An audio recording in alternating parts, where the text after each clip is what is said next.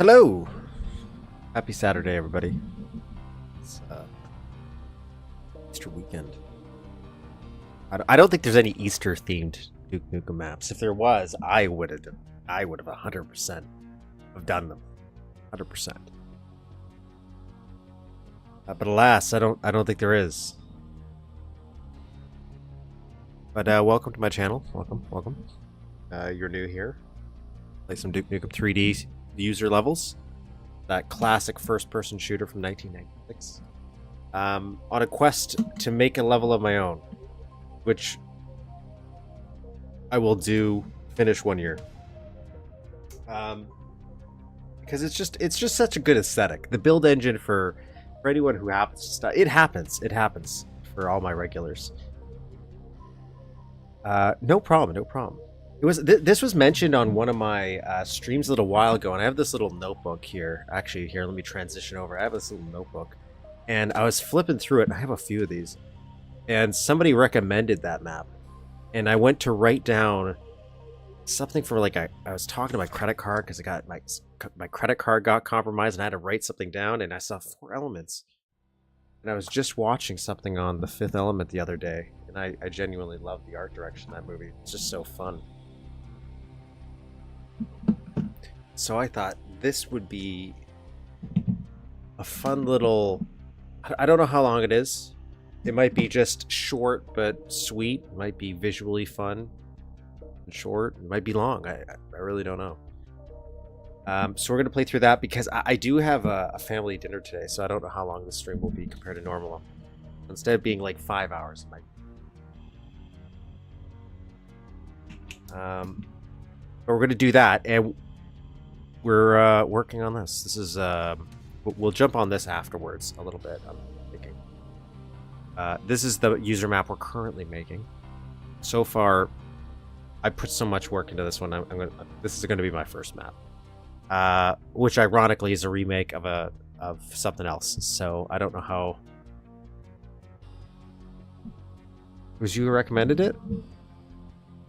Oh, beautiful. Well, then this stream is specifically for you. There you go.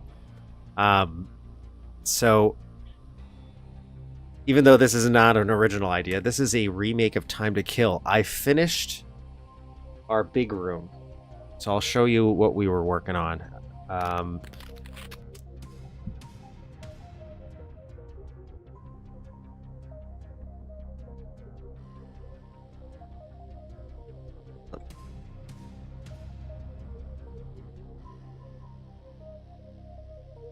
So this is our big room. Minus, we don't have item placement or enemy placement. I did throw an enemy or two in here, just because I wanted to. But this room's done. Done. I'm pretty sure. This is as close as I can get to the original without ripping its sprites. We're trying to do theme. I was playing around with whether I really like the reflection of water off objects, so I was really playing around with how much we would do with this. I just want to put it elsewhere, but I don't know. I don't know.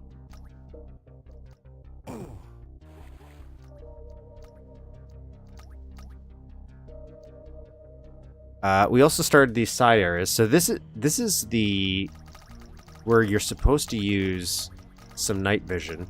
I actually had this a little darker, but then the night vision does nothing. It does nothing to help you. This would not be bright, so preferably I don't have this shaded yet.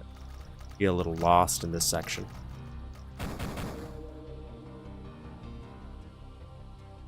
Oh, that's a lot of dripping.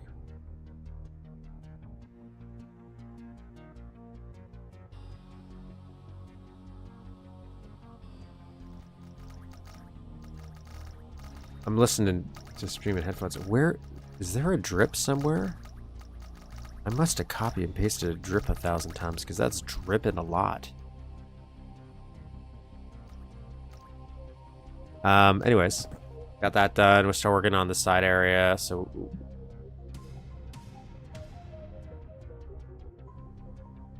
And then this is where we'll have to make a turret room. A turret room.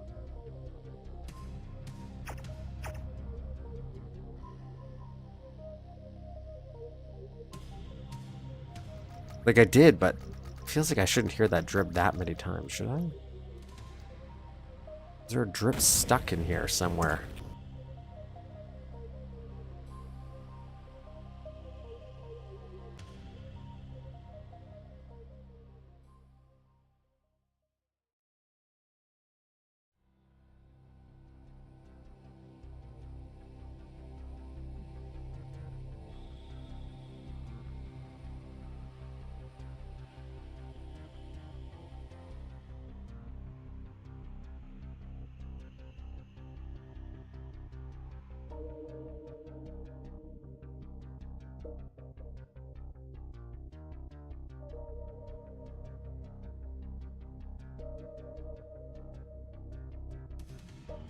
Like maybe it is just that loud.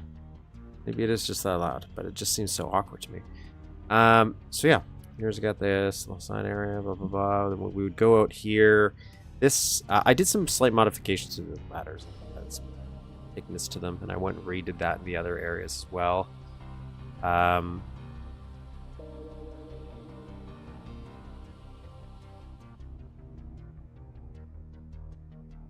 That's a future me problem though. I'll fix that later. We still have this one big room to shade, like do the lighting for, and then the connective tissue, and but this is the one I have to redo because of this. You see here, because we got some chore here. I'm pretty sure if I just put this as sprites, that solves this problem. I'm thinking. Might be wrong. I could be wrong. But either way.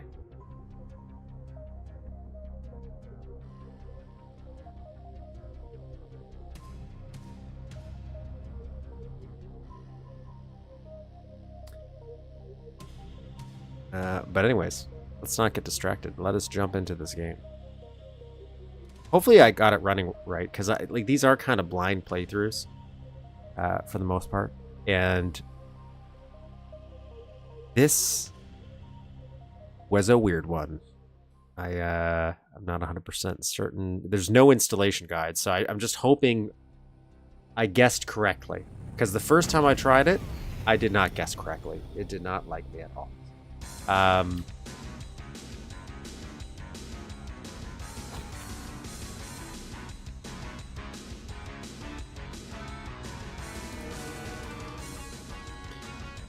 So I first opened it up, and it did not work correctly. It did not display the textures, because there's going to be a lot of custom art here. Oh, first off, ReadMe.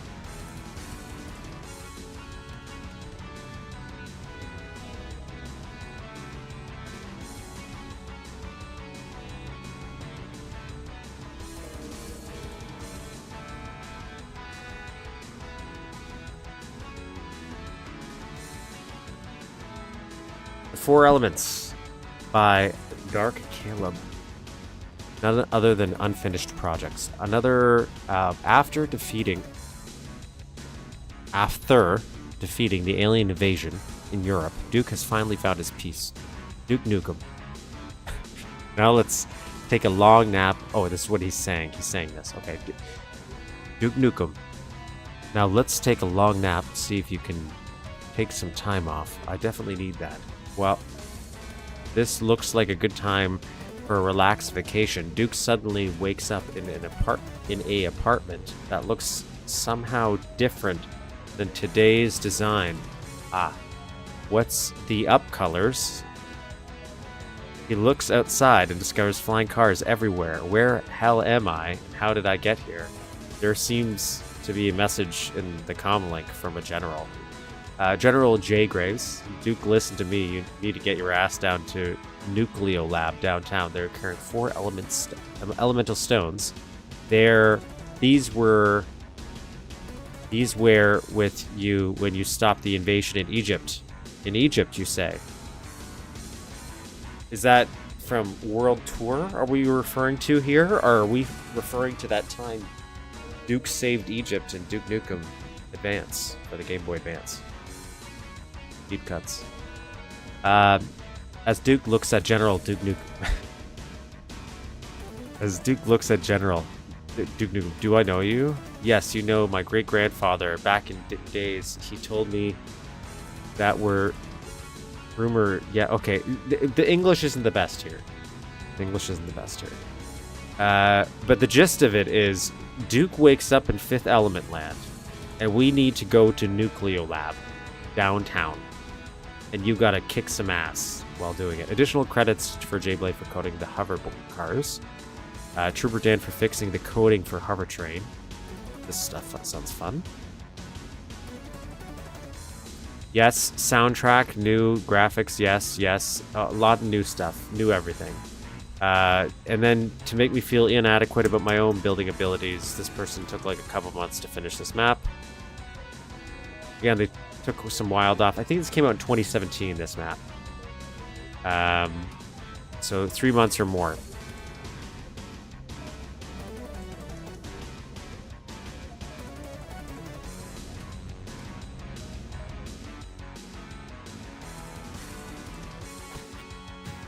And here we are.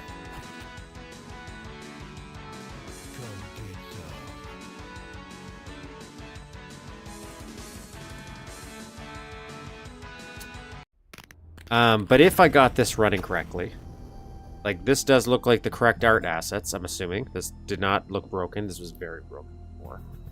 I just had to install this into a freshly installed eDuke 32, which you can find in the link to the description of this video.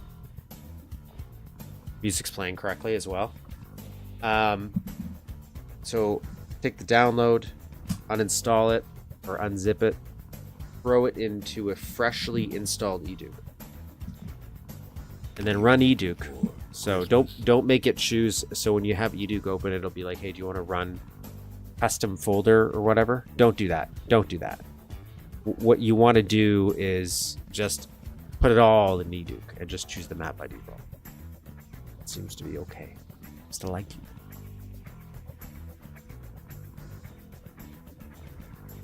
This is my 800th version of eDuke installed on my computer now.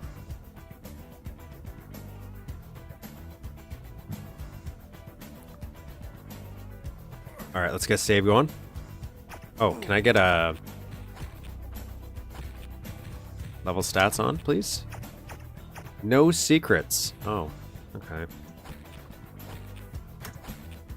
I'm a big secret guy. I just love finding secrets. I love, especially when you put stuff that is unique into a secret, like very unique. User map it is. I had that screensaver growing up. All right. So we got some flying cars. Is this Star Wars? This looks more like Star Wars out there in Fifth Element. All right.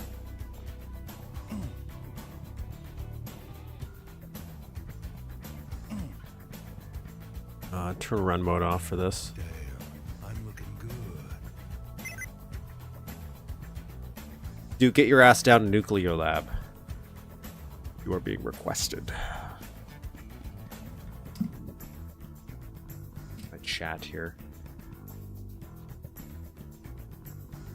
Are they doing reflective? No, they're just doing some new art there. Shame this doesn't open. There's a fun little gag. The original.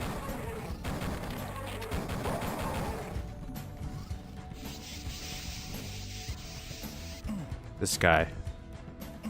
Or I'll turn run mode off for this one, I think, by default. Just to see.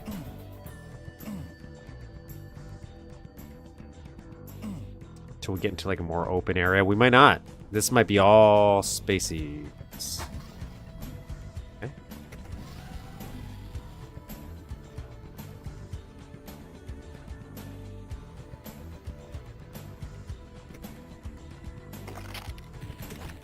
I want to see if I can. This one.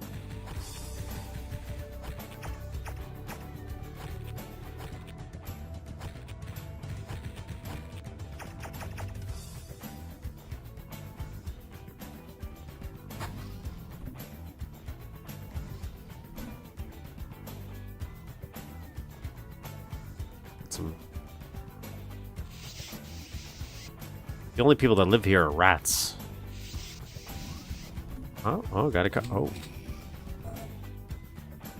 So we're using like voxels here? Is this a voxel car or a model? I don't know if I can easily tell. Like this looks a little round. I'm not seeing little cubes. Yeah, this looks like a model.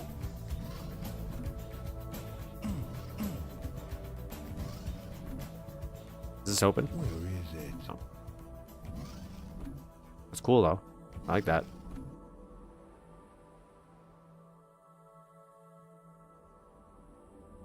Did I try all these? Did I try? No, I didn't try all these.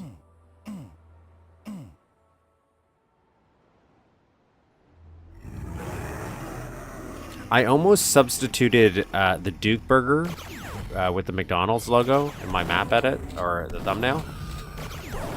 Kinda glad I didn't, because they did use McDonald's here. That's a lot of pickups. That's a lot of pickups. This is a nice looking city though. I like the visual look of this place.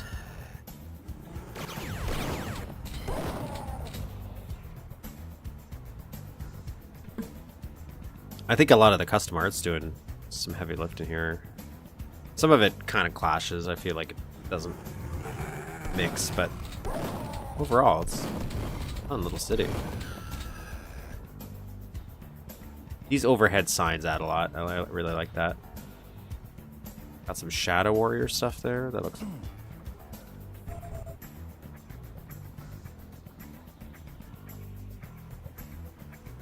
I don't know if I would have put blocking on these. Maybe that wasn't an option when this was made. I don't remember when certain things got added or changed.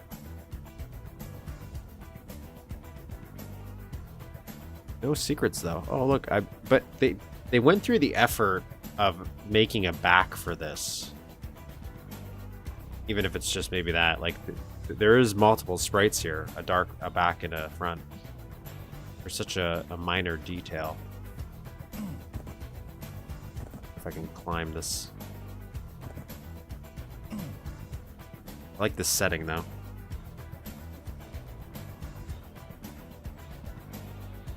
If I get up here. People don't want to hear the truth because they don't want their illusions destroyed. Sure.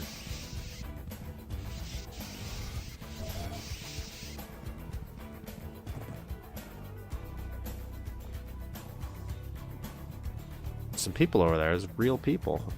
Well, they're not real. Oh. Well, model. That's what I need for our map. Not none of this shit that blows up. Maybe I'll make a... I don't think I'm supposed to be able to do this.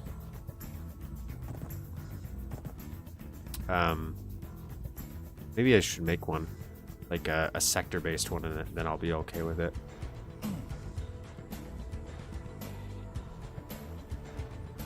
I like these little cars. They're so dirty looking. Oh, you can go through them now.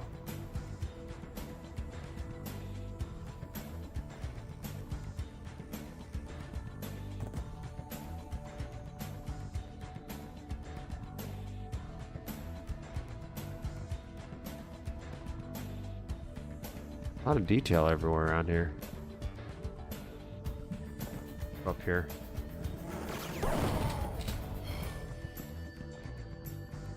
I like the scenery.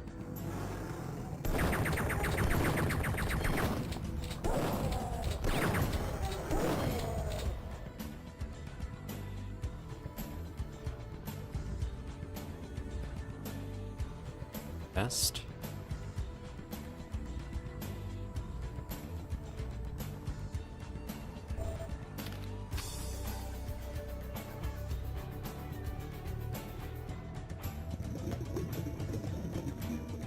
Oh.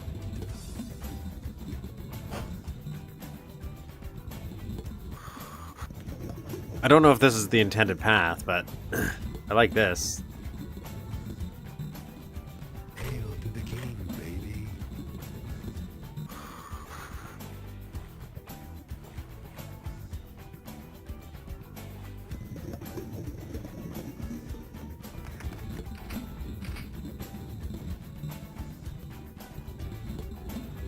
Oh, I don't think I should have done this. Oh, I don't think I should have done this. Oh, no. Oh, no. Oh, no. Oh, no. Oh, no. Oh, no. Oh, no. Oh, no. Oh, no. Oh, no. Oh, no. Oh, no. Oh, I almost made it. I almost made it. I'm going to reload. I think I can make that. I don't know if I'm supposed to do this.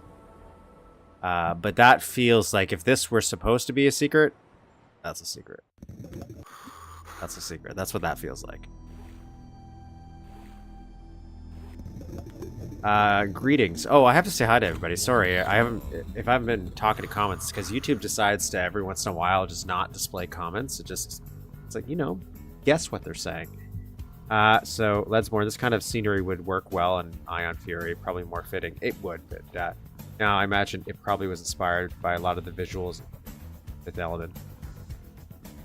I definitely could see that. Ion Fury being inspired by Filled Element. I think, like, a lot of sci-fi stuff. Oh, Zorg. Yeah, definitely was. 100%.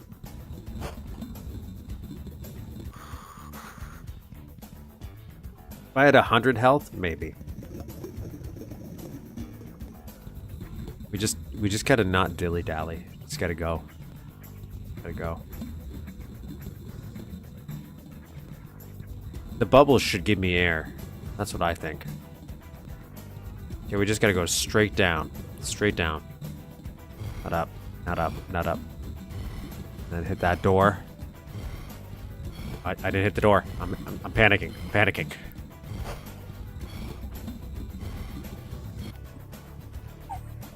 I did it. Oh. I needed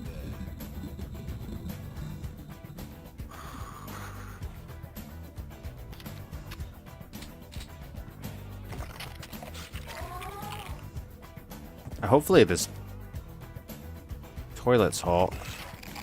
I would like to, yeah, get some health. Much better. Ion Fury does give me Fifth Element vibes, 100% though.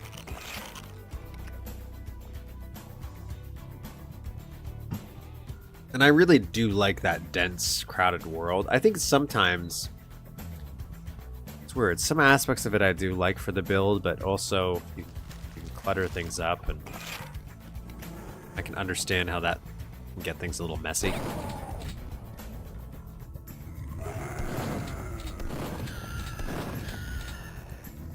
Hopefully I didn't skip a whole ton of that map by doing this. This feels...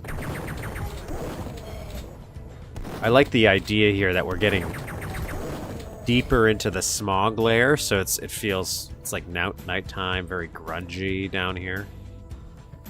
Groovy. Come get some. I'll save here, though. Maybe we'll go back up. Maybe we'll go back up. Turn the lights on?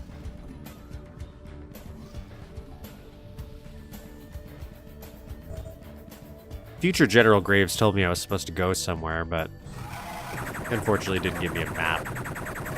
So, I don't know where that is.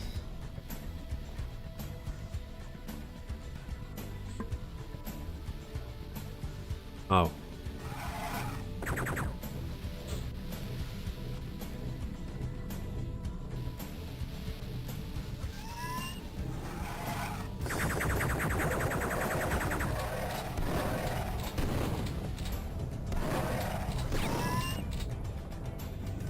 Oh, I didn't know you were there. Sorry.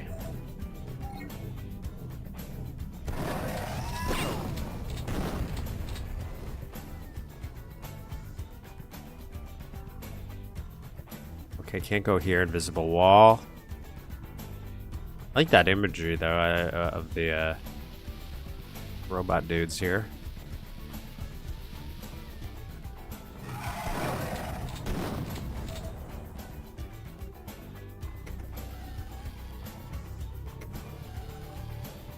I saw like steroids or something.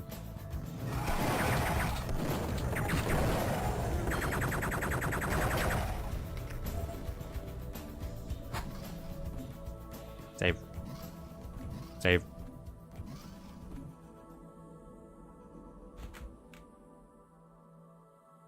So we are going up, I think.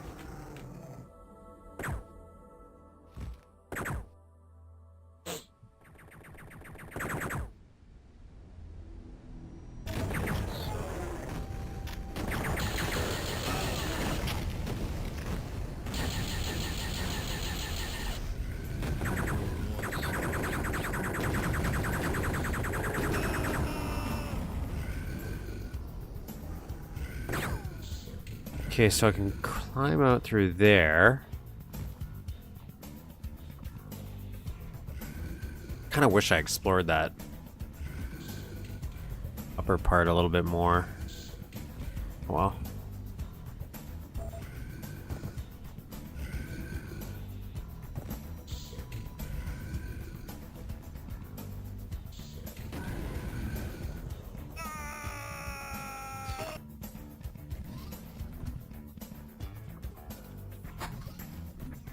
Okay, so this is one way.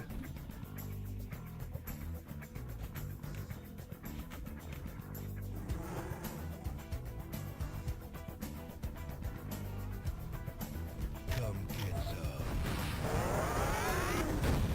2 for 1 special.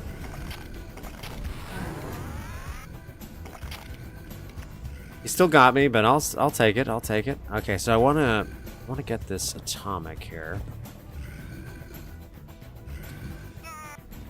It helps if he didn't blow it up, because I'm pretty sure his explosion blew this up a little bit.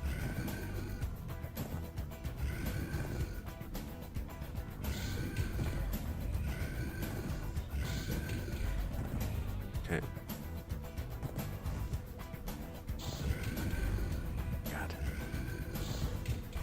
I did it so easily before. How?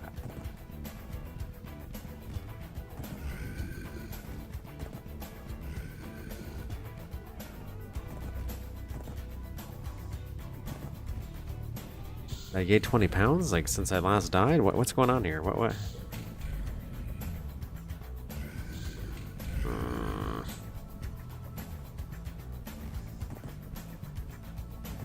Come on. Come on. Come on.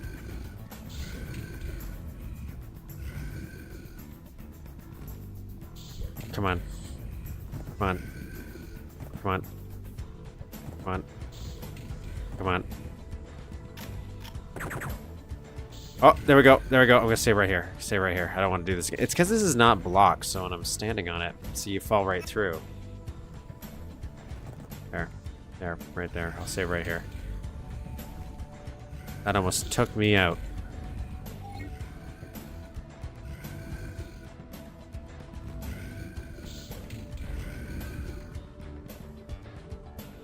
I don't know where do I go from here.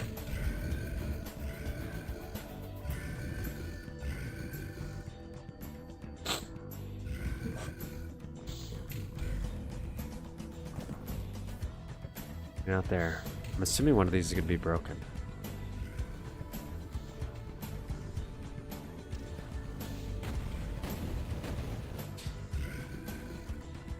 So, this not having a block here, this thing, is a little problematic for me.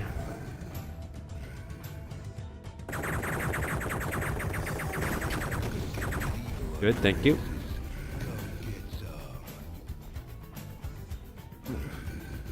Oh no. Am I... No. No.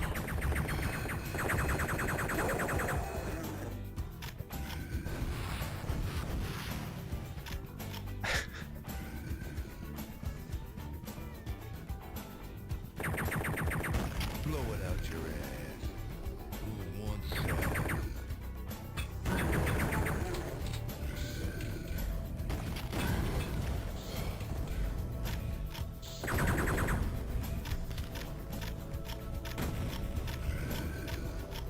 You know, sometimes you get trapped in sprite boxes. These are sprites, these guys. So what's going on here is the collision's getting a little mixed up because I think this. So when I'm ducking, here, I just did it again.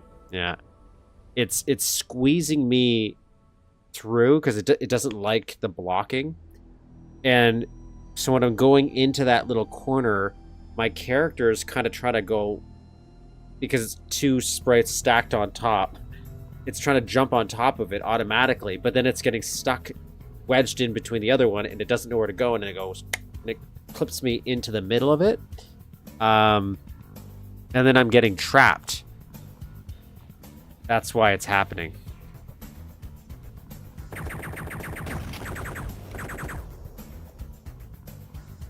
2000 era adult video or something.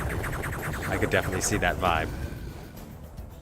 Or, like, this is gonna be like a, when they do those how it's made videos back in the day where they're like showing you inside of factories, and then they go to the, not the stock footage, but where they're just showing the conveyor belts, they have just random music in the background, and it sounds like this. And it's just like all these machines stamping stuff down. So, you know. Is he still alive? Where are you?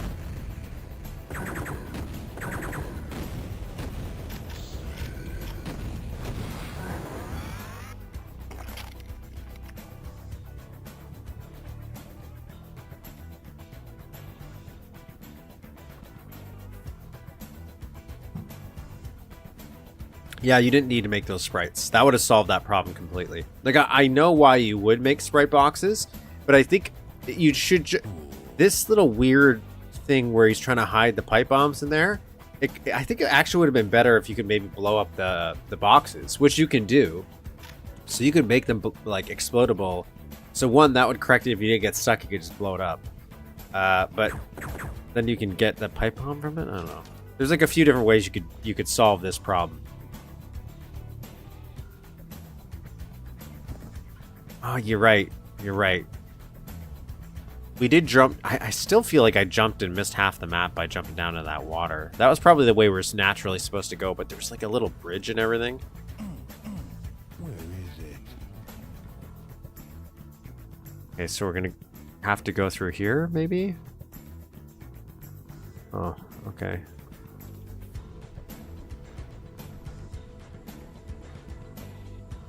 Yeah, that would have been also good. One-sided. Make it invisible. I've had to do that. Okay, so I'm gonna save. Huh. Okay, so there's like multiple paths.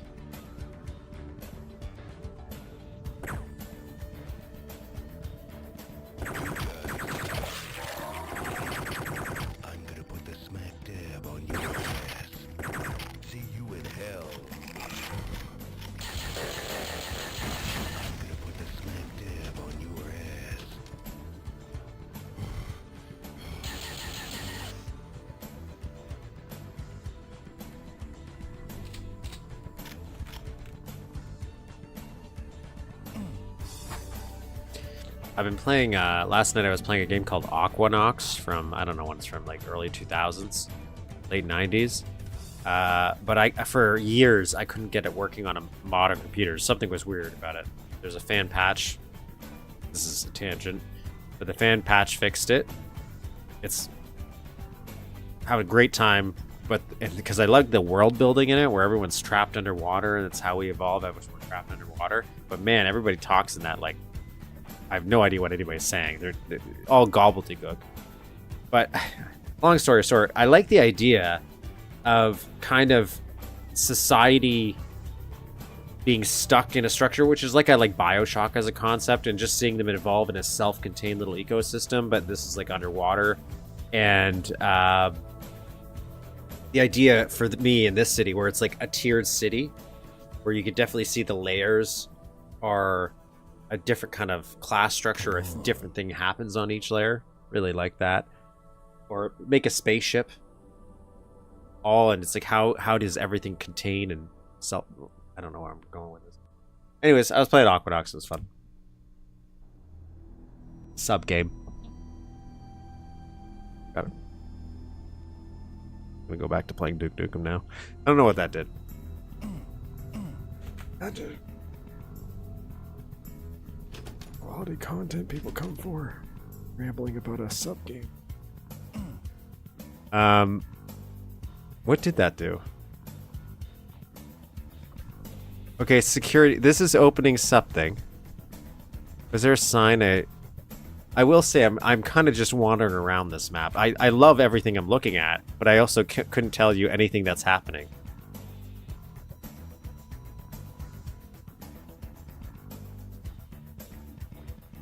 Soft locked in a box.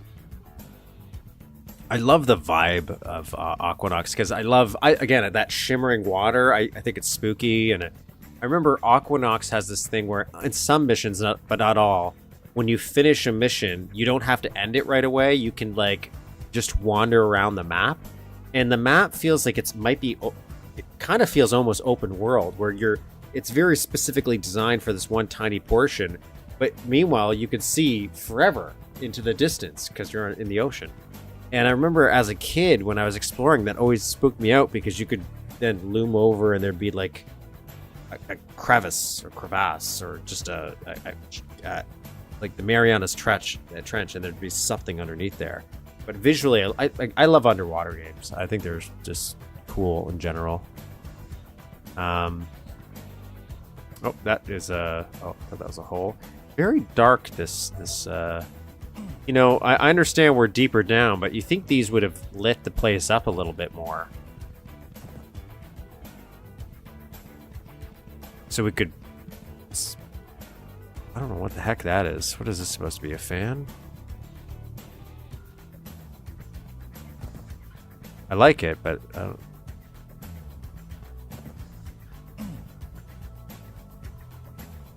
Okay, that looks like it opens.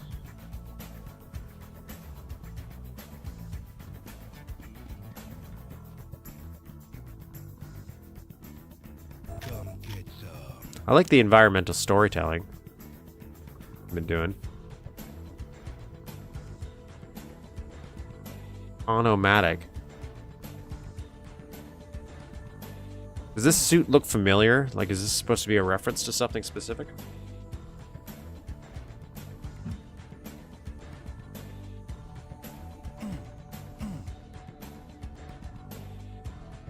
Be cool if we get that gun. If we're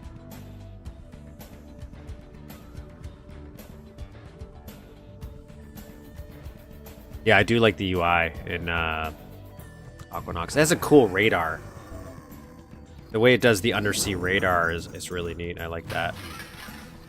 Took me a little bit to get used to, but I've been playing with a mouse and keyboard, and I'm gonna bust out my joystick to try to play it now. Try to finish it off. It was one of the, I think it was like a budget game back in the day. It was like it was Joe Wood. Does anyone remember Joe Wood? I feel like I remember them a lot back in the day for budget titles, but maybe they weren't. Maybe I just always found their games. But okay, so this is the power. This was the power. So now power should be back on.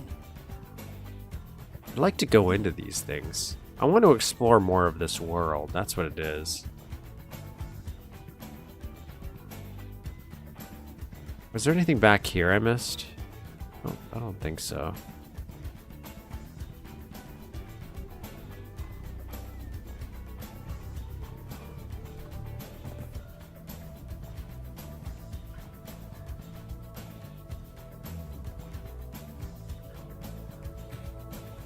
When did developers get so afraid of UI being fun? User interfaces, like... They can show so much character. This should reopen. That'll be cool. That's a good shortcut. So what did you do? You're open, so it shouldn't be locked. These do nothing.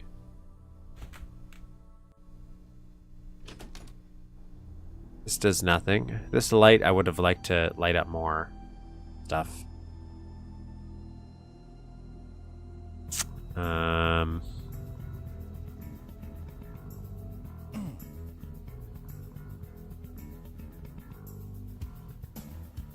I'm assuming it was this. Yeah, okay.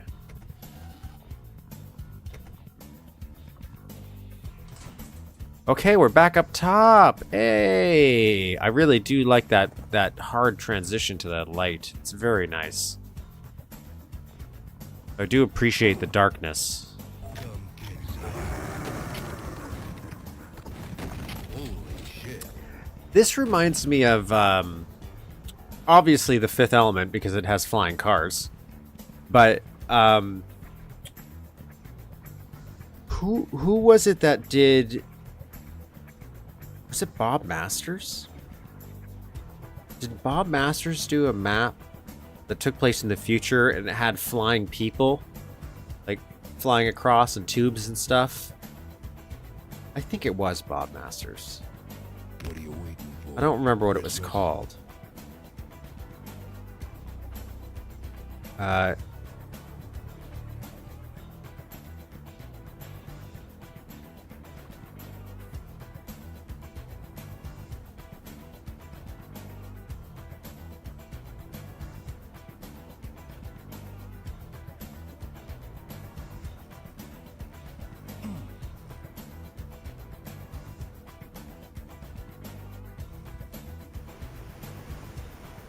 Okay, so that's the starting point. So that's where I came from. Okay, so we didn't hopefully lose really any progress.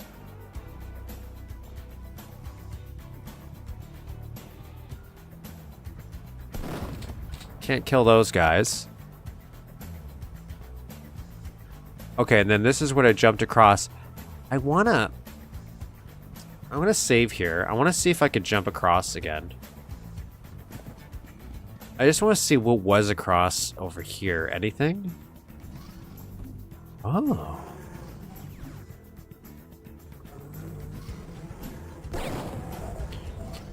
I feel like I missed a whole portion of this map. I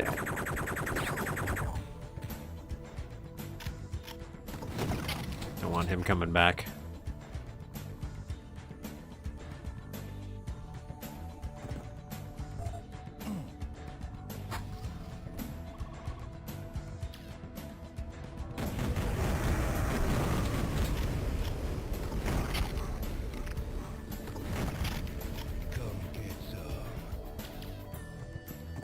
That was nice. That was a nice little set piece.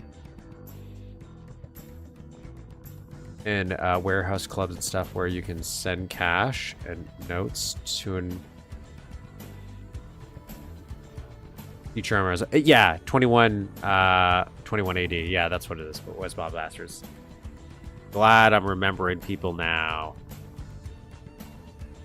I'm like terrible with names. I always feel so bad with it. And especially association of things with names sometimes. So, makes it tough when I have a channel about playing other people's stuff. Okay, so that was it. That was all that was over here. Still, that was cool. That was a whole thing I would have missed. Now we got to go back over there.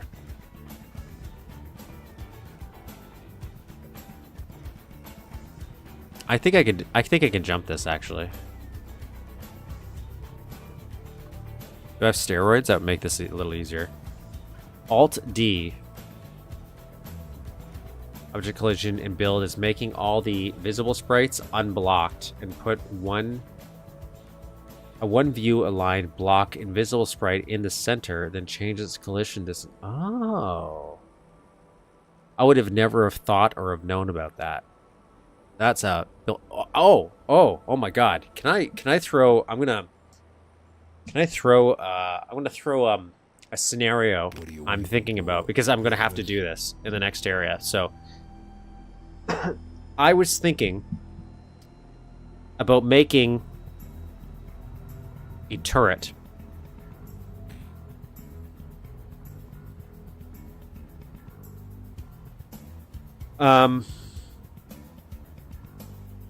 I'm not going to build it right now, but I think this might be a better thing just to visually see. So here, I'm going to describe visually what I'm talking about. All right.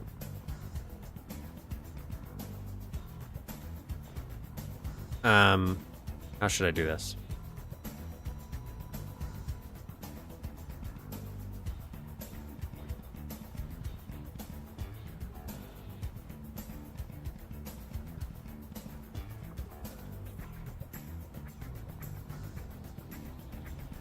So I have to. There's in the section of the sewer that we're going to be making.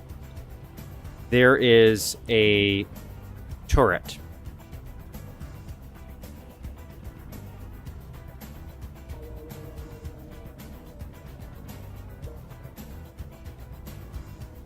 Where's my Mapster screen? There we go. And that turret is like a stationary turret that goes boom, boom, boom, boom, and you can blow it up.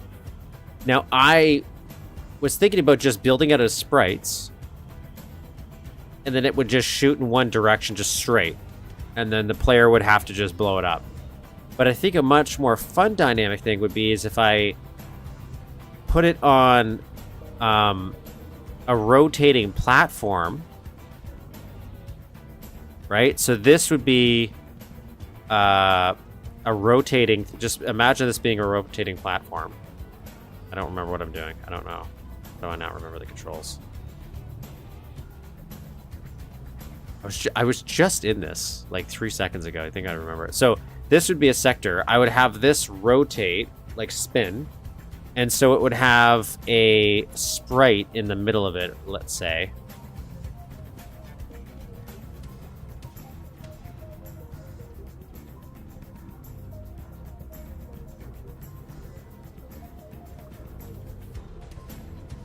So just pretend this is a gun, okay? So this would be shooting that way.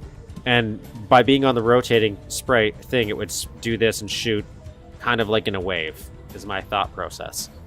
Now, because it's a stationary turret, this is the conundrum that I was thinking of. It would be on like a little stand.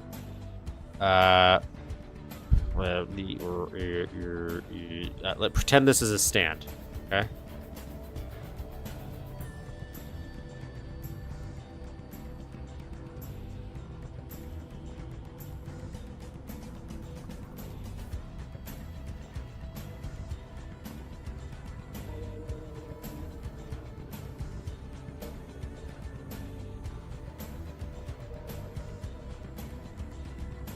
Insert.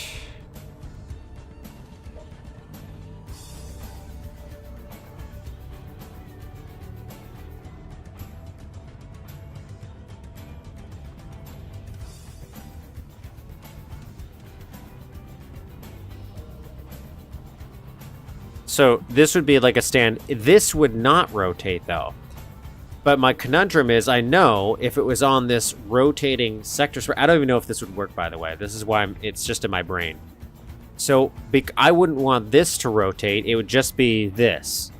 So if I associate the sector that, even though I would have this in the middle of the platform, so only the top part of this gun, because this would be floating and that would be its like little legs, so that when the player blows it up, these would remain, is what I'm thinking. And I'd have like a little wire sticking out to show that it's blown up.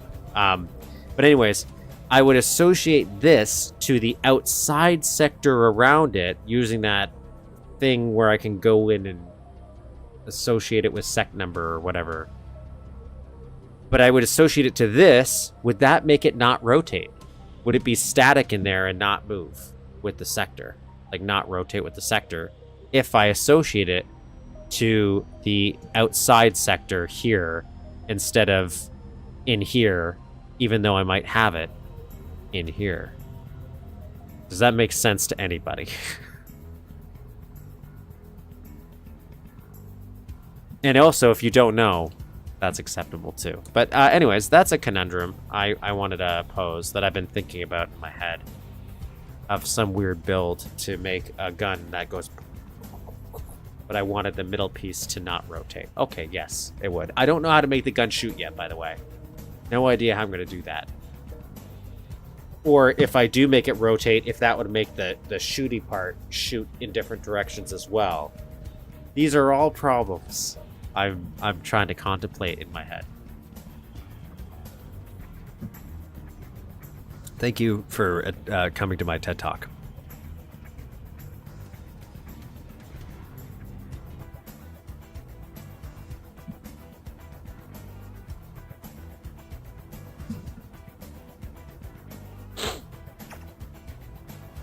I wonder. I wonder, like, how much, if I really wanted to one day just work with DOS restrictions. I barely know how to do anything with the current restrictions we got. Shit. How different that would be.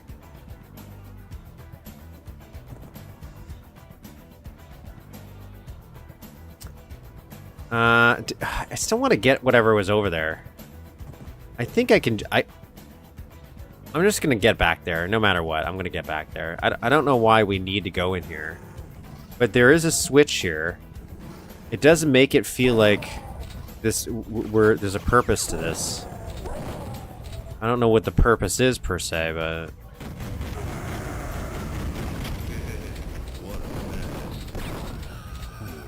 Oh, it's blue key card. Okay, so we wanted to come in here for the blue key card.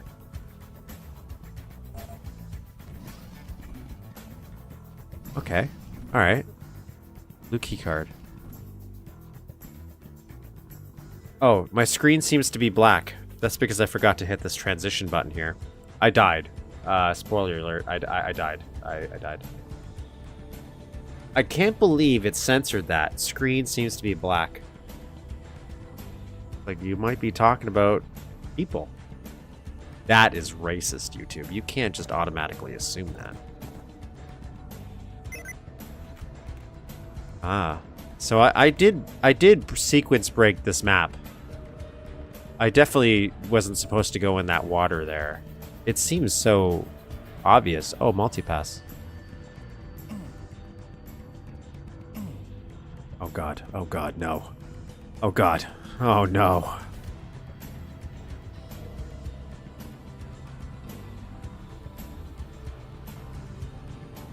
I have no clues. I must try.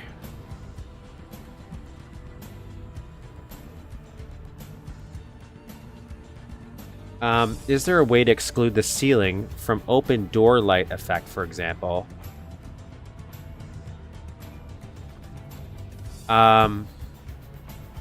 Yes, there is.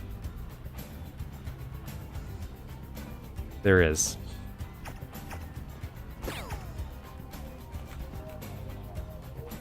Should you do it? No.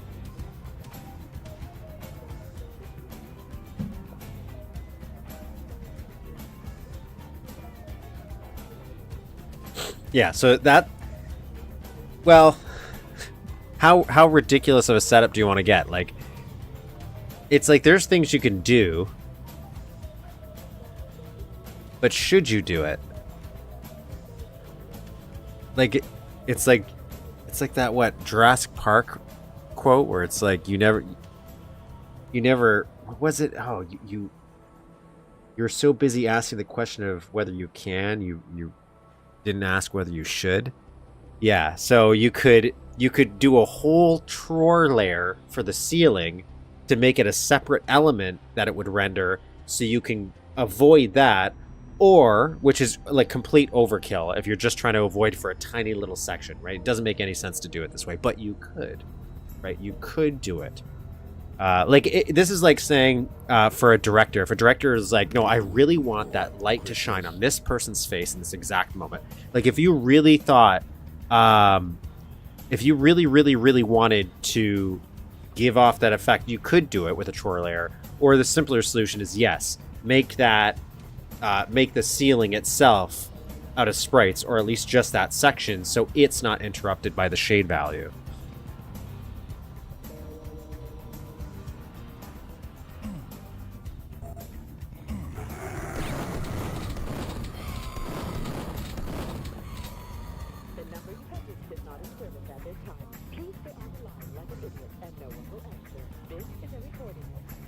Nice.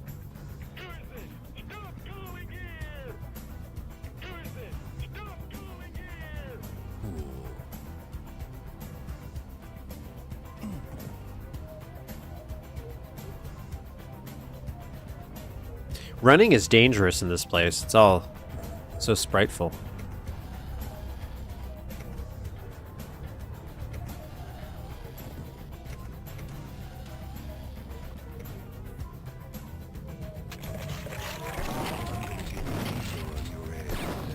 this scuba would have been definitely helpful.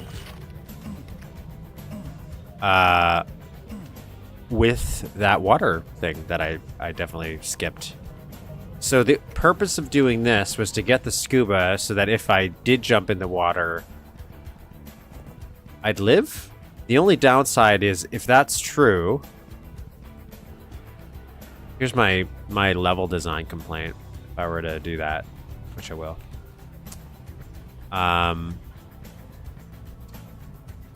Is if the purpose of getting this scuba was so that if I jump in the water, I'll be able to survive. I don't like that because that requires me to know that I need scuba to survive that water, which I wouldn't know until I jump into it. But by jumping into it, you get trapped in there. There's no way out. Like, as far as I could tell, there's no, like, stairway to get out. So the only way out of there, if you happen to go in there, is through that path, making it seem like that's where you're supposed to go, not that you require scuba. I think if you require an item, like, I'm okay with that being what's required to get through there, but let the player get out of a place they're not supposed to get into if they require you to get an item to progress further in that path. Because once I get down there and I'm stuck, I'm always going to just think that's the natural way I'm supposed to do things. I'm not going to try to find another area. But if I go out down there, get killed enough times, or find that that's too tight of a path to make without killing myself, but I'm given a way out of the water, I'm going to then assume I have to do something else to survive that. Or at least I'm going to increase my chances that I'm going to try to find another way. In this case, explore the map a little bit more, find that path, and then find the scuba.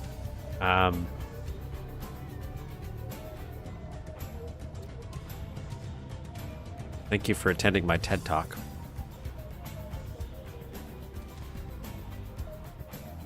Anyways.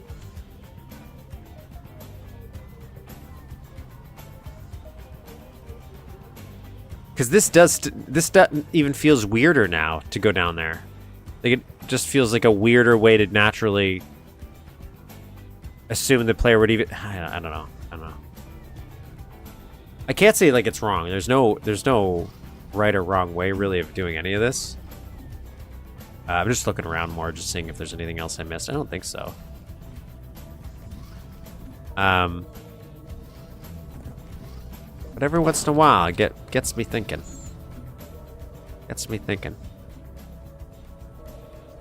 So now we go down here. See if there's like a stairway up or something, or because there's no way up. You're stuck down here. Once you're down here, you're screwed. Unless you go down here and then die. So what happens if I fell down here and saved, right? Like, it sucks. I don't like that. Personally, that's maybe a personal taste. Somebody could argue that I should go fuck myself, but you know, that's a mean thing to do. So, no. Okay, now we're back here. Other way to solve it would be to put important items in the player's way in a bit more. And miss it because they reach they can't return from. Yeah. I'm not a. I really like the way Duke Nukem's maps are designed, where it does loop back into each other a lot, so that if you feel like you did miss something important or even just unimportant, like a secret, you have the opportunity to go back. But it's an easier way to go back. It doesn't feel like backtracking in the traditional sense where it's like, oh, I gotta go all this way, because while you've traversed it, you've opened up all these shortcuts that mitigate the feeling of, oh, I gotta go all this way. Whether they intentionally thought of it that way when they were doing it or not, like, fully, it's just the way it went, and I'm here for it.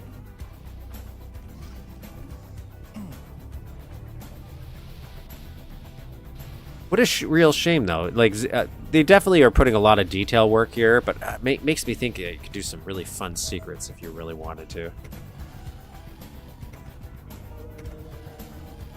I guess they could do secrets without labeling them as secrets. Could be a thing.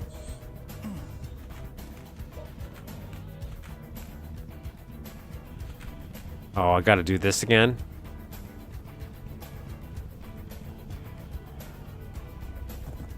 But yeah, you can sequence break this whole level by just having enough health to make it through that water. Because they do give you health right at the end, so... My mortal enemy is jumping with an updated version of Duke. Oh my god, jump crouching to try to fit in holes in Duke, depending on which version. It can work flawlessly, or it can slowly start to break versions of the map. I don't know if that's what's happening in here, like if since 2017, the version I'm using, which I think is a 2019 version, maybe? I don't remember. But if it, it's not completely broken, because I've done this, I've fit in it, but it's definitely a tight fit here. Okay. Save out here. Okay, I almost died. Okay, let's do this. Oh no. There it is. Oh no.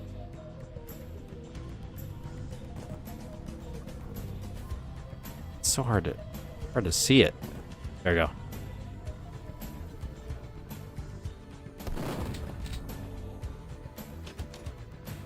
See, this looks like it could have reopened. That would have been another thing. Now, I would have liked this to open eventually, so... Little backtrack. This might not be a backtracking map, though.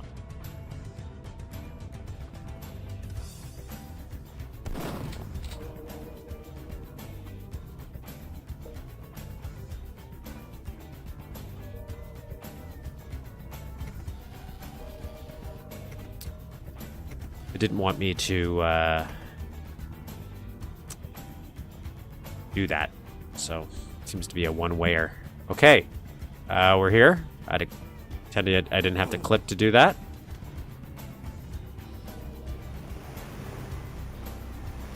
I do feel like this music hasn't quite fit my vibe of Fifth Element. I think we could do a little better with the song. I'm assuming Duke Nukem, you can't change songs midway through the map. At least, that's probably not something that was added. Ooh, I like these chairs. I like the texture they're using. I have a thing for diners. Where is it? Just love the look of an old diner.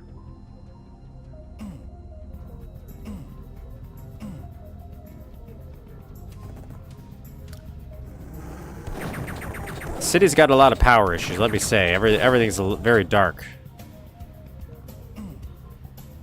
Lots of props here. They're doing lots of props, lots of models. Or these might be voxels, but some of them look very model-esque.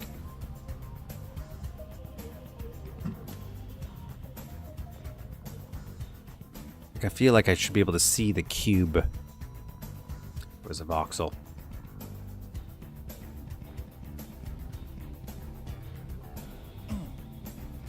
I wish more of them were interactable, though.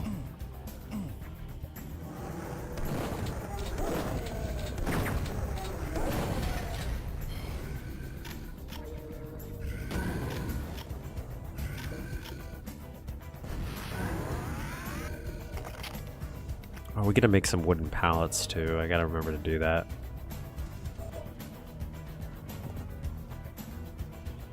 Oh, I love that. I just love how it's a waterfall that doesn't just fall completely straight. Just that little angle, that little touch. I don't know why I like that so much. I just do.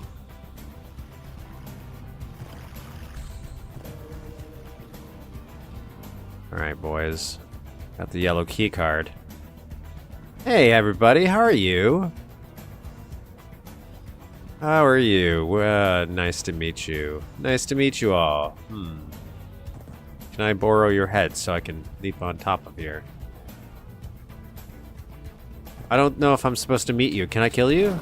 Oh, you are immortal. Okay. You look like you've seen things. Alright. Save.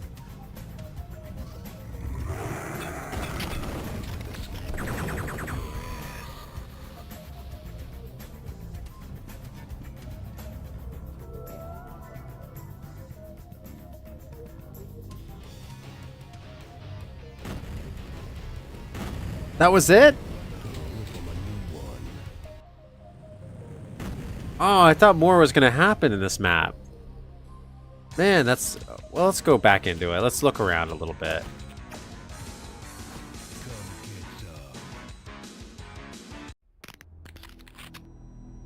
DN Crows, DN Clip, DN Show Map.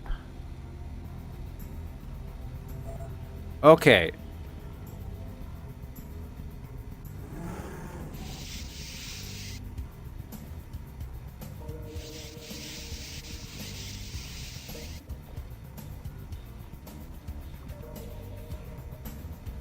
Yeah, it felt like a very short little map, but for... You know, it's good for actually the map itself. Like, very... I actually like this for a map size, but it's for all the work they put in. I don't... Like, maybe they just found all these models lying around, right? But it's more so with all the detail and work they put in, I thought there would be more. But it's not like he made a second map, as far as I know, with this art, where it's like a continuation of this. So yeah, you're all right that it's fine. I'm just more surprised with how much work and effort was put into what is kind of a short experience.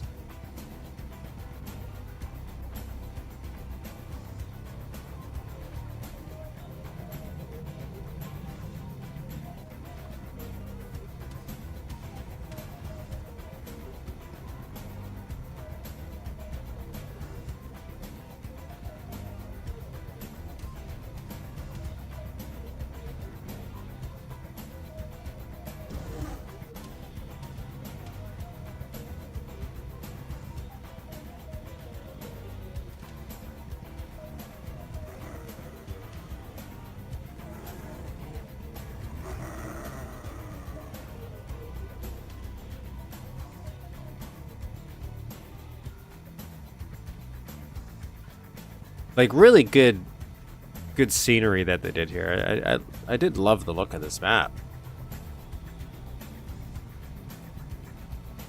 Yeah, we saw everything there is. That was... Wow, it was super short, but super good. I don't know what else this person did. What else did this... The author of this map do? I'm not sure how familiar I am with Darkcaleb's work.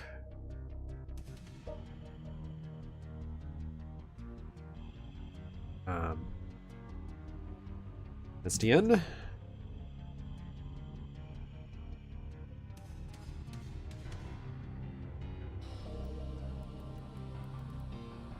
This is the only one in hot maps, it seems. I don't know if it's the other map site, Cent 88 or something, like 88 Duke Nukem Maps 88.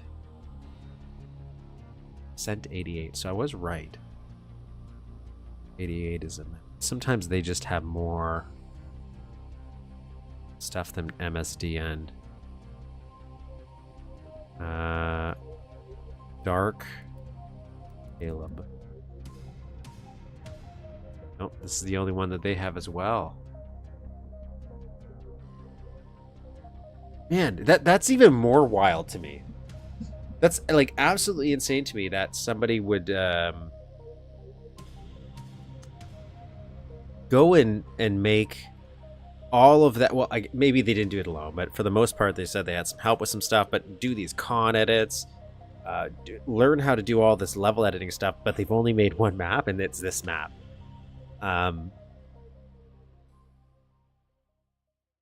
Because that just seems like such a daunting task. Like me, I'm just like trying to learn level design by itself with the editor.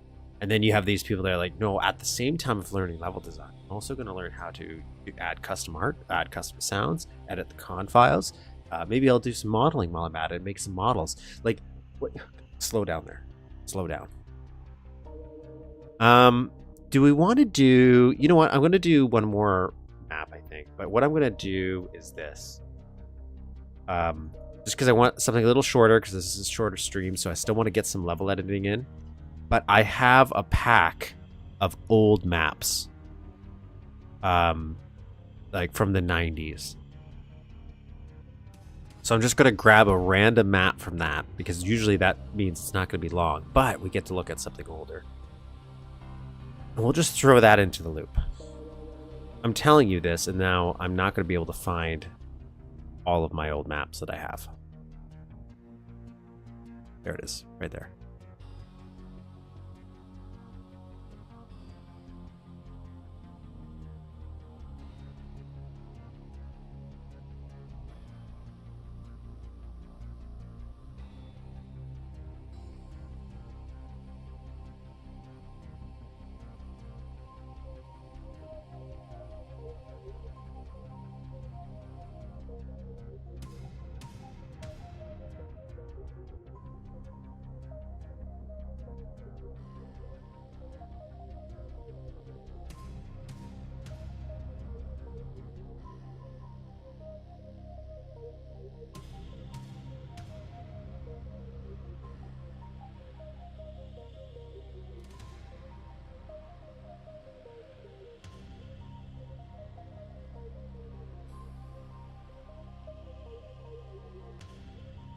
What do I want to do?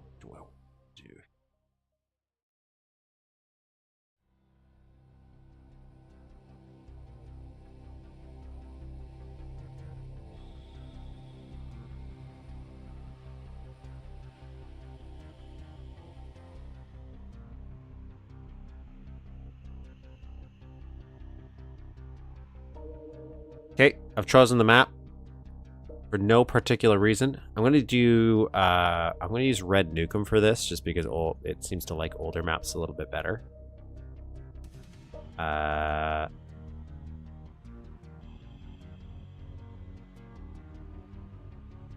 Here, I'll open up the...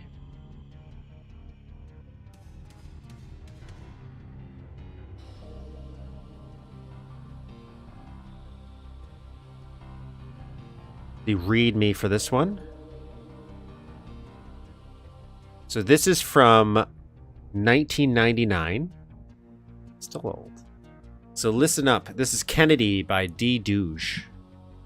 Which another one I have no idea what this map's really about. No, nothing like that. Just grabbed it because it didn't have a batch file, so it's just a plain old map. So listen up here. Here's the story. Duke's mission is to find special material which had crashed along with the airplane, with a little help of baddies, and trapped somewhere in the heart of mountains.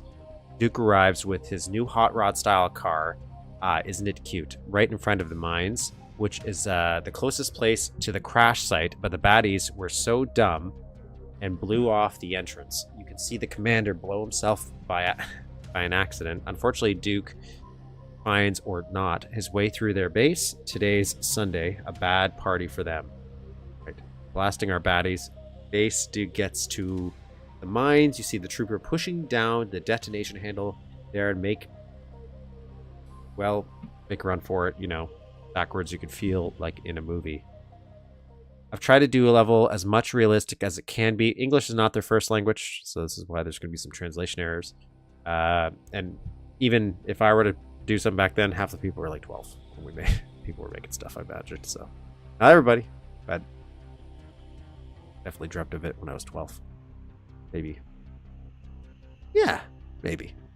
It will be blown up by a nearby boom. If it is a tree, it will be blown up by a nearby boom. If it's a table, it will also be boom. You can imagine that what will happen? Boom. The level has different ways of completing it, so you can miss some great effects playing it only once. Oh, interesting. Cracks are hidden all over the level. Great effects. See the airplane area. What?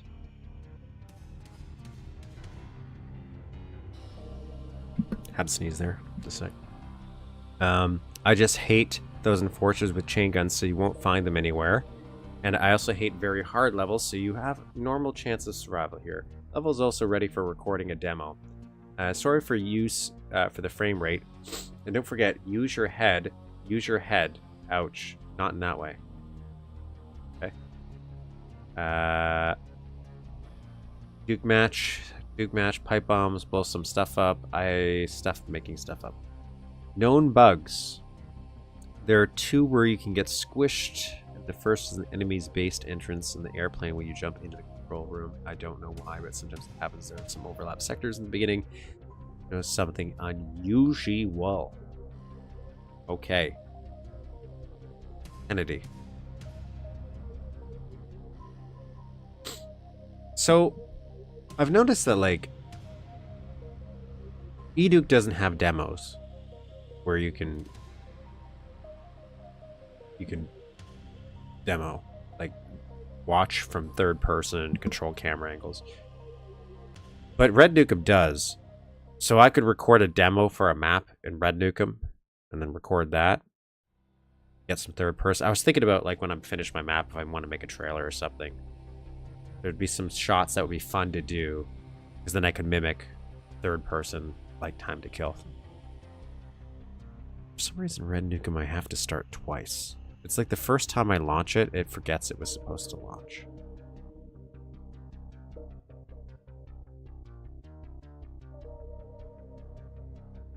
So give me a second here.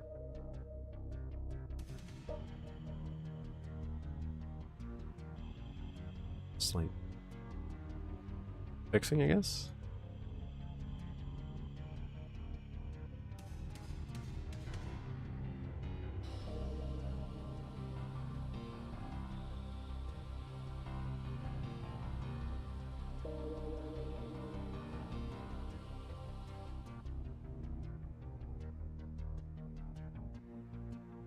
Is Red Nukem shy today?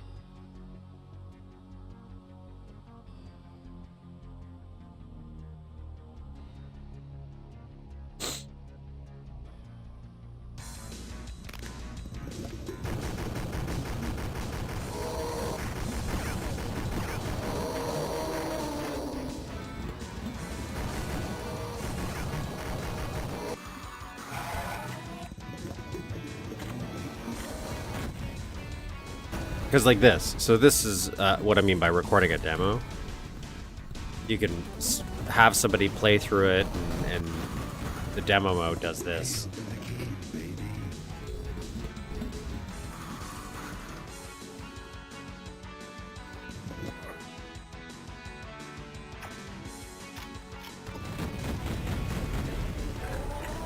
Yeah. I was having issues.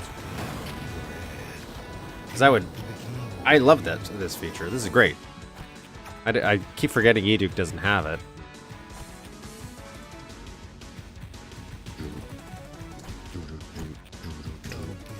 Alright, Kenedy, here we go. 1999.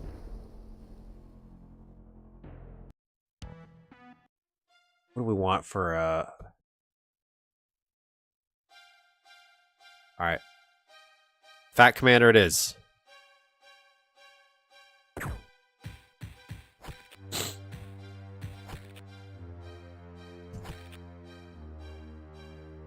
I do like that car. That's a nice car. I can't walk around it fully, but it's nice enough. I got little mirrors like that. I like the engine block. I see that explosion, so I wonder if that means we're going to come back here. Or it's going to loop around for deathmatch. Well, yeah.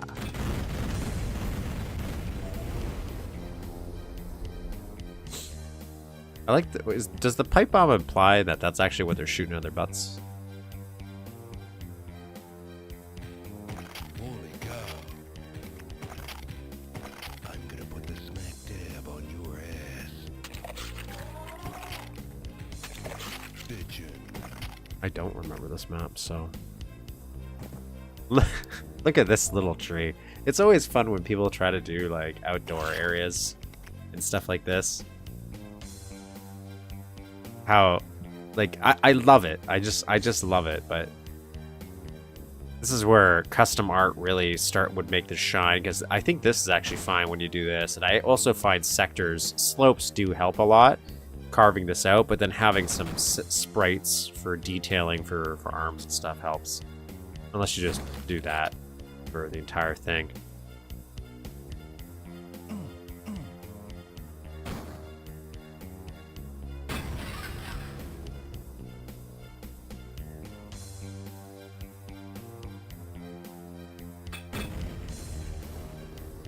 Huh, okay.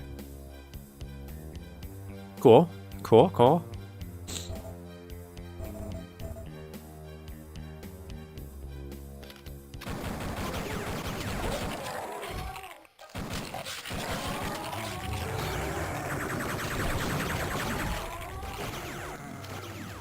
I'm gonna get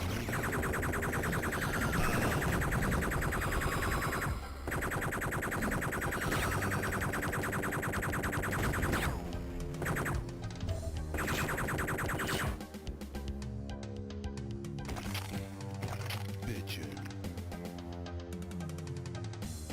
Do you think I can grab that one of those shotguns? Yeah.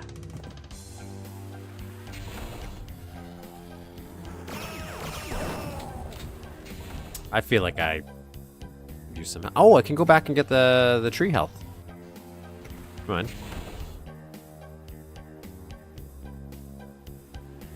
There we go. Tree health. I need it. Oh, more health right there. Even better.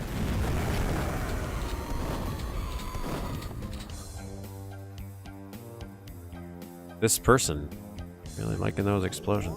Yep, grab that.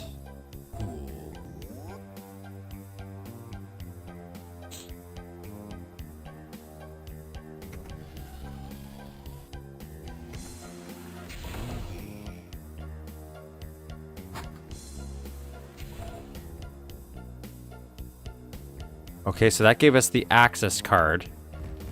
Blue one? Okay. I'll have to play with this. I don't have key cards on my minimal HUD.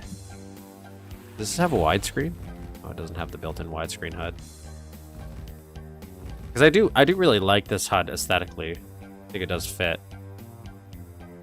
Again, we're talking about UI earlier. I don't like the look of this because it's just not a big fan. Which is why I usually play with minimal. Just because I'm too lazy to install the widescreen HUD, because half the maps I play, it's like, oh, might conflict with this one, so I have to switch it. Blah, blah, blah. He drank himself to death. He's about to. You guys got some issues? Sunday drinking.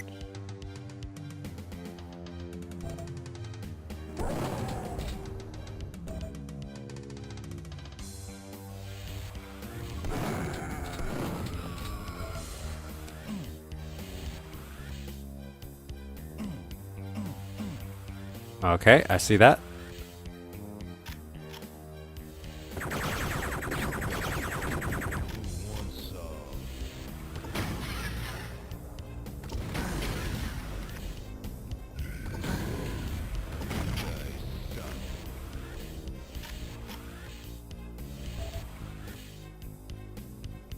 Save.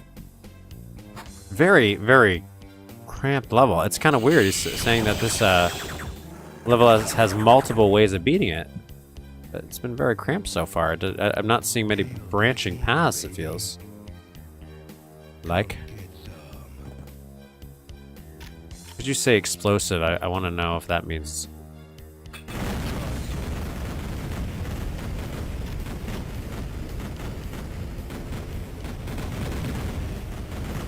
I knew it. I knew it. I knew it. Oh, you son of a...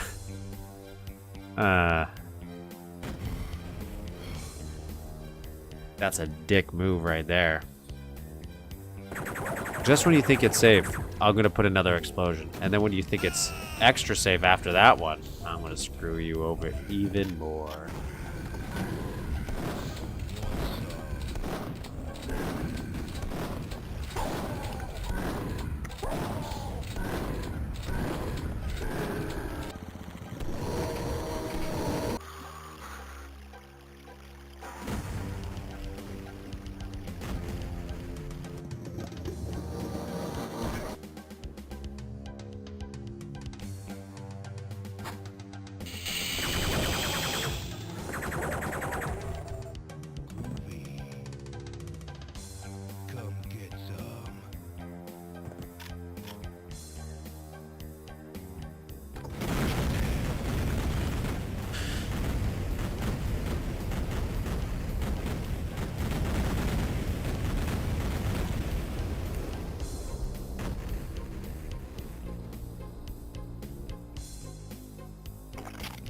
Un momento.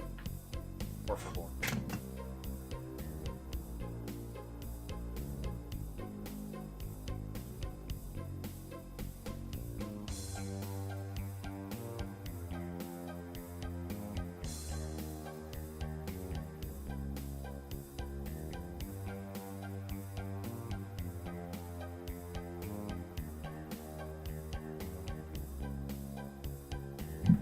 Okay. Cool looking map. Little map. It definitely feels like an old map. Okay, I gotta wait for that. Then there's gonna be another one.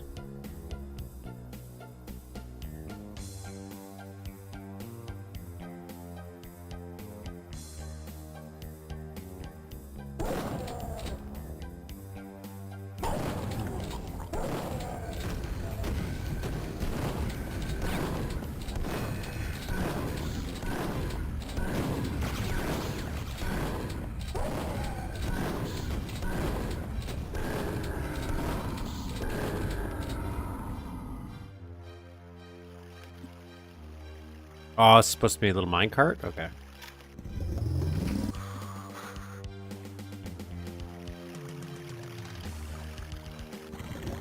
I like this little idea here to try to do the water. I've been thinking about stuff like that. Instead of making like a little, maybe out of sprites, sectors.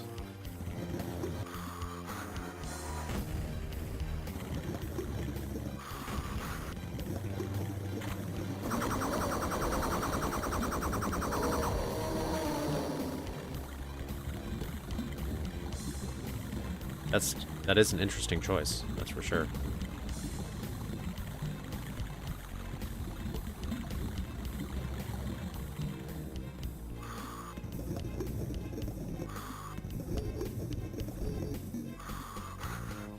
Okay, so maybe this is where he's like, oh, there's multiple paths, because we could go maybe down here. Okay, no, we can't.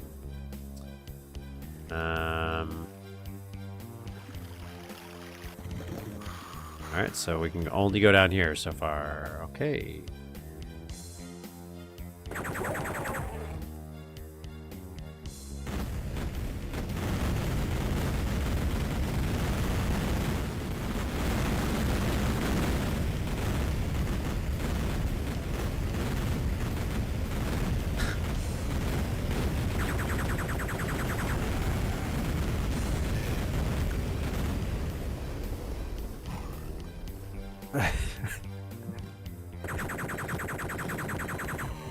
Well, that's one powerful explosion.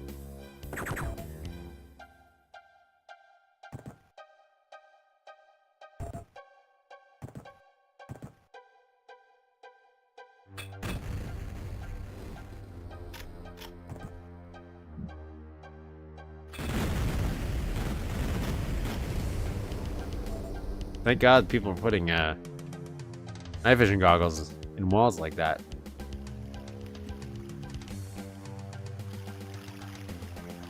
Okay, so now that's closed off.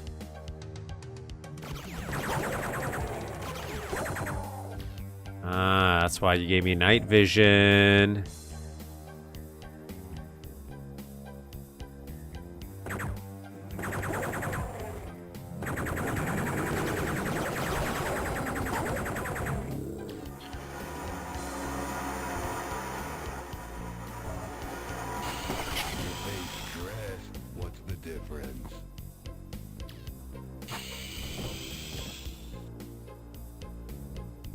I like that.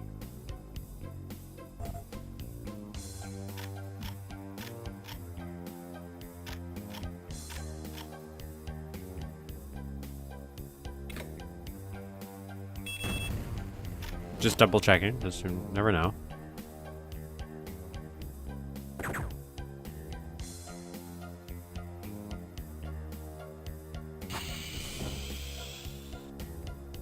I was thinking if that would be a cool little secret.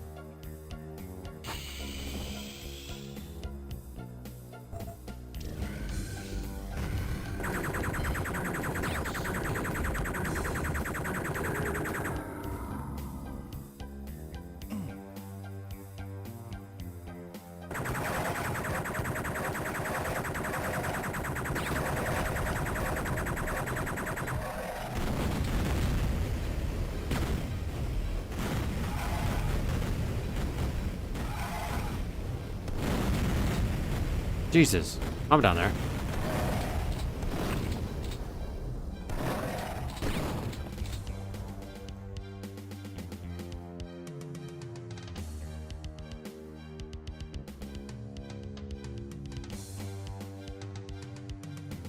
This is a cool looking little plane crash here. Look at that.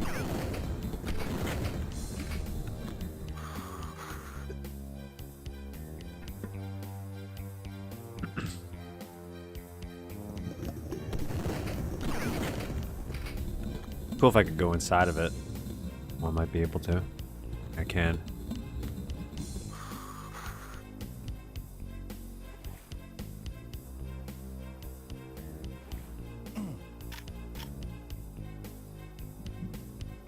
Played through Blood or any... I have played through Blood. I played through Blood finally and its expansions about 2 years ago.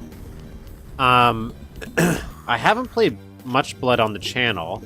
I did briefly start playing through a user episode called Marrow that came out. I played through the first level of that, I think. Maybe 2 levels. And then I took a bit of a break, so I got to go back to doing that. I mentioned I'm not actually against that. I'm not against playing Blood or Shadow Warrior even. Any build engine game, because I just love the aesthetic in general, and I still think there's a lot to learn from any of them. And especially when I eventually, one day, get around to maybe doing custom art, stuff like that. Seeing other art designs will be pretty beneficial, I'm thinking. This plane is awesome. I do love it. I always like when you can see outside of something like this and then also go inside it like this.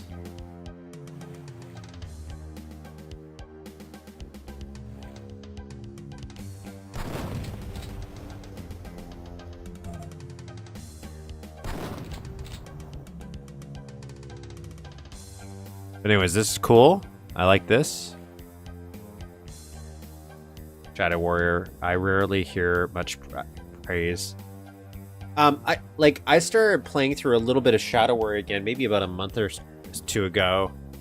And man, I really like the design of some of those first levels. Not maybe just visually. I just like it. There's a lot of cool stuff in that.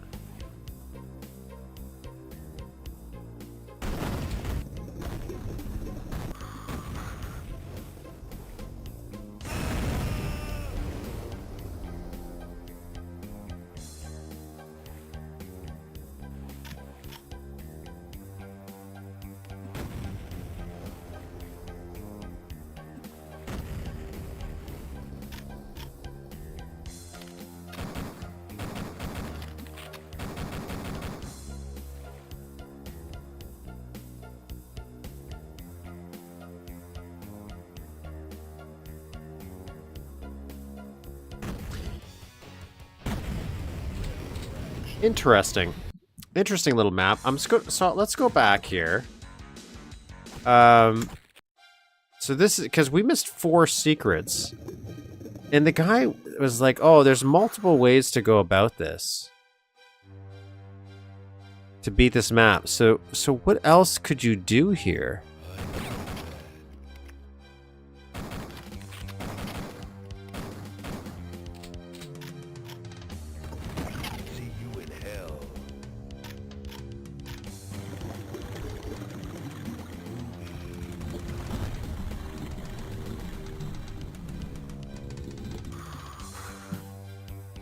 Okay, so this leads back here.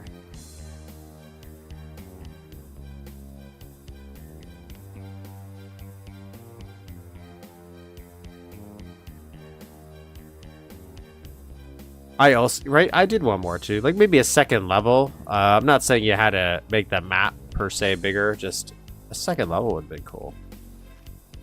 Interesting, it does feel like you can go back in here.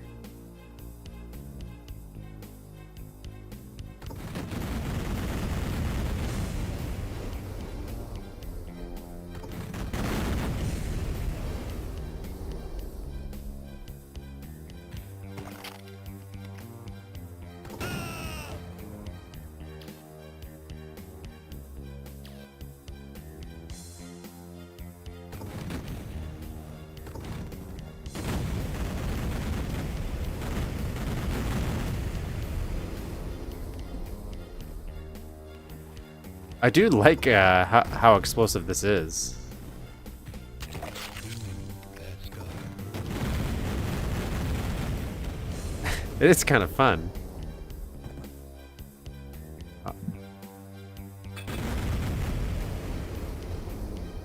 This leads back here, I'm assuming. Okay.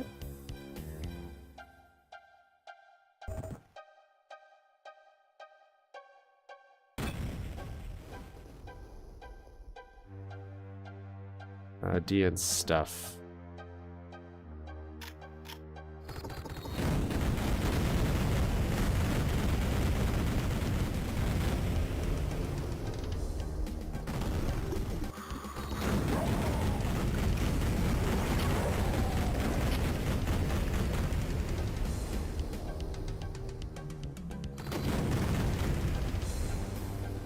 So this did connect back here. Okay.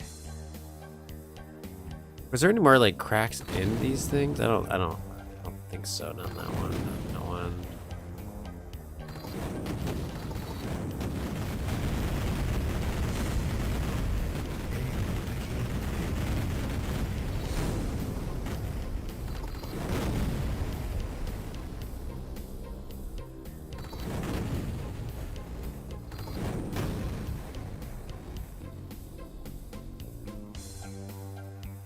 D and show map. Okay, so that looks like pretty much all of the little areas. There's this underwater area. I think I missed a tiny section right here.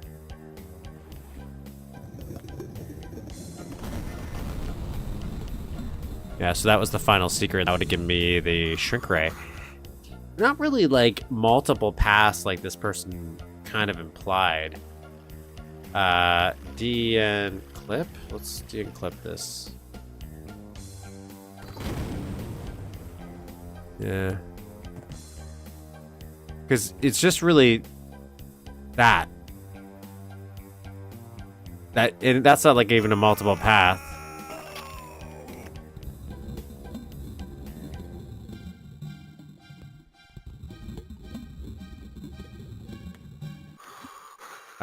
Even that's just a bunch of explosions, but I do like the amount of interactivity with the explosions. I love this as a final little piece.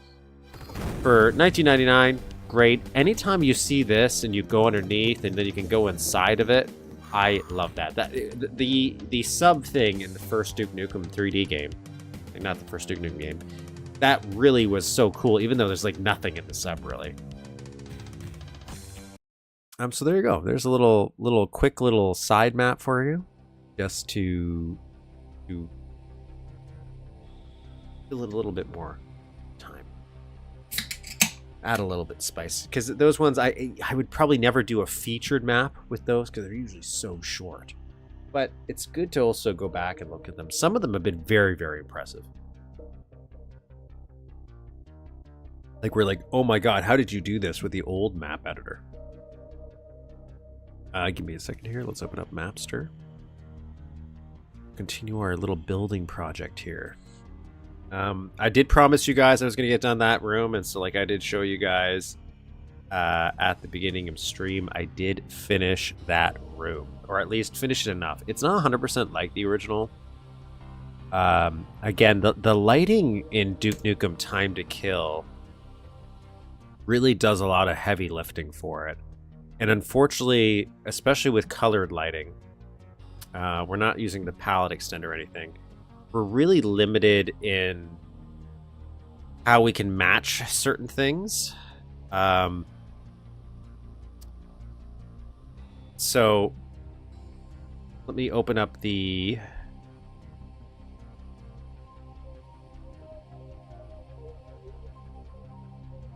Oh my god, where'd it go? Let me open up the PS1 game.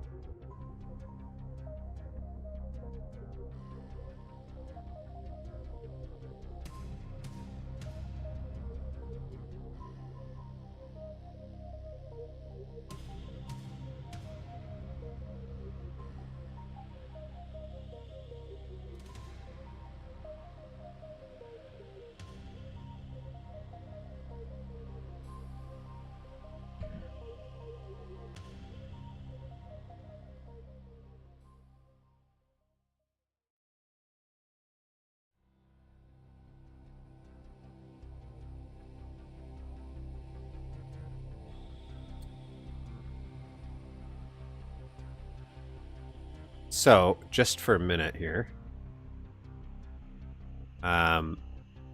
So here's Duke Nukem Time to Kill. This is the game we're currently making. So for anyone that's not been following along, I flip-flopped about, but finally we started working on this. And this is the original PS1 game. Duke Nukem Time to Kill. Had a big impact. I've never actually beaten this game. I've never beaten the sequel either, but I rented them. My experience with Duke Nukem Time to Kill and Land of the Babes is I used to rent them all the time. I bought Duke Nukem Time to Kill for my cousin, actually, for one of her birthdays, because she had a PlayStation. I did not, and the excuse in my mind is I would want to go play Duke Nukem, because I did not have a PlayStation. So I bought it for me, really. But I think she did play it a bunch. And when I did get my PlayStation 2, finally, I used to rent PS1 games. And this was one of them. Actually, no, sorry, I did have a PS1. And I used to rent PS1 games. And this and Land of the Babes was one of them. But because I rented them, I never ended up beating any of them. But I did play through the first level a lot. So here's the room in Duke Nukem Time to Kill. Here's the little secret area here. We did technically make a concession because there's this light here. Might switch out to the that we built. This is a little secret area. RPG there. Might swap actually. An actual RPG. In the game, the RPG looks like a devastator for Duke Nukem to Kill. But see, like even this green lighting, we can't replicate this. Can't really replicate that. So we have to make certain compromises in some of the areas. Also, like, look at this. There's light coming from over here, but there's no actual light source for any of this. Sometimes in Time to Kill, they do have a light source, like how we saw back there. There's a light there. But then other times, it's just we put some vibe lighting in. I'm okay with it. Like, I get it. It's not realistic per se, but it makes things a little different. So we had to change some things. I spent a good while trying to figure out how to do a texture that would kind of mimic this zigzaggy snake pattern before just deciding, let's just do pipes. Let's do a lot of pipes down here. And so it'll still have the same effect. Let's still split up the top section texture-wise. Even, like, we did even mimic this weird geometry. I have no idea why they decided to just end it like this. So instead of it having a diagonal all around, like a little slope all the way around, I found out it just suddenly stops here for some reason. I don't know why it does that. There's no reason. Before entering into here. Again, no light, but somehow light is coming from somewhere before it goes into this super, super dark section. And this is where you would need the night vision goggles. So, but in this game, the night vision goggles actually do something. So this is where you would find this room, which is a secret. Or you would go out here, and this leads to the box room. And you can see the turret I'm talking about, or at least the remnants of one, because I blew it up. We'll go over here real quick. This is where it would be. It would be in the middle of here. It'd be a turret. There's another room that there'd be a turret. So we're almost at this section. And I really do like how they had a 3D model in the 4 elements, but I do like how they did that, because there's 1 or 2 sections where there's these fire barrels here, and you can blow them up, I believe, in this as well. But they actually affect the lighting of the area, and I really do like that. But in Duke Nukem 3D, even though there's a fire barrel, it does not. And if you wanted to put lighting on it, you have to remember that it's going to stop. It doesn't make sense, because the moment you blow up the fire barrel, it blows up and the fire goes away after a couple seconds. So anyways, this is Duke Nukem Time to Kill. Don't need the biomass, but we'll keep it. This is the room we were working on, and then this is now our version of said room. So this is our Duke Nukem 3D rendition of that same room. Okay.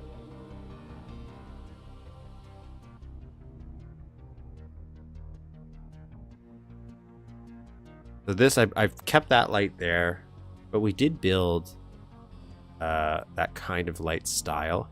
This, so we could always put that there as well. We want this, we might switch out to an actual RPG. Because I just looked at it and I'm like, that's a Devastator, but it's not. It is the RPG, it seems. Switch that out.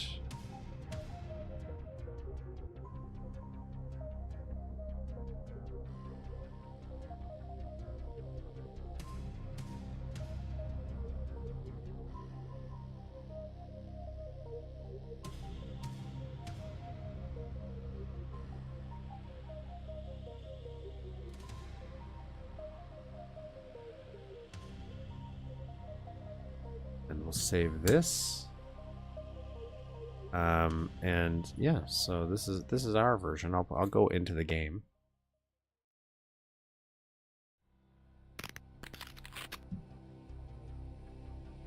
Oh, everything's a little off center. I apologize.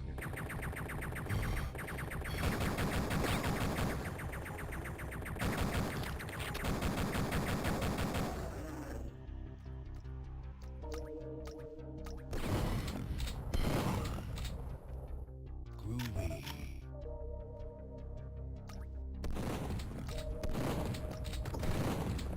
I'm gonna get medieval. The dripping doesn't sound so bad, so it looks like the slight changes we made in the dripping might have fixed yeah. We made some changes to some of the drips right before, but yeah, this is our version. Ian Crows, so we can jetpack around. And yeah, I think we got it pretty good. Like, it's not exact. We could probably change these to a more metal texture, and that might be something I might look at better. But for now, this is what we went with.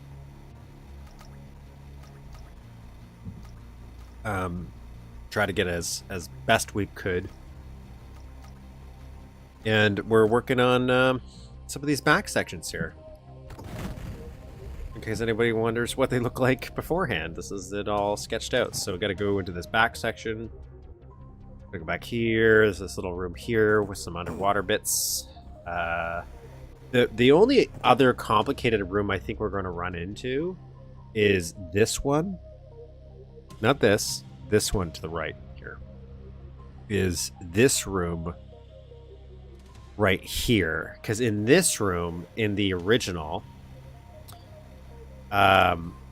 it's like a big puzzle room where there's like a ramp you have to go across. There's some valves to raise a water level so you can get up and down certain places. And I'm not sure how we're going to do that, especially with some of the ladders. I think there's some ladders. Maybe it won't be as big of a problem, but I foresee that room being a problem. I think that's about it. All the other rooms, I like the crystals, which we're thinking about doing a Bob Masters style, or sorry, Bob SP style mission-based one where you just pick it up and it triggers it to go to a different area. I don't know. We're gonna do something. We're gonna do something. We got to make a breakable wall here for little pig cops. They're gonna bust out and go, "Hey, I'm a pig cop." You know, as pig cops do. And we got to refine this area. I did a rough pass here. I might change that. Wanted some caution tape, but I don't know if I want to use the elevator because people, I don't know.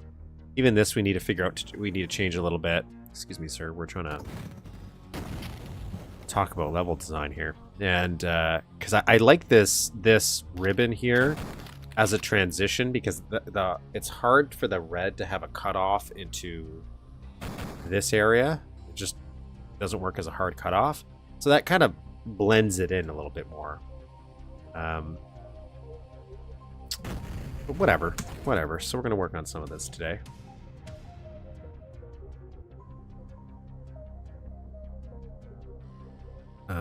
So we're gonna go in here, just because we already know what to do. We're gonna work on this section here, because this is one of the areas where I mentioned, hey, once we get to it, it'll be relatively easy because it's copy paste.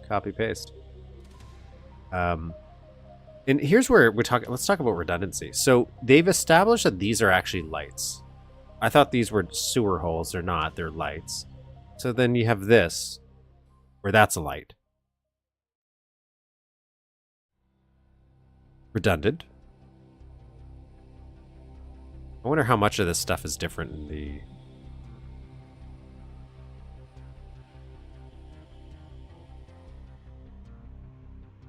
pre-release stuff, you know? Like how much of this is because they cut things out? Oops. Maybe none of it.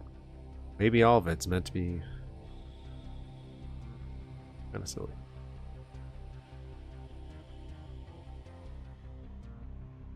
But yeah, we're going to work on this section here.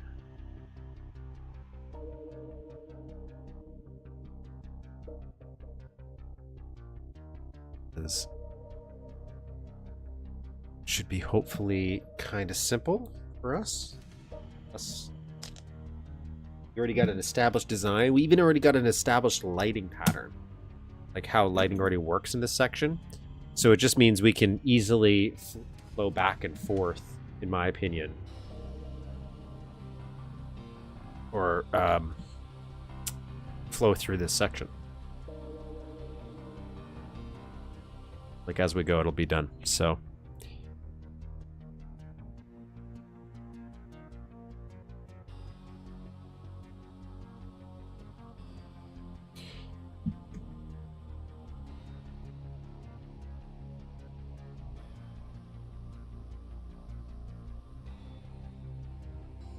okay, so that goes all the way to the very end, and then this, that texture turns to this texture. That sides.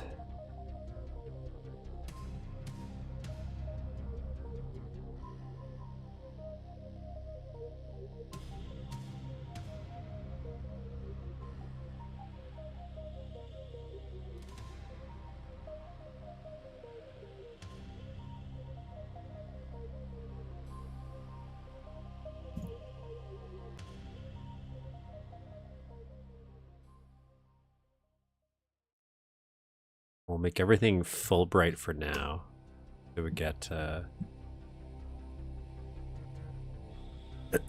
into the nitty gritty of what we're gonna do. Throw this.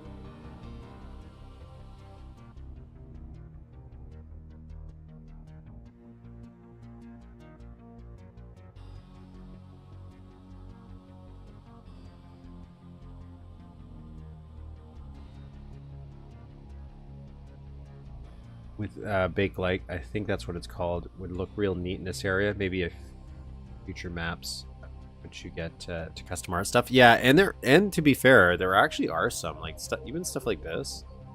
There's this one. There's a couple like this, right, with baked lighting. It does look really good, and we can layer stuff too.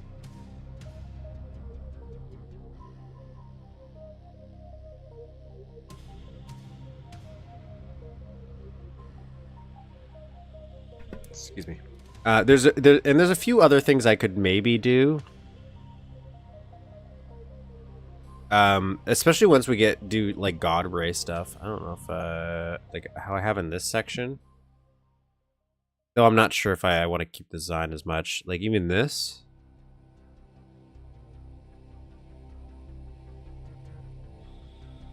I just don't. I've been cutting back just in case.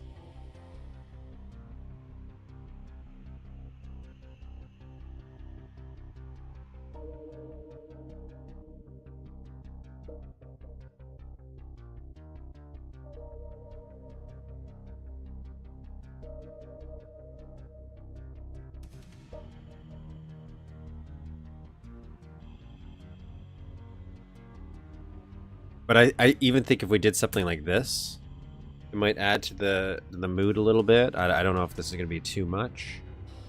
So I have thought about doing stuff like this, and we might do that. Go back and do like a final detail pass, and we would add this to stuff like this.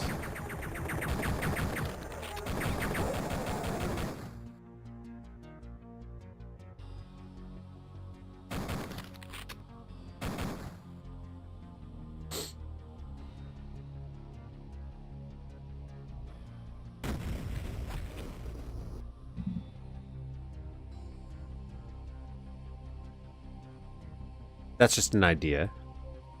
Not something I'm set in stone.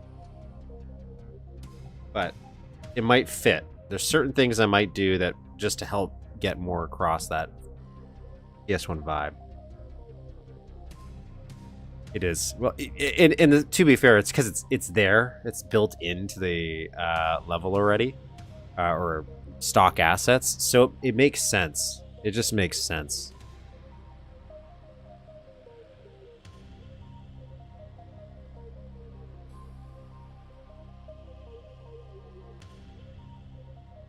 So when you're using the stock art assets, it just makes sense.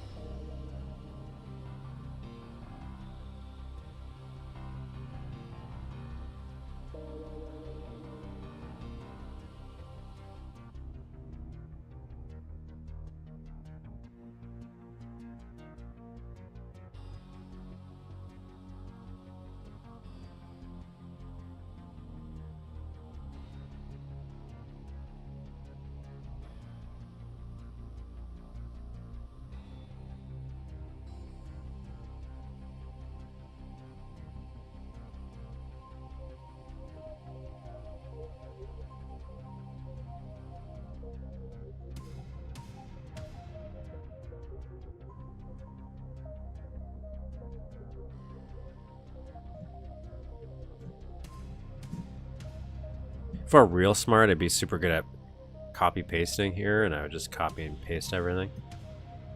For some reason, I don't feel confident enough in my ability to do that, so instead I just remake every single area.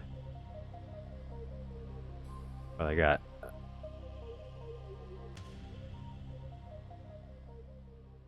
kind of got it down to a science, so.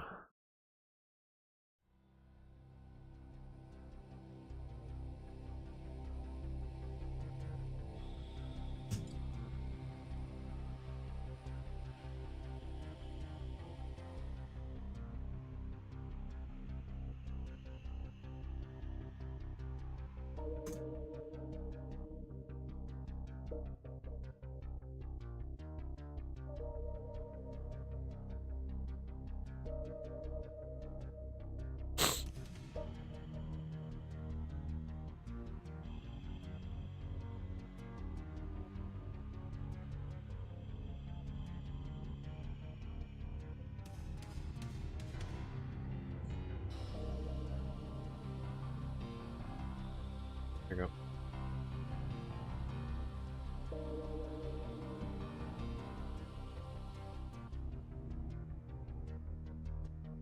go. Red Dead Rampage actually is the only one build game I've not now beaten. That's a lie. Sorry, Iron Fury I haven't beaten yet. But of the older, I guess it depends on how you go deep down that rabbit hole. Because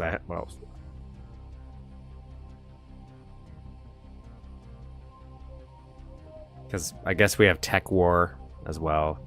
That exists.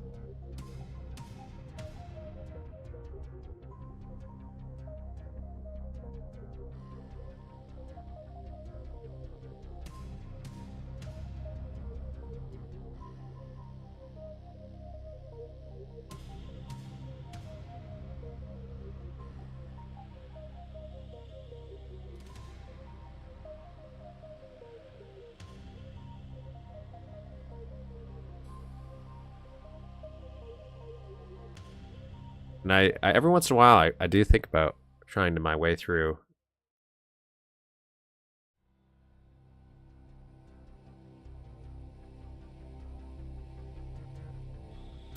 God, my allergies. For spring. I never liked the art style for Red Dead Rampage. It always looked kind of budget and gross to me, but at the same time, there's also some stuff that when I've looked at, I'm like, oh, that is better. So I really do feel like I have to play through it one day.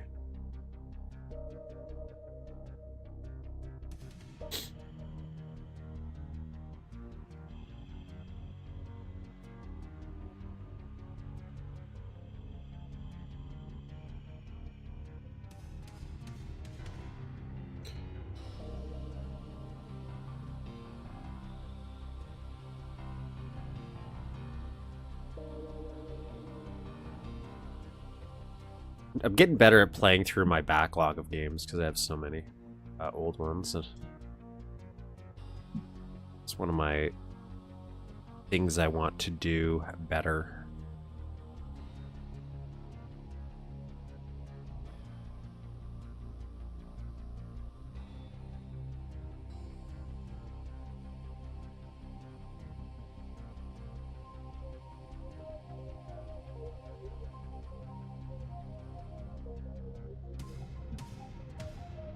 I've actually been doing pretty good. I beat a couple games lately, actually.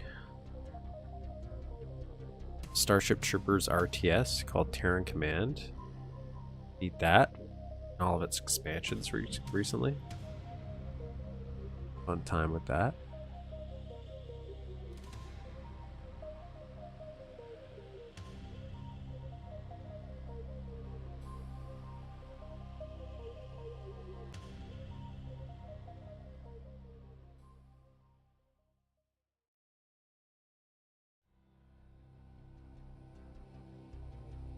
Well, brick walls, weathered wood, sort of industrial look for...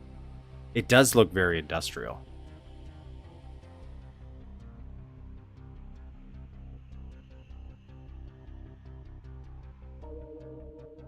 Wait, what am I doing? Sticking my first wall.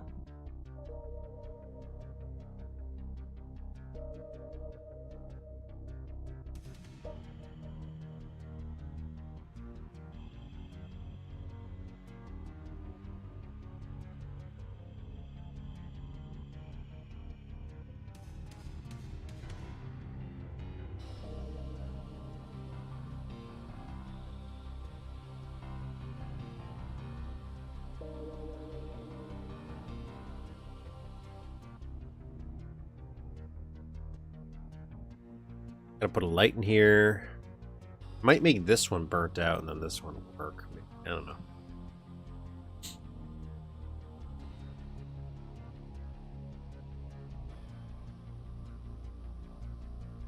This little section here.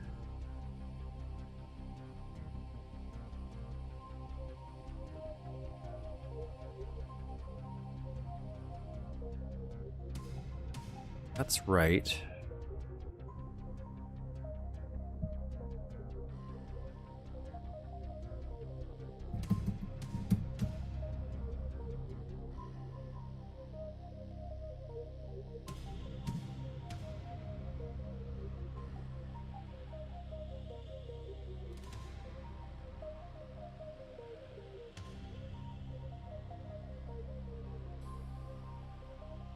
Zero 72. Whoa.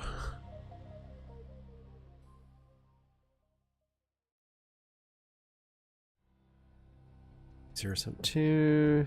3072. 3072. 2.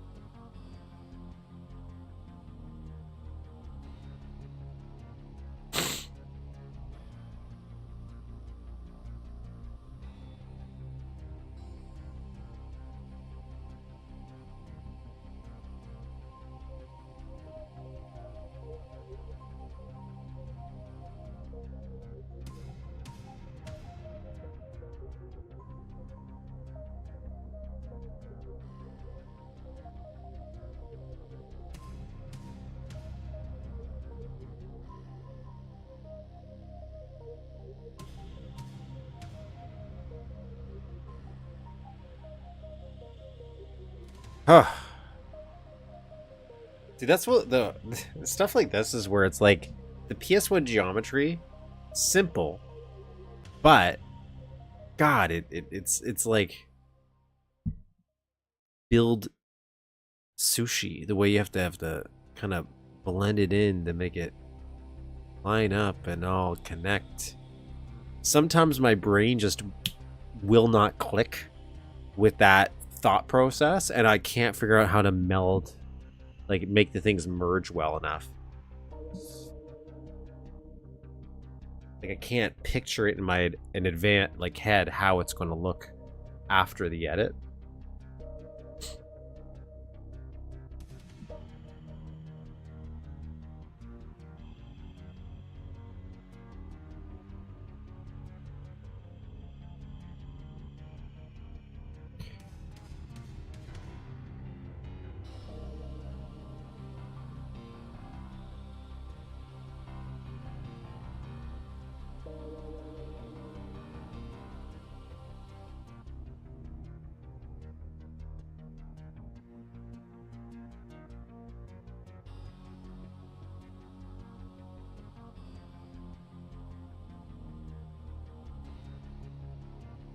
But bang on right now. Bang on right now. Real good there.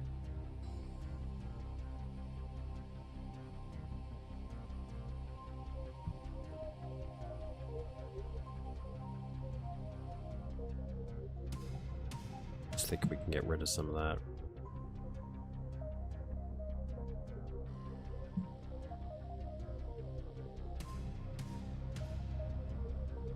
I can get rid of that. That wasn't necessary. I think this is necessary though. So.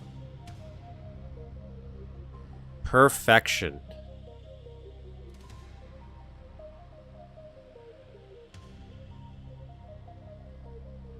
And now we'll add the textures.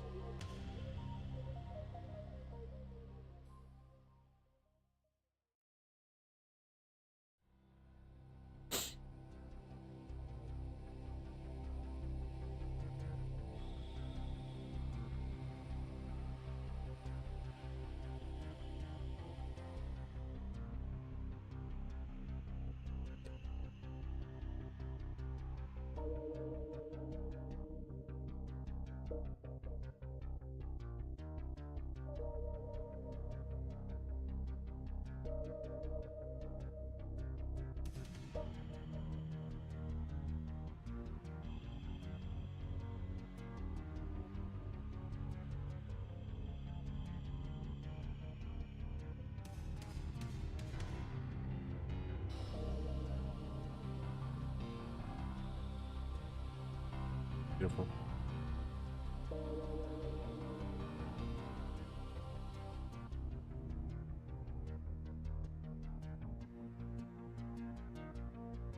Let's do some painting here.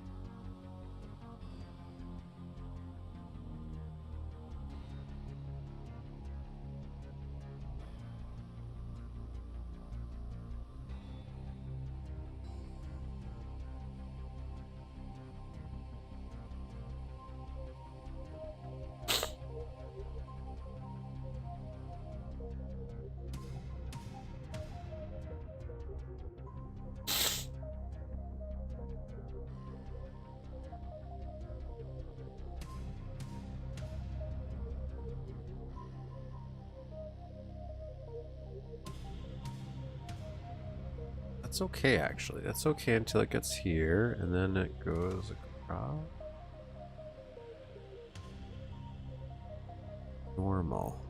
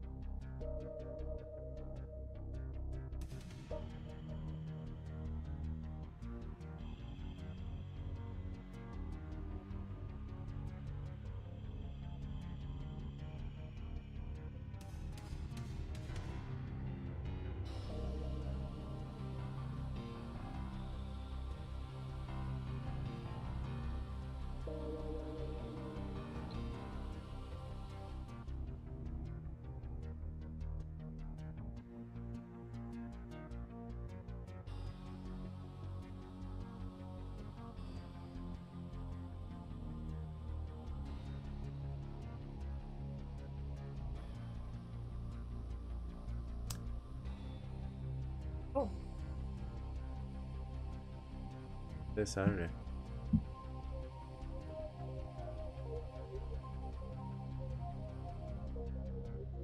No. Good. Need all these. I'll see my drippy bits. I'm gonna kill the guy.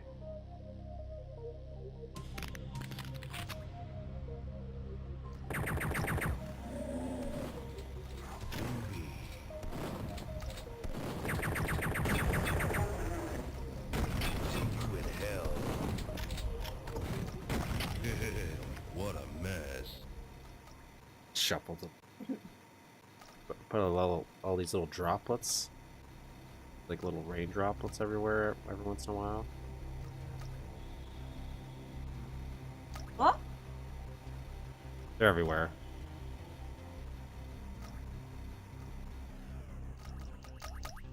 Okay.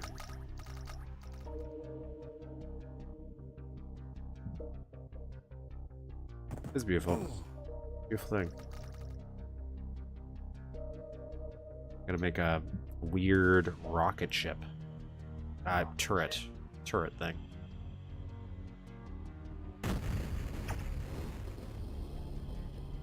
Do. It's very nice. Look at this. Okay.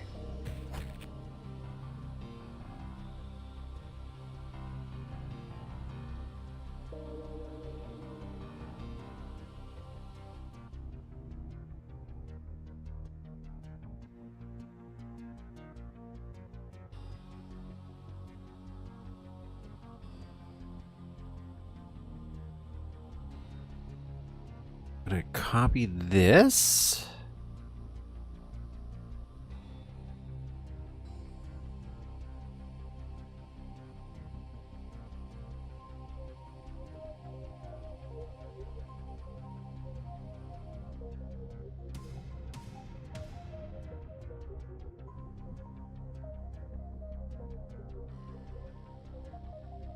I have two different versions of this depending on the angle. It doesn't matter, but I have it so it's like the point is the direction you're facing. Or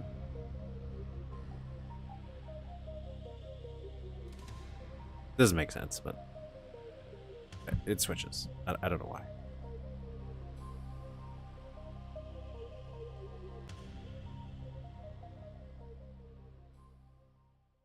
My own logic doesn't make sense. Trust me, there's a perfect purpose to it. So here we go. There we go.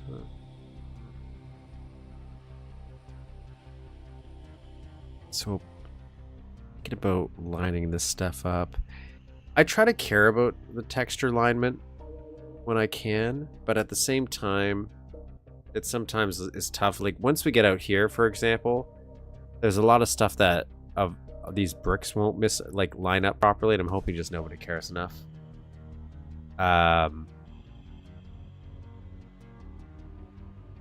Because unfortunately, the way we had to design this with this weird sushi geometry to get the textures we want without drawing everything 1,000 times.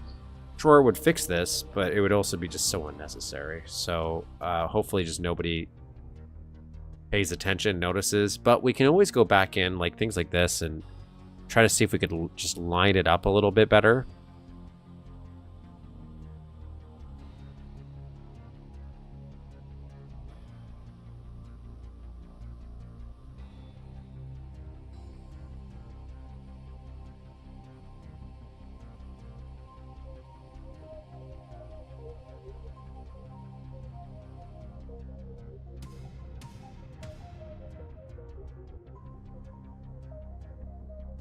Make it not as noticeable, because we can move, we just can't play around with the stretchiness of it. And it would just to make it blend in a little bit better. But that's something I might do more on a final pass when we're going through this. To go back in and try to refine some of the little textures that are really noticeable.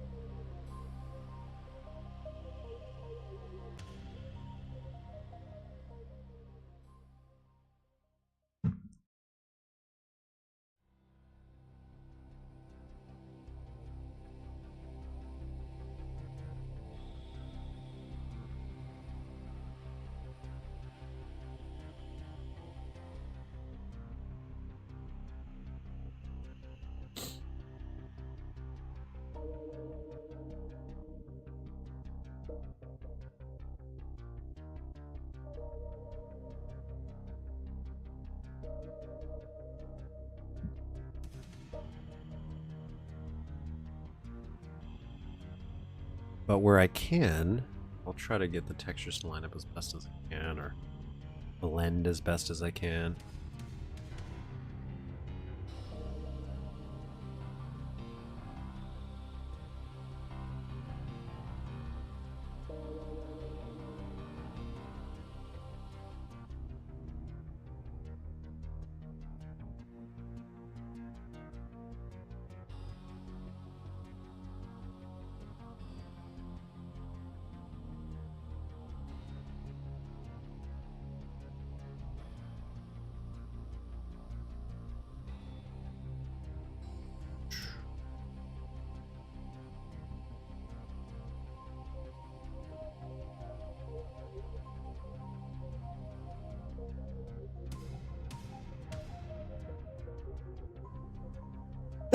This one's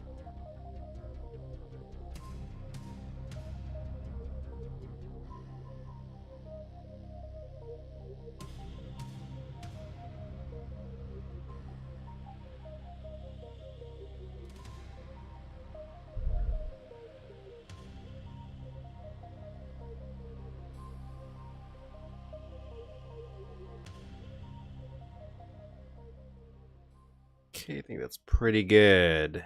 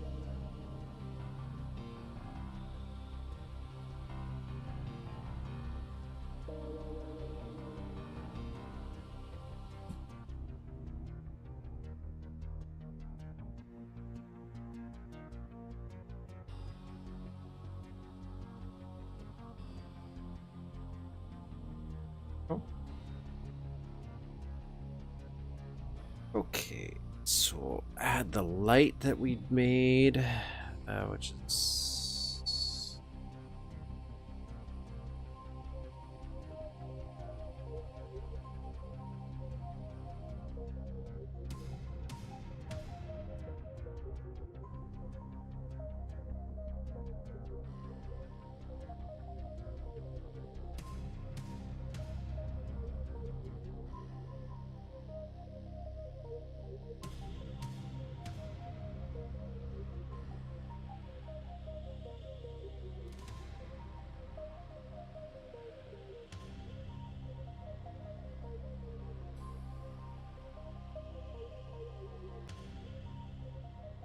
zoom in.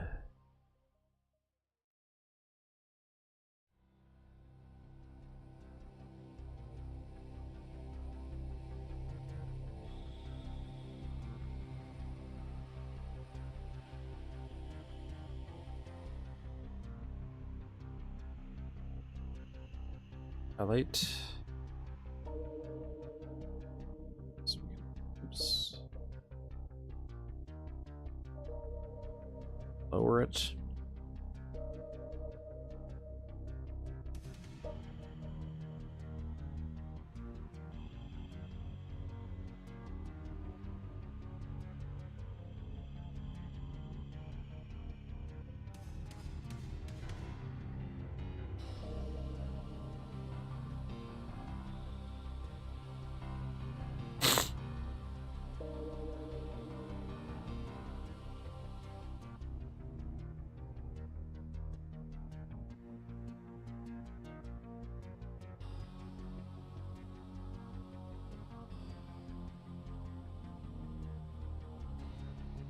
There we go.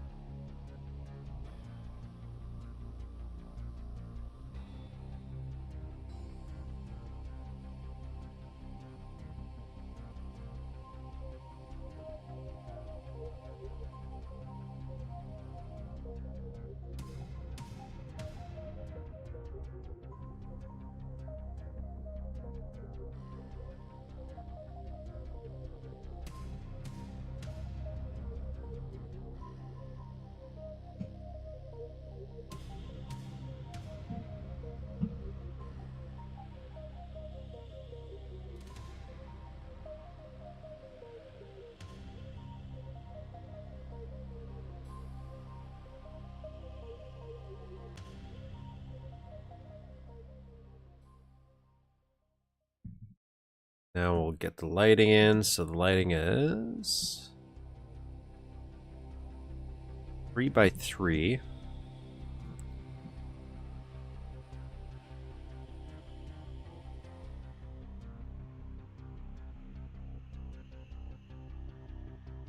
The downside is this stuff always breaks.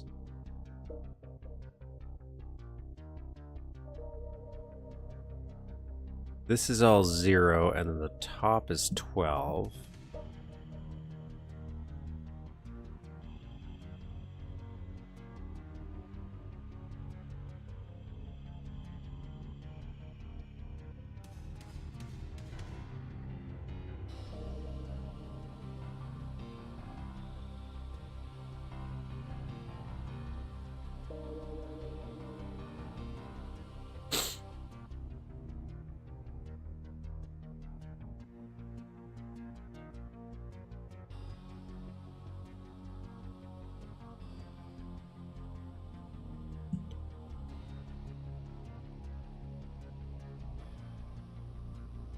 Then next section, it's 8.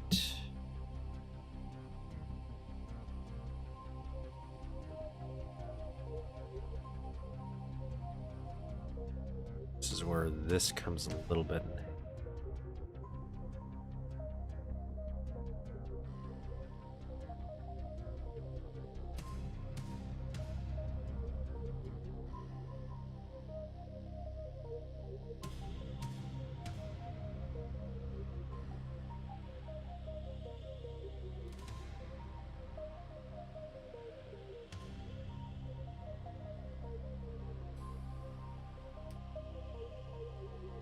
Ceilings are 16. 16. 16. 16.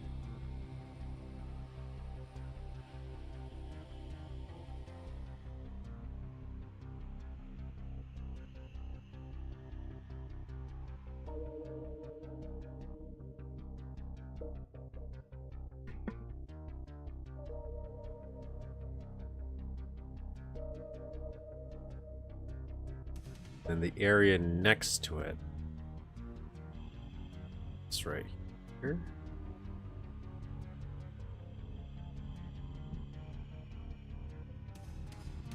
Well, they're first. It's already built in.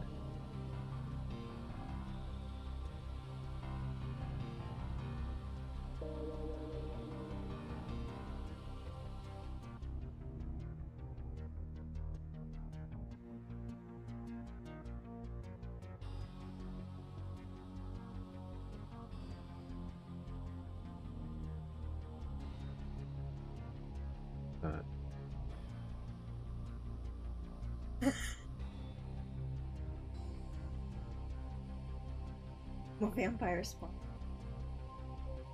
Just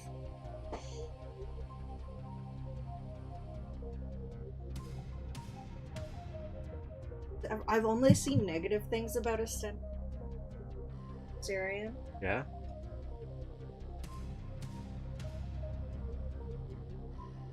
You're carving new ground. Yeah. Give a new path. That's yeah. That's a.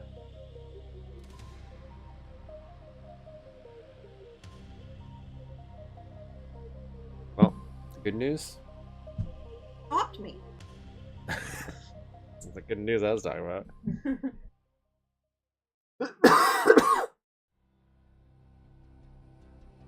Oh, I didn't. Yeah, you coughed, and it was right there. I didn't. Yeah. That happens. I saw it not start blinking, and then you cough, and I'm Yeah. like, I think I'll play some more. We'll watch it. I'll find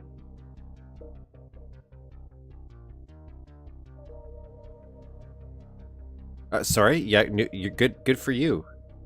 I'm sorry. I was trying to figure out what was broken here for a second, and then well, I screwed it up. This light was won over, so we have to redo some of this. This is why I wanted to go double check.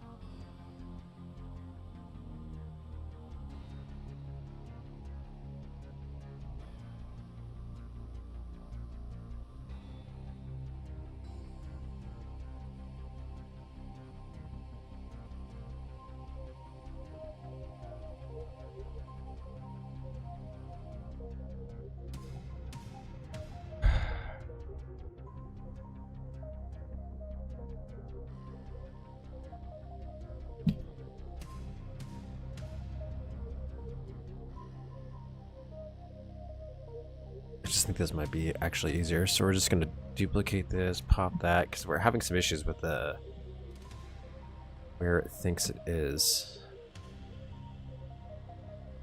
There we go. I'll just sort that out right there. Pop this around.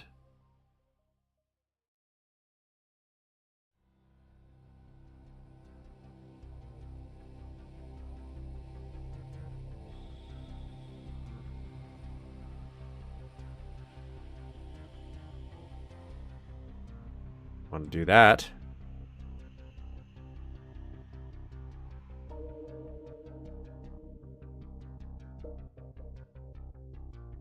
There we go.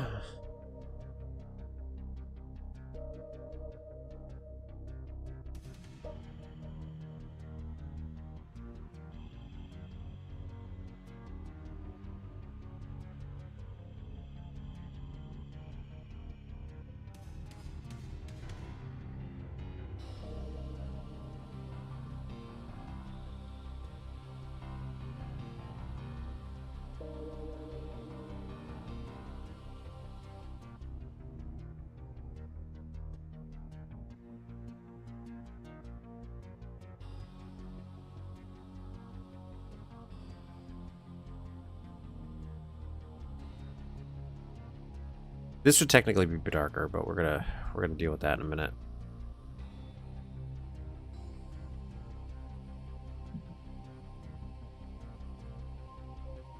Sweet. This is 16, I believe.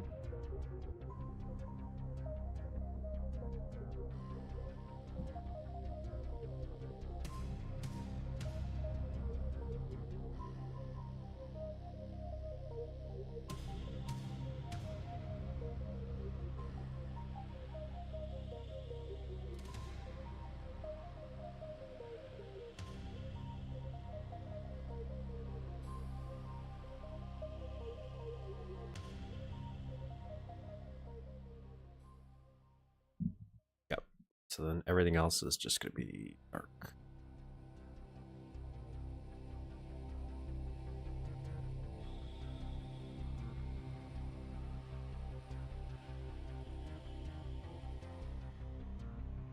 Like this, which is 16 by default.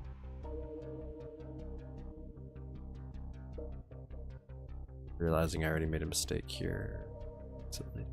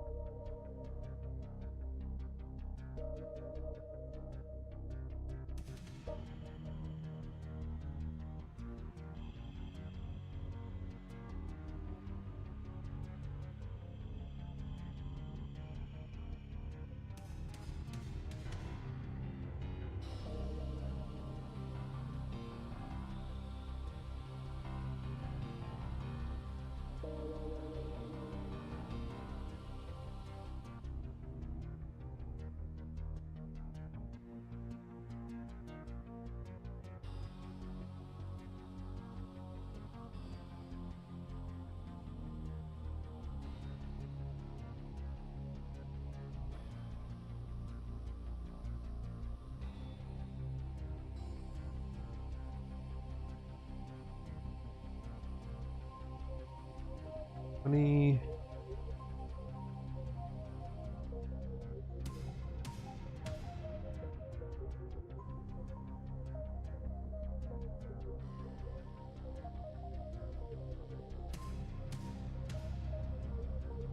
They can making a fake barrel here, and then when we do that,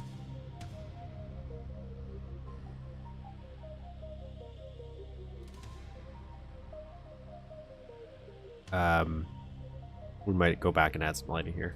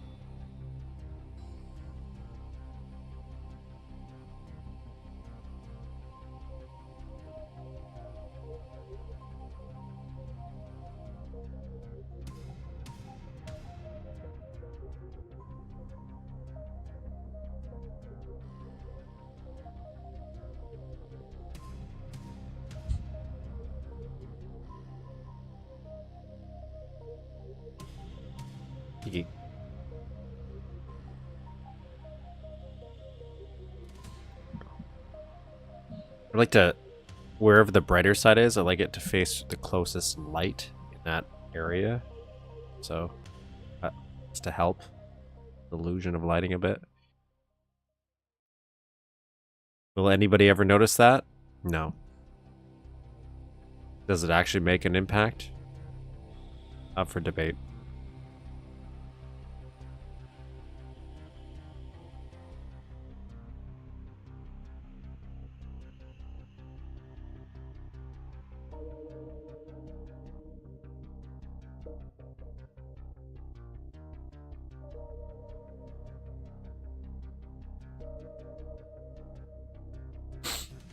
Oh, sorry, I gotta reload. I missed half the chat. I apologize because the chat decided to. Thank you, Revenant Evil. Shame the light placement seems different in each segment, or else I'd have been a good candidate for the copy paste functions. Yes, that's one of the reasons why I was like, oh, copy and paste would work really good for the design, but then once the lighting takes in place, it's just annoying. So.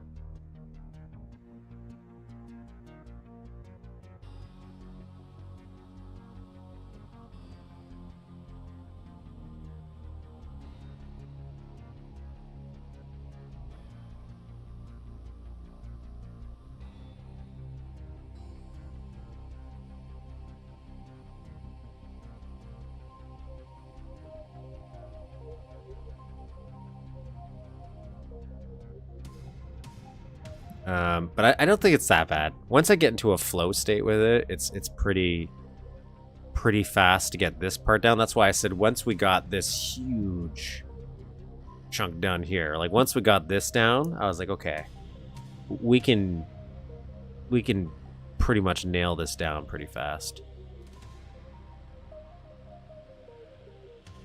Do these change? Do I have to worry about these? I was wondering if I copy and paste them over, do I have to manually shade them?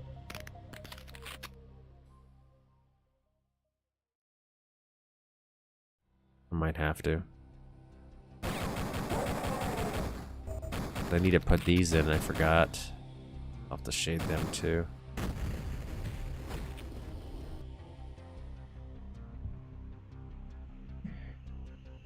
I'll worry about that later. Oh, it's I'm looking forward to. Okay, so this is done, this is done, that section's done. I'll build this guy out now, so we know how far we need the lighting to go.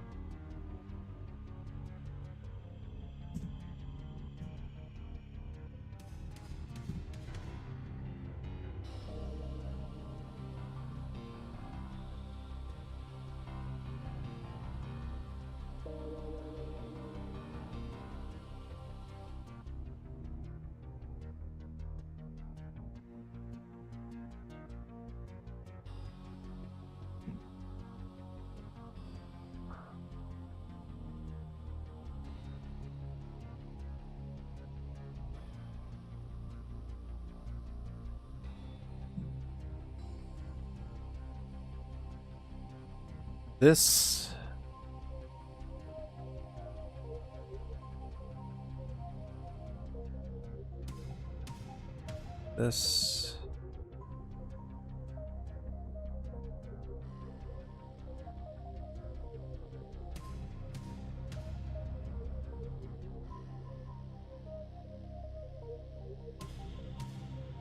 worry about this after. It's a little more confused.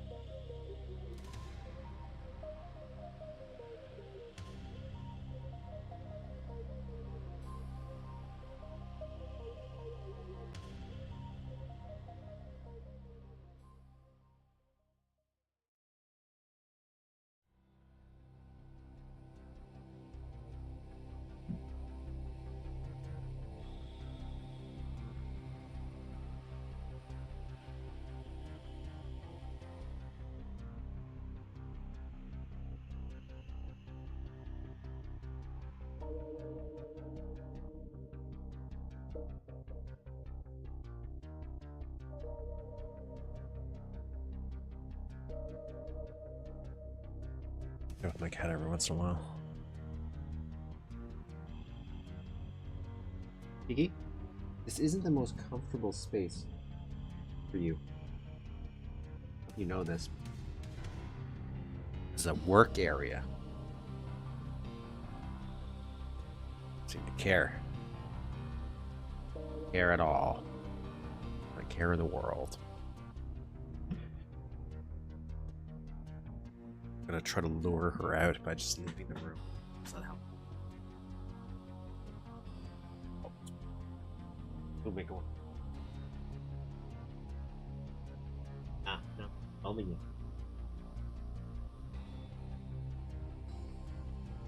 Oh.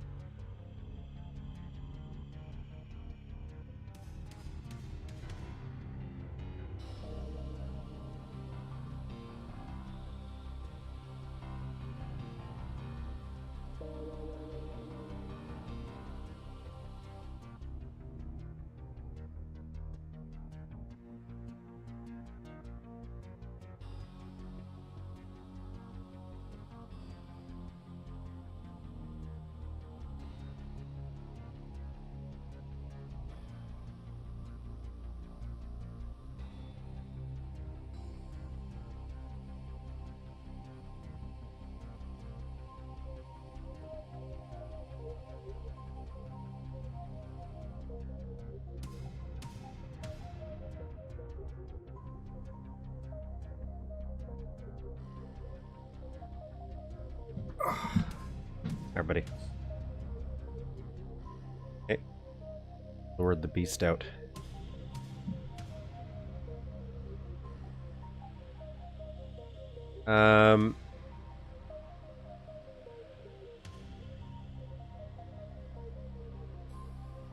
I gotta.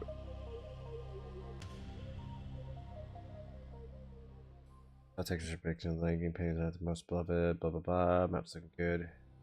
Sector-based barrel will be tricky in this place because of the sloped ceiling. It's easy as long as you make sure one side runs parallel to the ceiling first wall.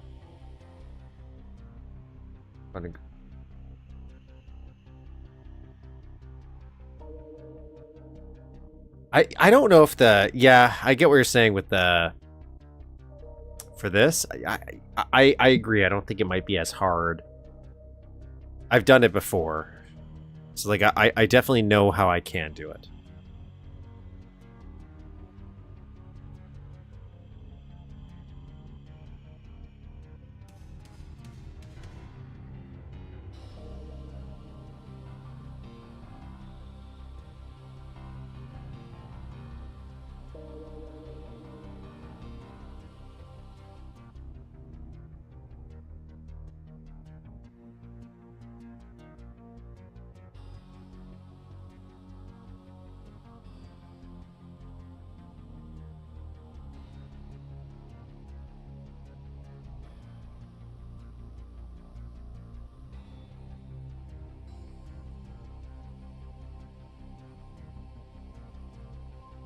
But I don't know whether or not I do it or not.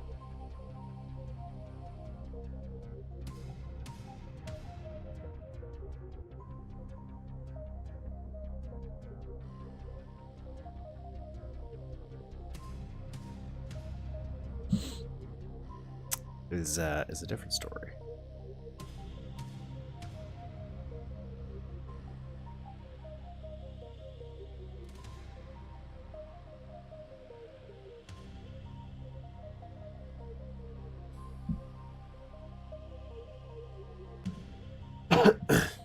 Okay. So this is... What is this? What did I do for here? This is 12? Yeah. 12. 12. 12. 12. 12.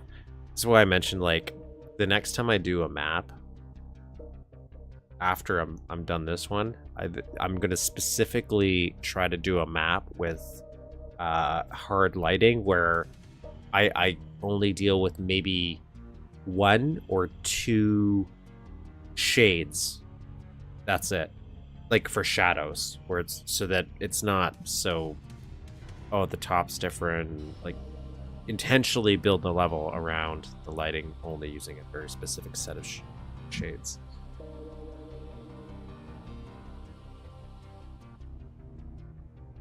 So I can go more stylistic than realistic.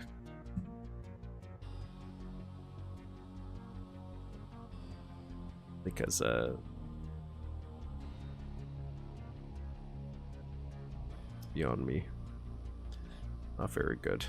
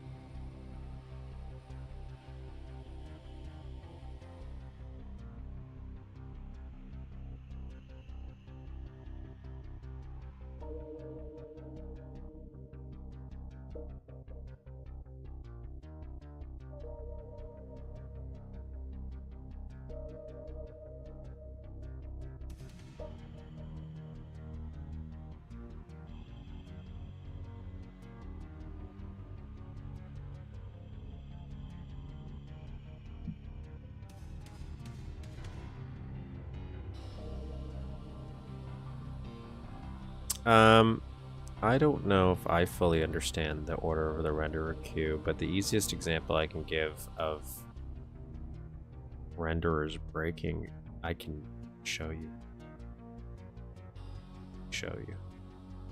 Over here.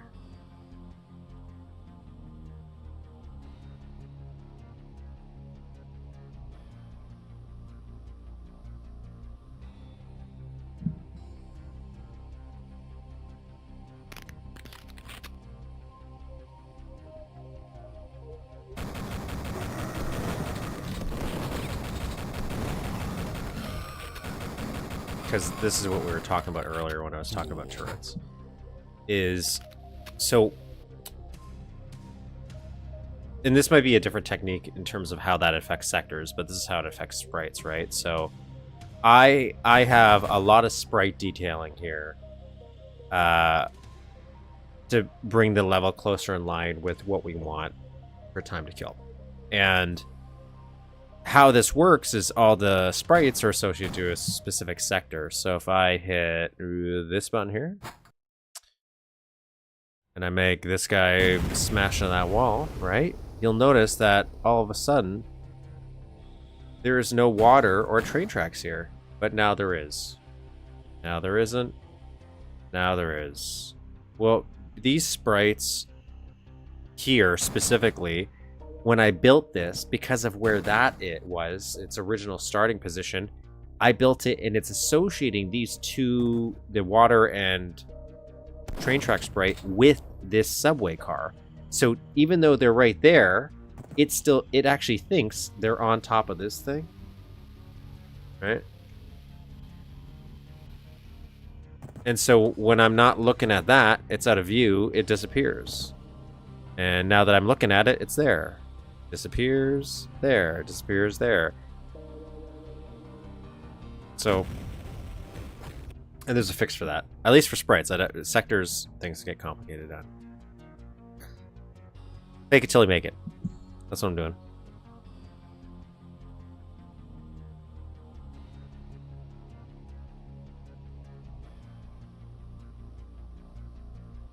But we're going to make that happen later.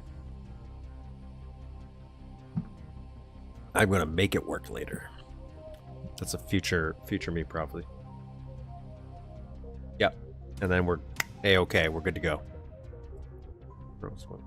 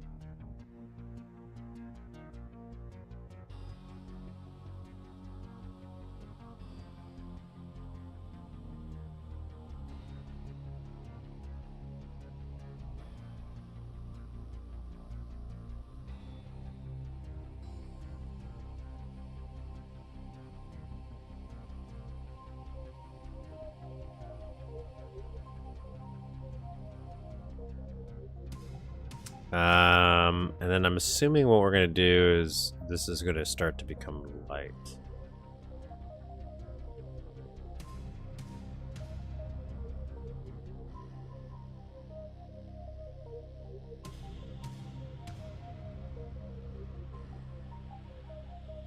We're gonna make this 16.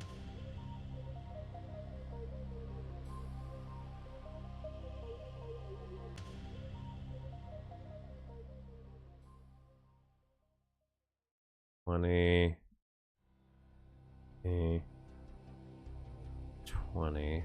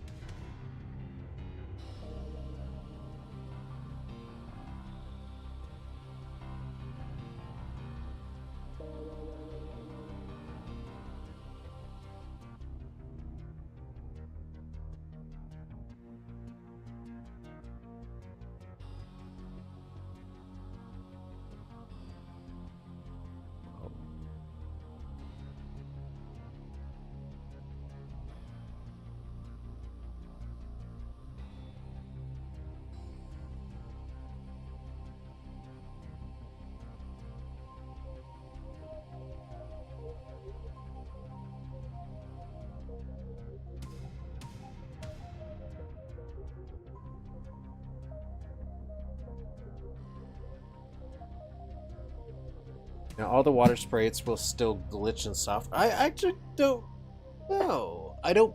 This specific map I haven't built with software renderer in mind, but I don't know.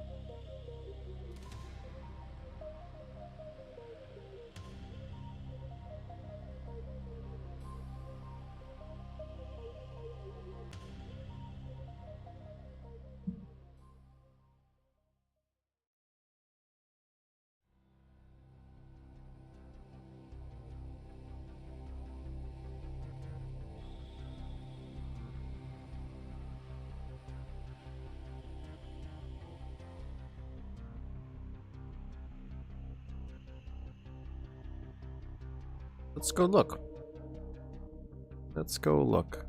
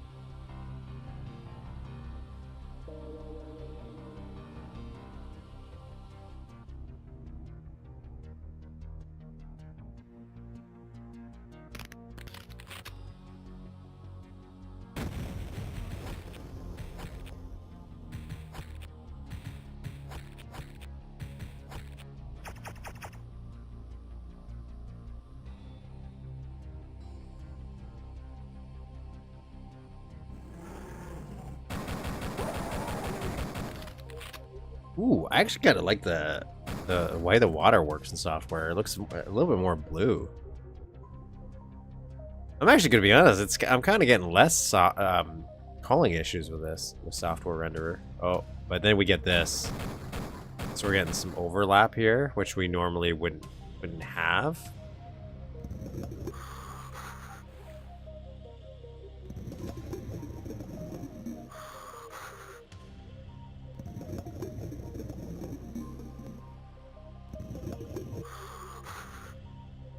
Weird little. It's the second time that's happened to me.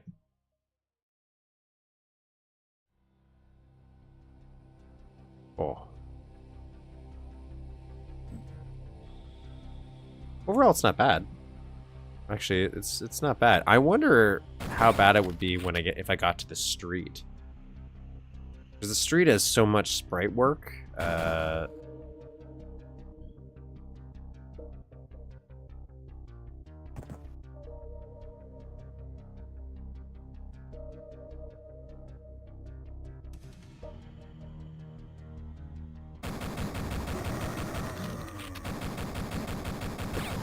Software makes it look very narrow when you're dealing with.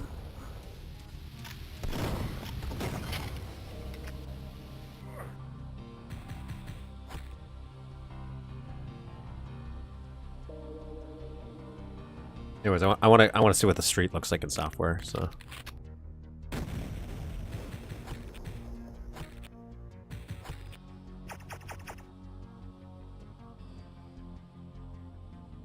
Oh yeah, yeah. See, it completely breaks all the art that I have. I made up for this stuff. Not well. I shouldn't say not completely, but like that's broken.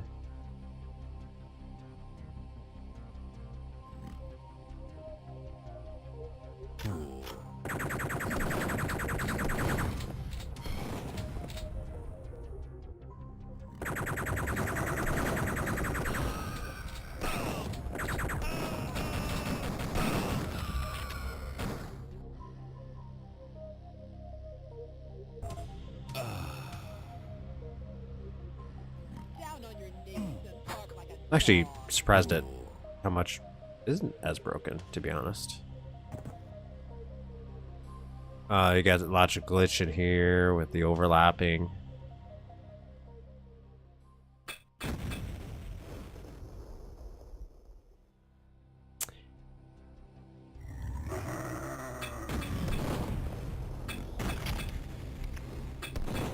Blow it out your ass. Yeah, piece of cake. It's not so bad though. It's not as bad as I thought it'd be. All in all, definitely not how I would recommend playing this map at all, though, because it's a lot of stuff I'm doing is definitely not meant for this specific mode. So.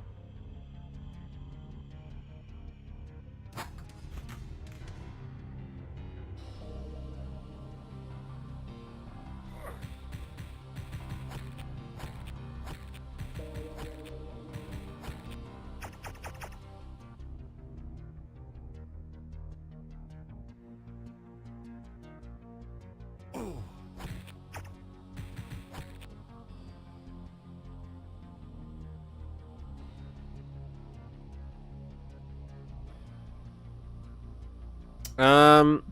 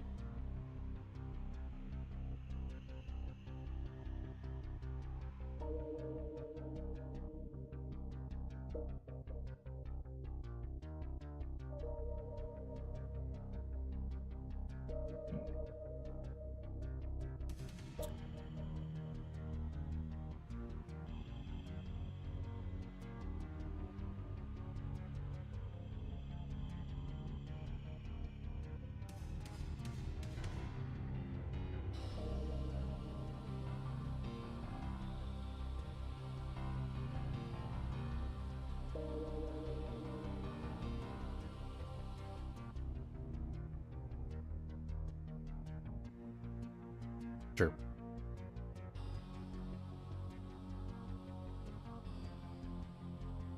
I don't know. Better to me. Okay, so this is kind of done, except for this. I don't know if I'm going to do what I'm going to do here. Shading. Why is it so dark?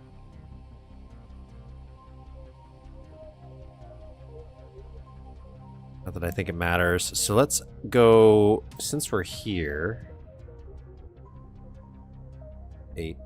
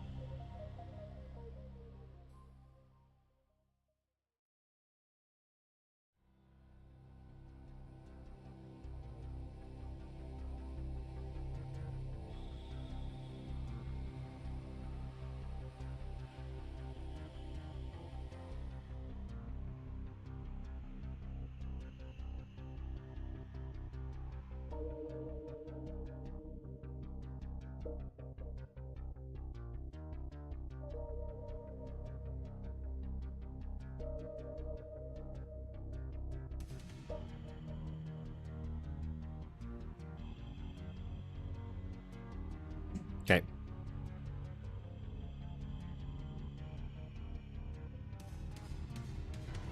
Me.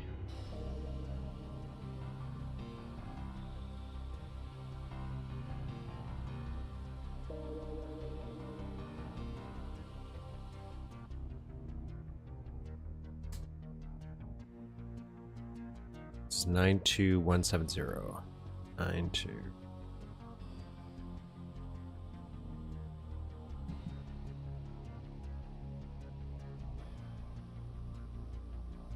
It's being difficult. 2170.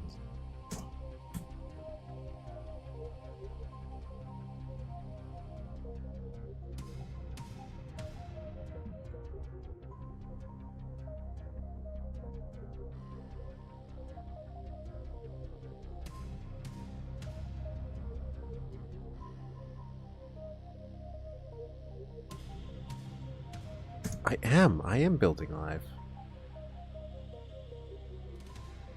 It's because realistically it started so when I got stuck I could ask for help because I didn't know what I was doing. So doing it live kind of just helps when I start to do something that's way above my skill level.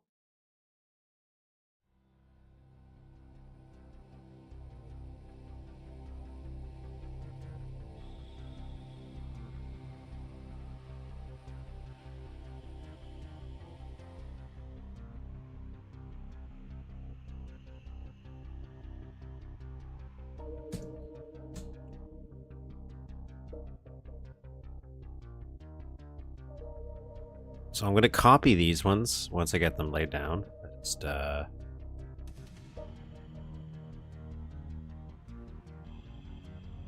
make this go faster.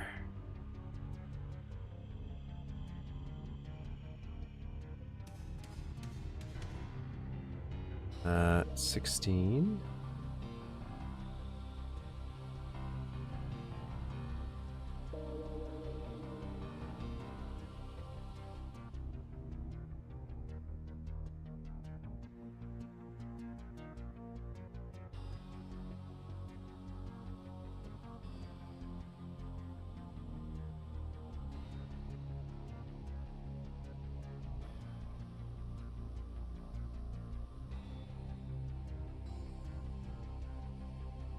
There we go. Flooring next to rails. A diamond metal plate texture. I know which one you're talking about. You're talking about like the vent? The one you're thinking of? At the map fully zoomed out? Yeah, sure. Here's this map fully zoomed out. So this is it. Like there's no extra sections other than maybe some chore stuff, but this is your entire level. Right? So a lot of the stuff is going to be similar designs, so we're hoping that this back end will go a little faster. So this section right here, we have to do the shading for still. But everywhere else so far, we've been kind of doing it as we go. So all these guys, where you see the this little grid are the unfinished areas. But other than that, we started texturing, doing the rough texturing. Here's the lighting for the night vision place. This is going to be a big fun. I'm wondering if I'm going to make these explodable. So in the original Time to Kill, there's a bunch of crates here, some blocking this path, and some of them you can use to get back up, and you can blow them up. But they're big crates, and I don't know if I want to do it or make them solid.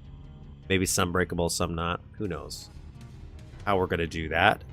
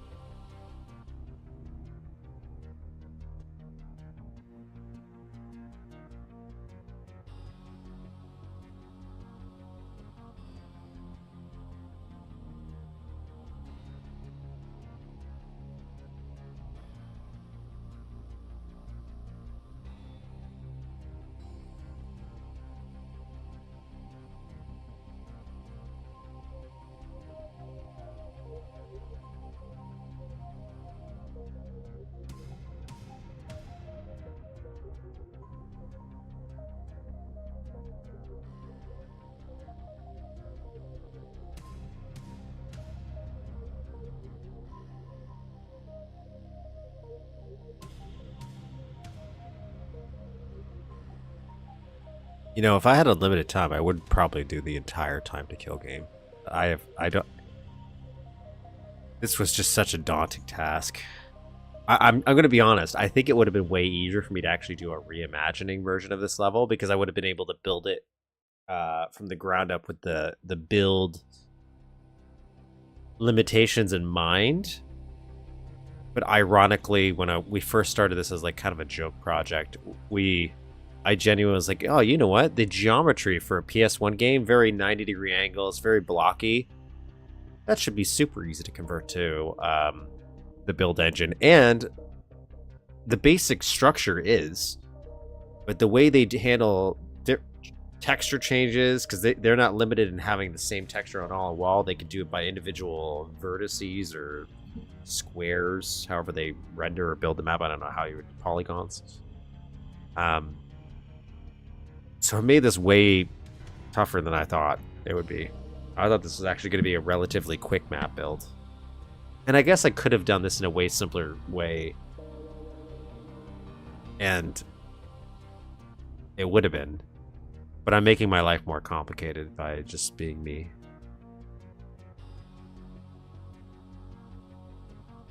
Gotta make an impression. When I finally decide to release a map. And that impression is, oh god, why did I do this?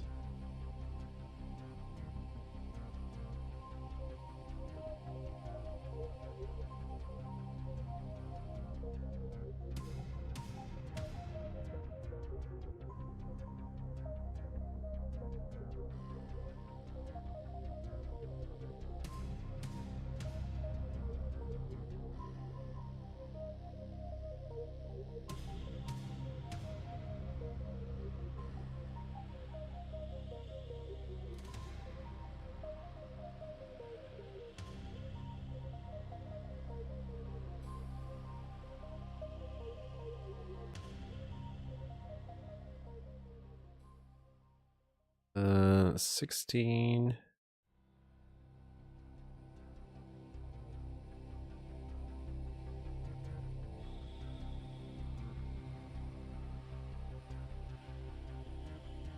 There we go. Looking beautiful.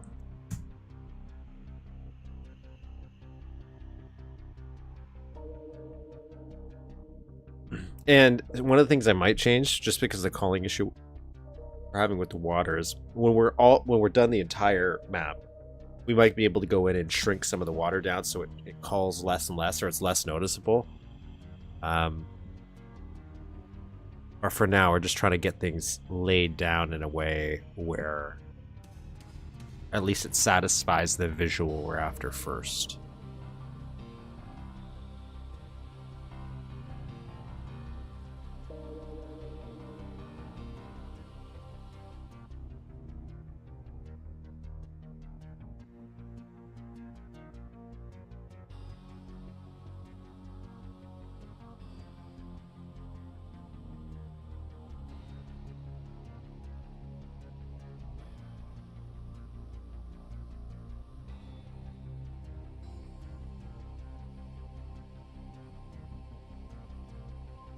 Some of the water doesn't line up either.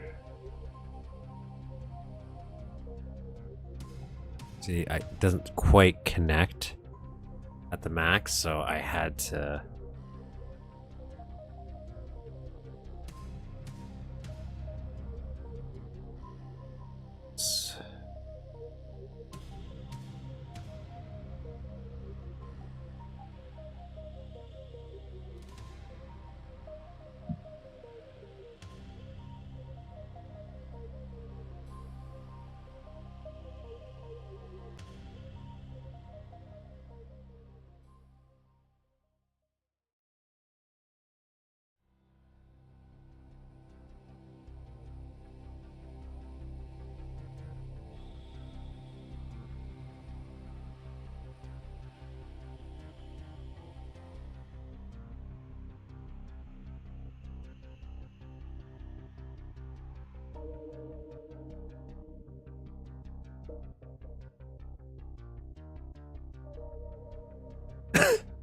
Okay, so this is where I was... I think.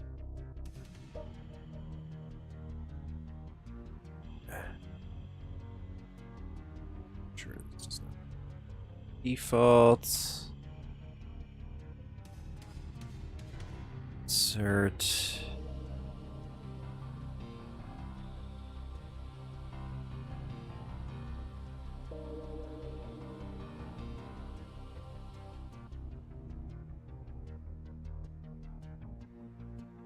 It's real nice once you add some water to it.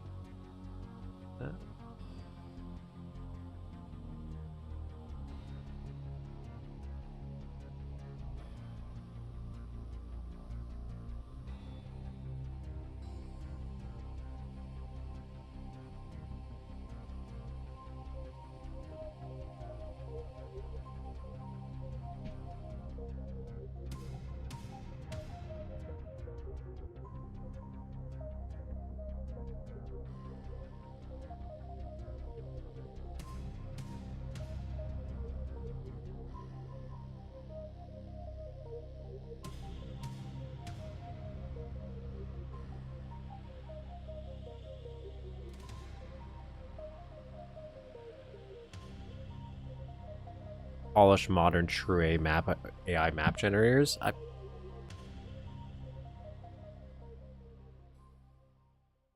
don't know. Hello, Music Monster. I always wondered if you could take the idea of, because back in the day there was like a map generator for Wolfenstein 3D. I think Rot had one too. I'm pretty sure.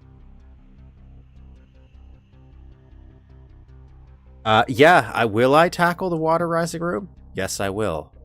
Do I know how I'm going to tackle that room? This room specifically? I have no idea. I'm going to be honest, I have not learned how to do rising water yet, like even in general, like the submarine version. So I've been in the back of my mind thinking about this room a little bit, but also dreading it, because I'm afraid once I get to this room, I will have no idea how I'm going to make this work. At all. So I might get to this room and finally be like, you know what? This is the one thing that it's going to throw me for a loop.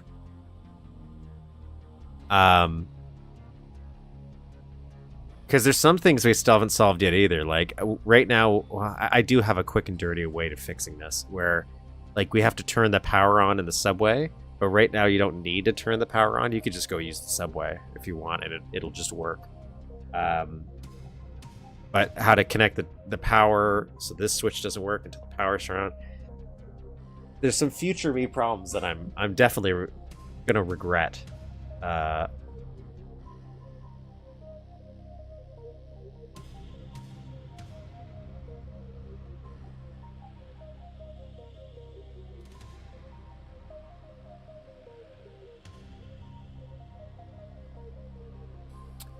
We do have climbable chains. No, we have that working already. So here we go.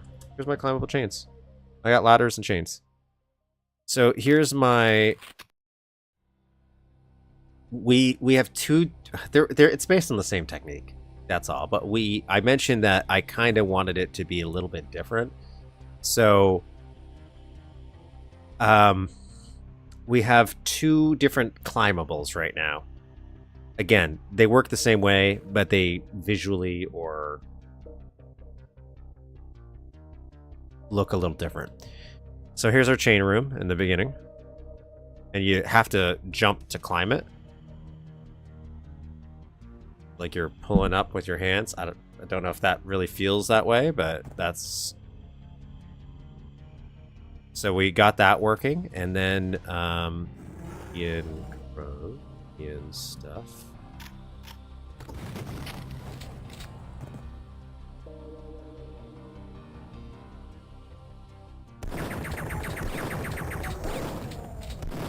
That's why we did that. And then we have your classic ladder. So here's our classic ladder, where you just jump and it starts to climb automatically. Again, same technique. It's just spacing them out a little differently. It makes it so that one is just a one-time, as long as you connect with it, it just auto climbs.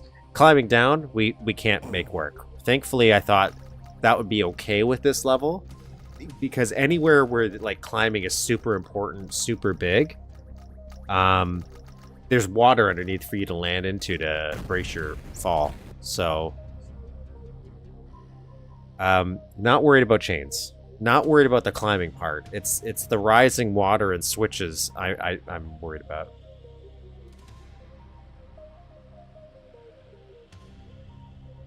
There's definitely a drip going on here. Oh, look, there it is.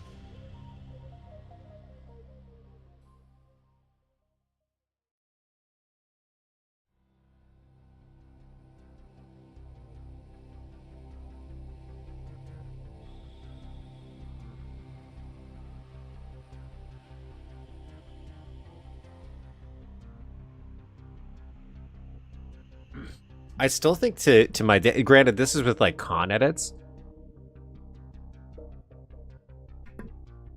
I still, if I remembering it correctly, I think Zykov Eddie, the guy who did Memories recently, and in how I know him is the Dreams trilogy, or at least the first 2 Dreams. I never played the third one until much later.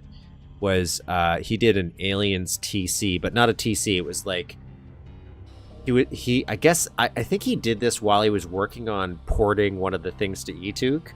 There's an old Aliens TC. I think it was called Aliens Extermination or something like that. We played through the first episode here on the channel, like way back in the day. And I think from doing that, he was like, huh, I liked what they did. And he made like a demo, a tech demo of just elements from the Aliens game. But one of them was a climbable ladder. Like you could go up and down it, doing a nice con edit where you pressed a button and it was easy to use. Very, very effective. I thought that was great. But again, that's using some con edits and stuff like that, not what we're doing. But the ability to go down was really nice, if I'm remembering it correctly.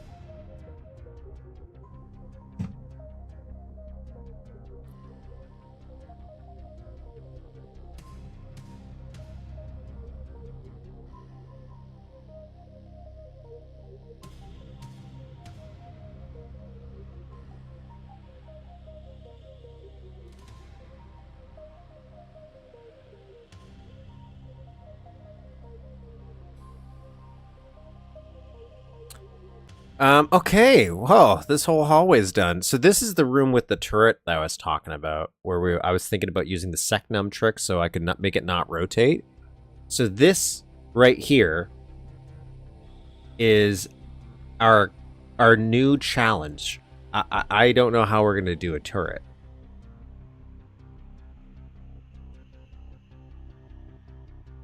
I don't know how to make a shooting object that you can blow up.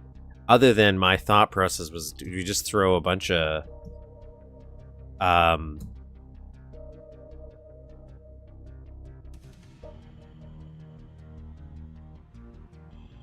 excuse me. Do I just put a bunch of these down?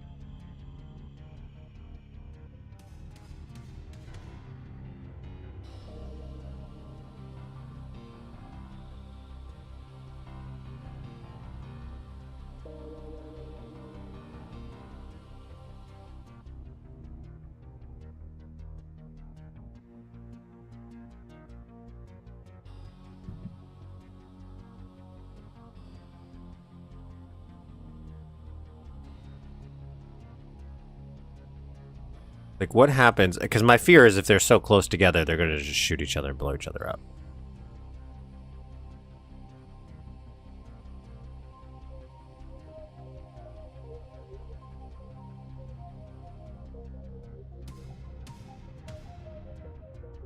I have a feeling these are going to be too close.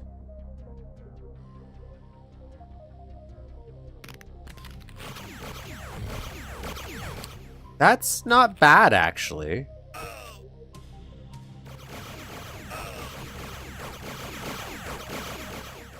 I don't hate that conceptually, because we can gussy it up a little bit.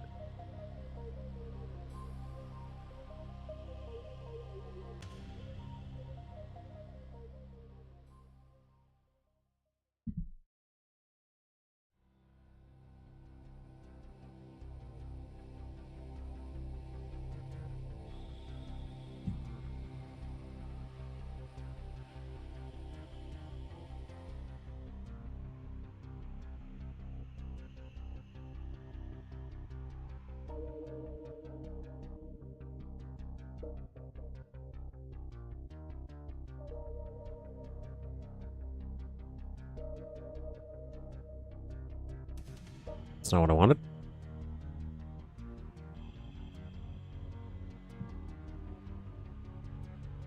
So this is the Lazy Man's edition.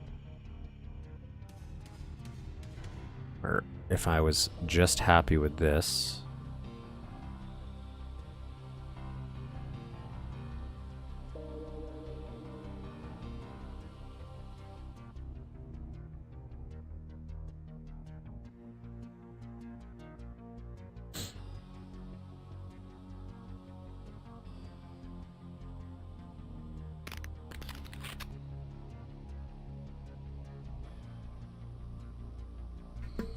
I don't know if I am going to be happy with this.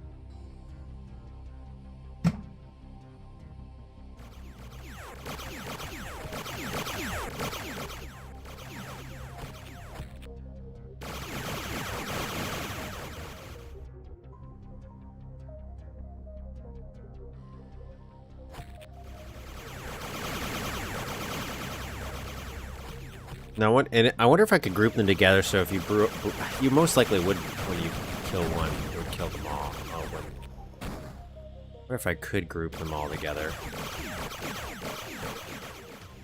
This works, but not as much as I would like it to.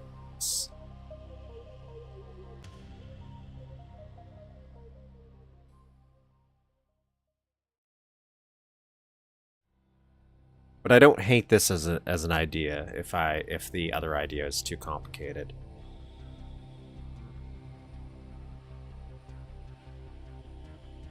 So let's go over to our test chamber here. This is our little test chamber I built.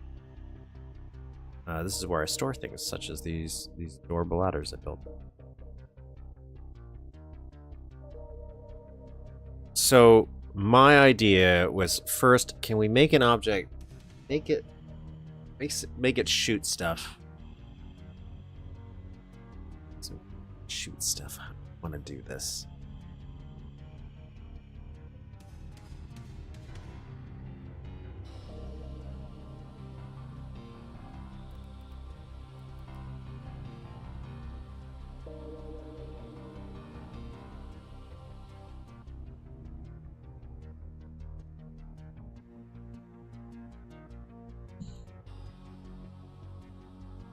We're gonna go to the wiki here.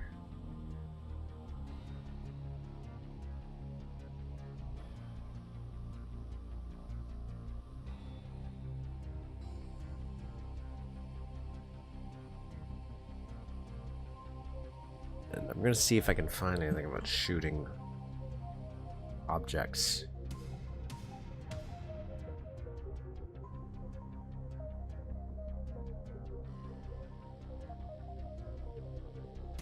Turret?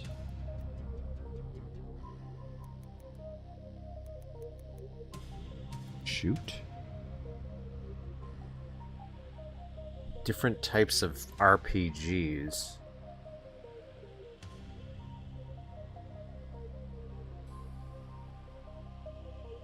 It's not what I want. Okay.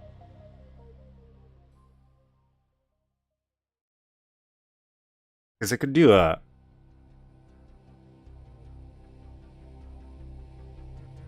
teleporter.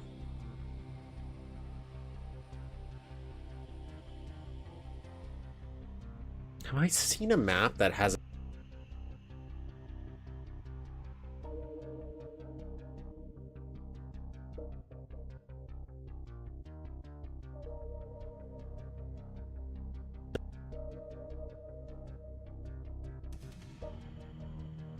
Hmm.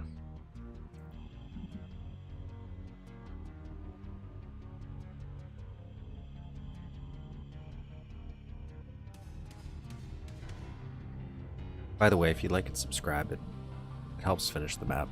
Every time I get a new subscriber, it finishes the map like a good 2%. It's true.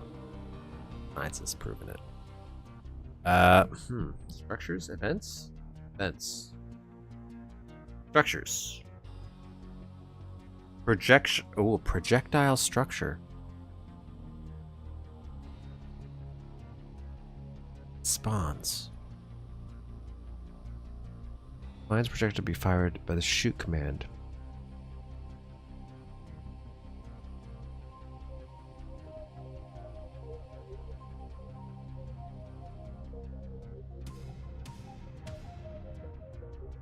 I don't know what any of this is.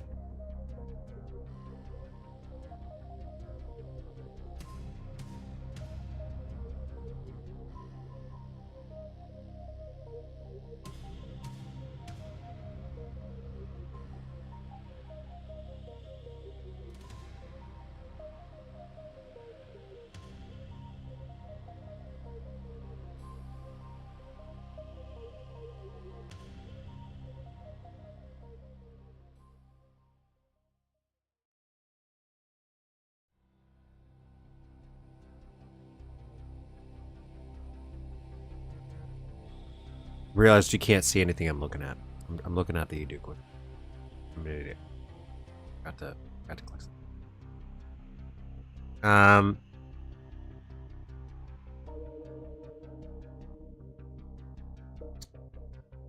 I want to shoot something. Shoot.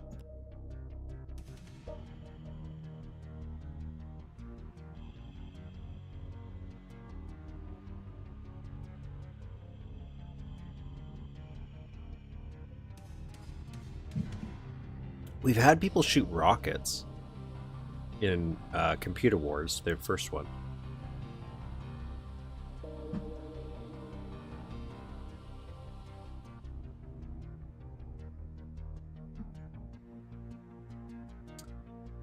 I don't know if this is stuff that would do what I want.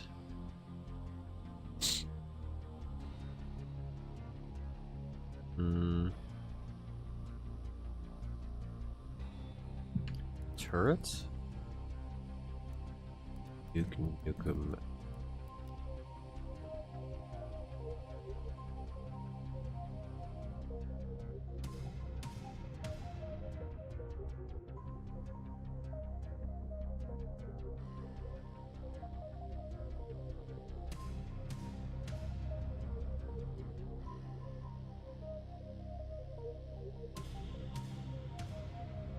Shooters. Is that what I'm after? Shooters. Automatic shooters. Sector effector. Sector effector shooter. Oh. Shooters. A shooter is basically something that repeatedly shoots an object of your choice. Example of shooters, the one located in episode 1, level 4, when you unlock the red keypad, pad lower is shooting the shrinker projectile. Creates a sector in which the sector will shoot from. In the newly created sector, GP speed, master switch. Place a switch or touch plate somewhere near level, give it a unique low tag. Must freezer blast, mortars, shrinkers, rockets.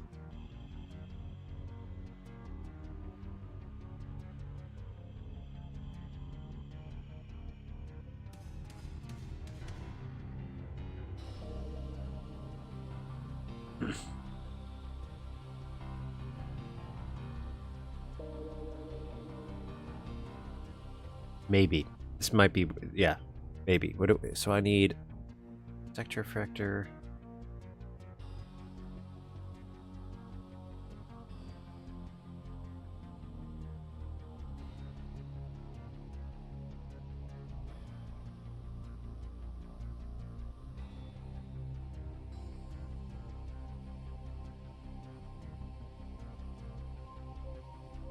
What would that even look like if I was shooting blood?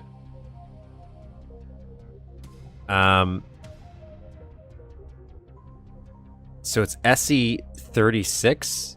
Is this what this is?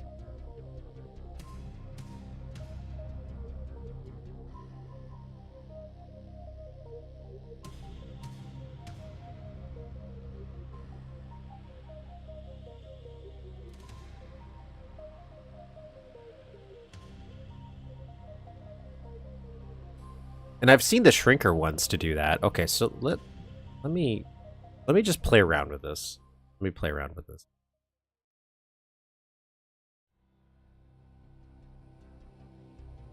So I'm gonna separate the sector here in half, just so I don't want to mess up with this.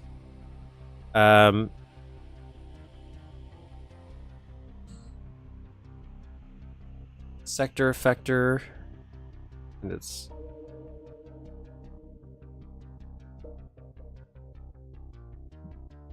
36 shooter.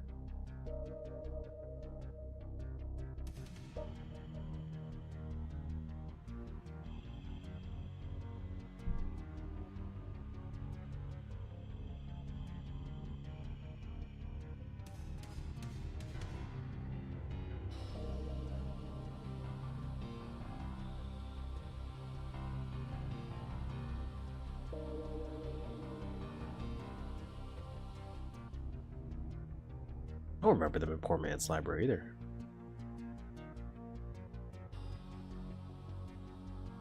Remember Octobrains screaming in my ear, echoey fashion. Why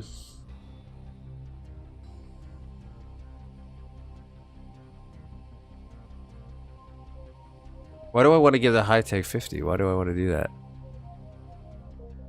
So what does this do right now? Does this do anything right now?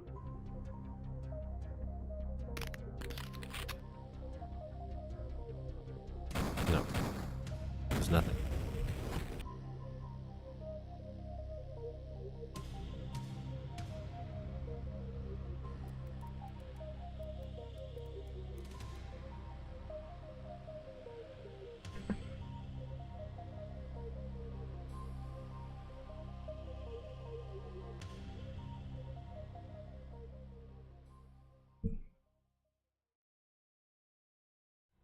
I want a master switch as well? Why do I want... It feels like a lot of things just to make this work. Like, I'm okay if that's how it works. I guess I don't understand why. So I'm questioning it. So you want a master switch? Master switch, and you want...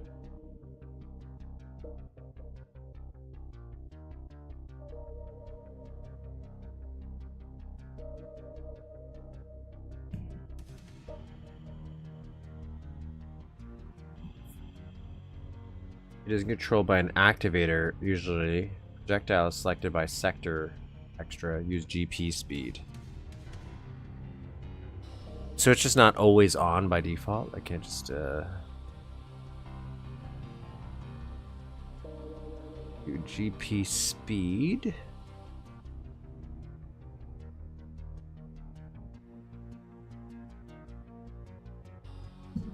Low tag to the following, but I'm going to use Alien 1625 is what I'm going to use. I'm going to use Alien Blaster for now. 1625. H. 1625.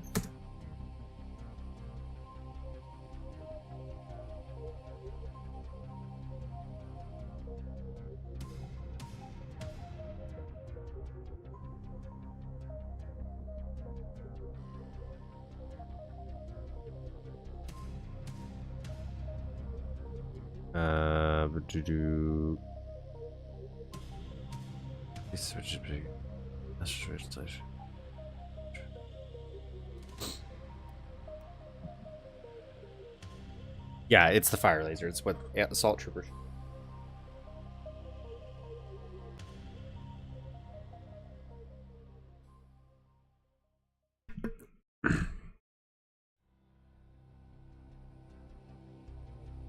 So what does this do right now?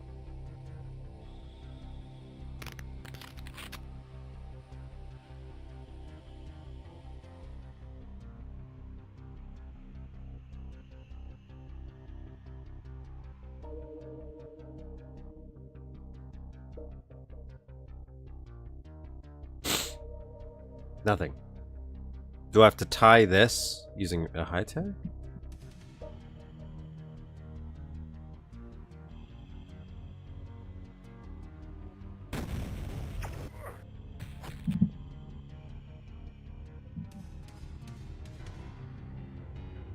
I need to turn it on with something.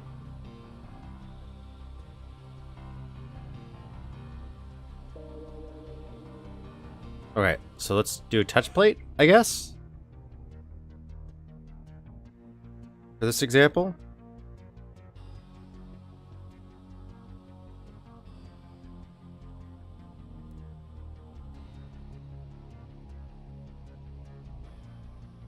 So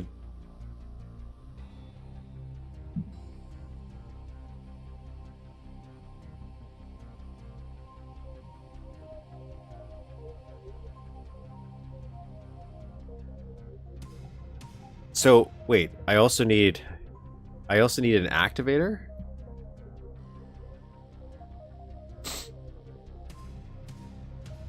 Activator. Isn't the touch place an activator?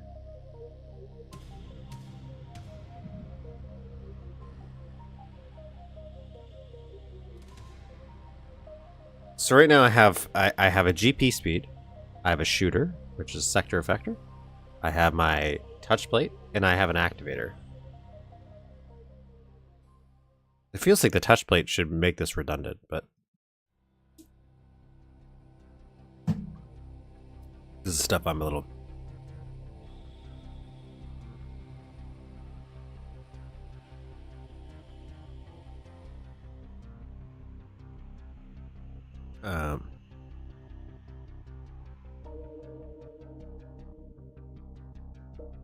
Give the master switch high tag 50, same as the low tag as the switch. So if I give this a low tag value, no, I want a low tag value of 22. I just can't remember which ones are not used. I feel like I'm using 22 vector effectors here.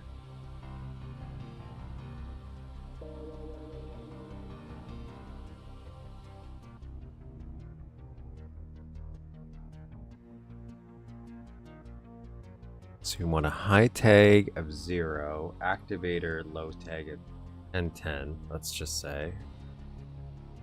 Activator low tag 1010. High tag 0, GP low tag of...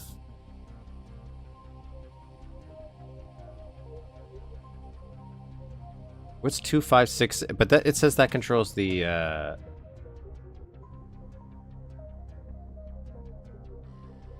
2556 0 touch plate ho tag high tag. All right, and this is a high tag. Tag is 1010. Let's do 10. Dead.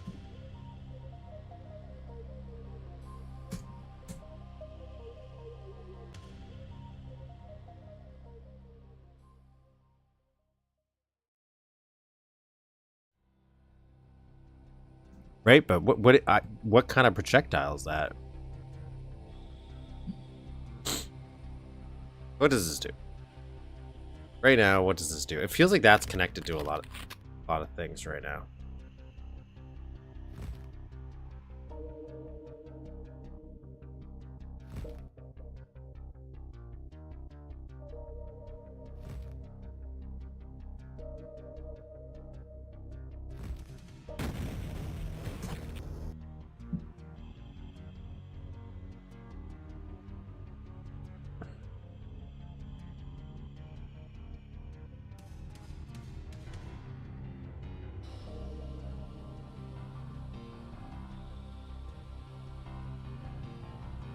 Okay, so we want 1625 is what I'm going to keep that. I'm going to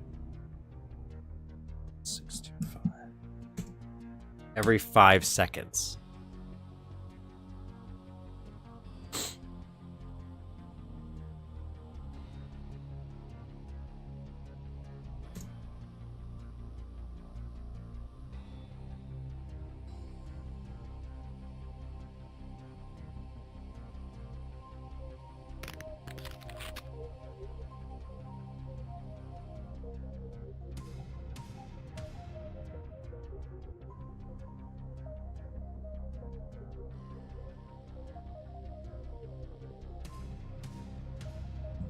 Where is it shooting to? Like what? Why? Like it's shooting kind of up. Is there a reason for that? Like that, or is it just does that? That's just what it does.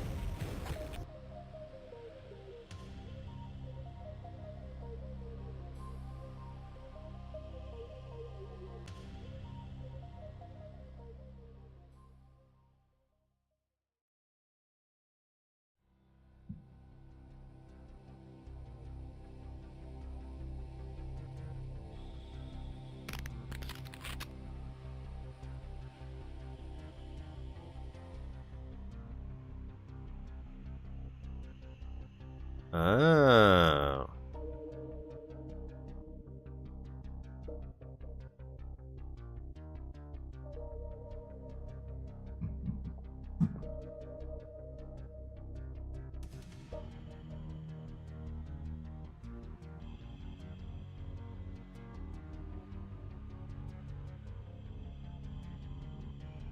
Right.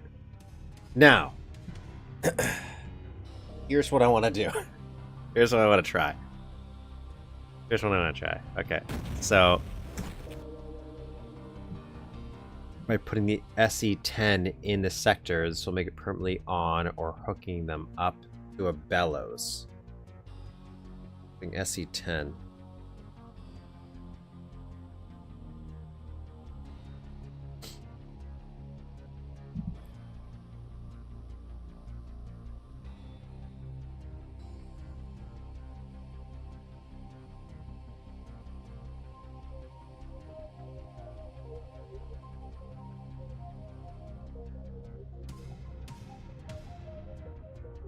Okay, well, before we get into making it fire faster, here's what I'm gonna do. I'm gonna delete one of these, just so I can test this out. I'm gonna shoot this into a teleporter. That's what I want to do.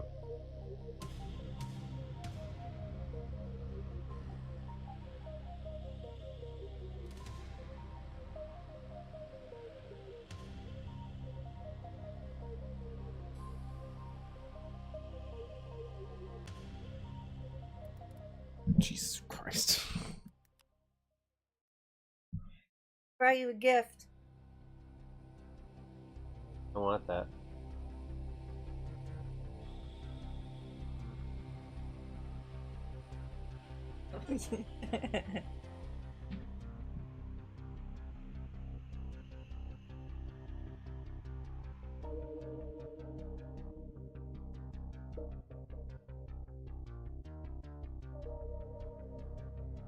Incredible machine here. Yeah, no idea what I'm doing. Yeah. Like a Rube Goldberg? Yeah. Okay, teleport. I want it to teleport.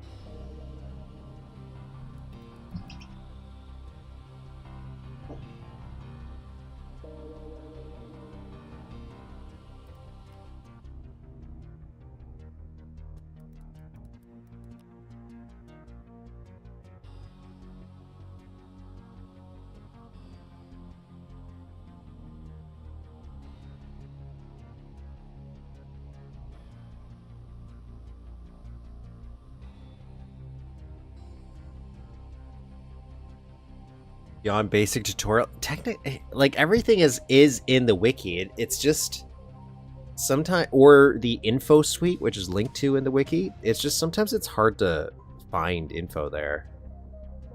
It's hard to search things up. Like I'm part of the problem for me too is I skip tutorial stuff that's actually in the wiki.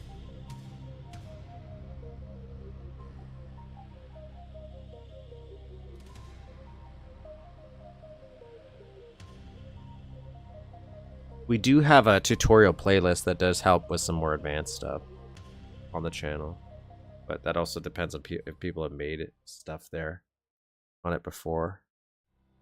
So there's a lot of stuff for, I guess, shooting and stuff that High Trees have made for logic puzzles that we could probably have used in this.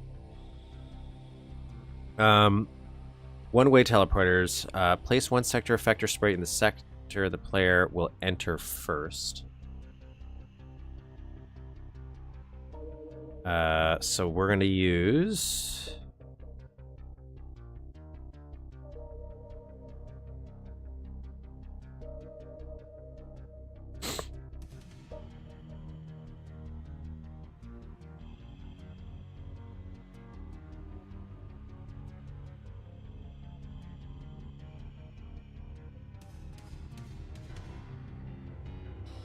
low tag.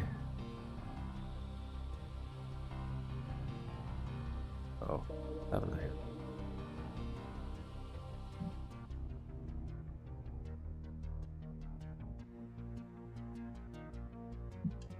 Seven.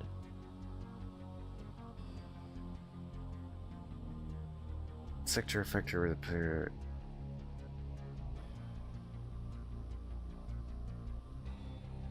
Sector giving low tag of 7 and a unique high tag value. Place one sector effector sprite where you want the player to exit.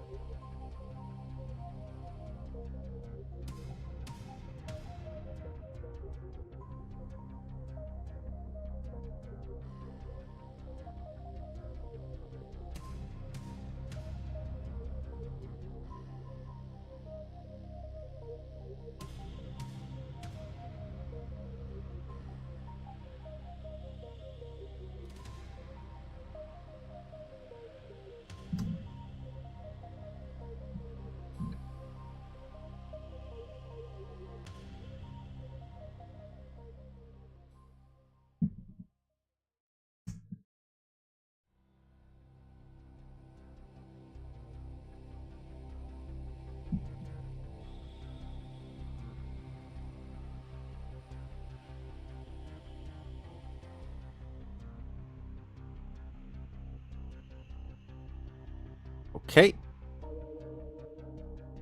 Now, what happens?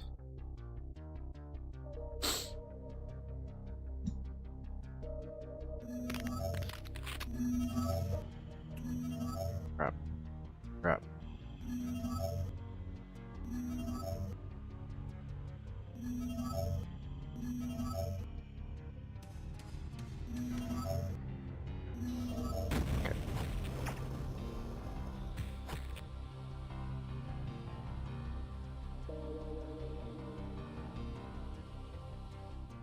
I don't know if I wanted that to happen, though.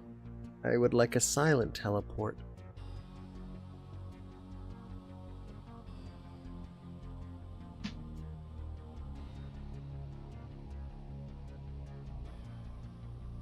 Create your own source sector, lower floor.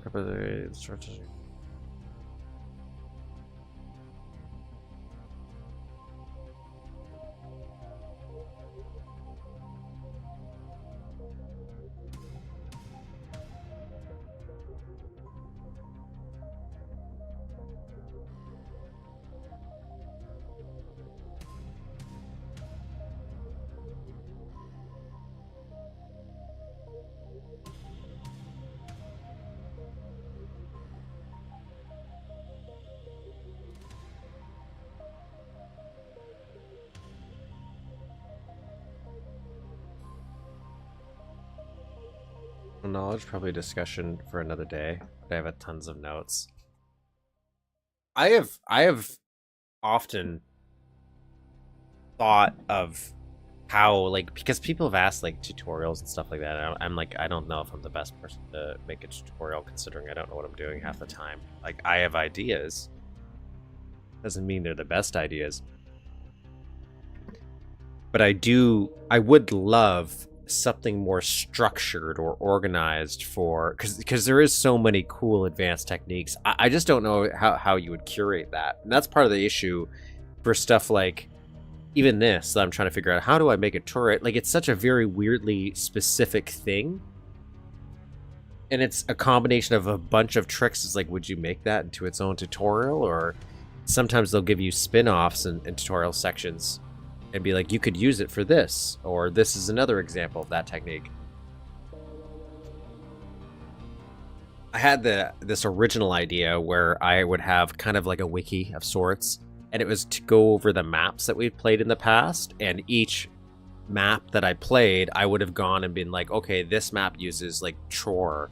This is a good example of room over room, or sector effector, or like whatever it specifically would be good, and you could go off and use that as like a tutorial. I don't know, but I would like that.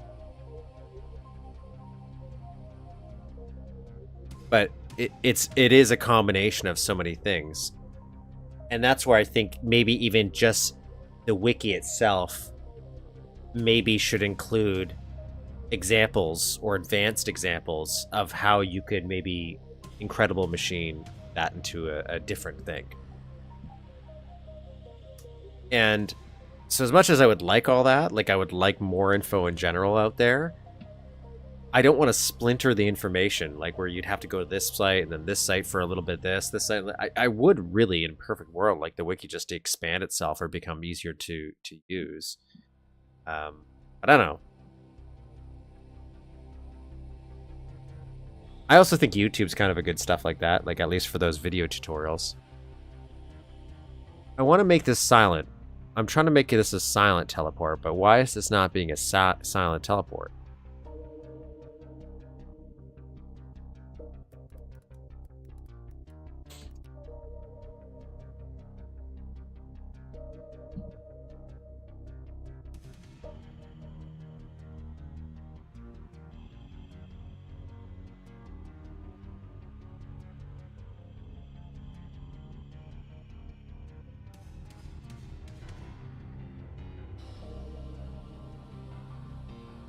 Move it off the floor?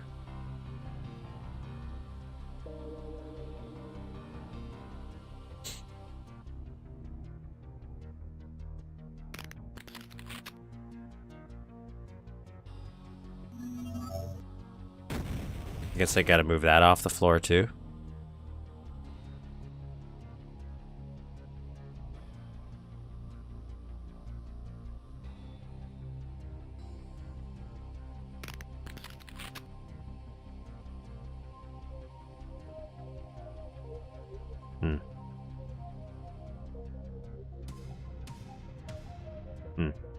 That doesn't teleport at all.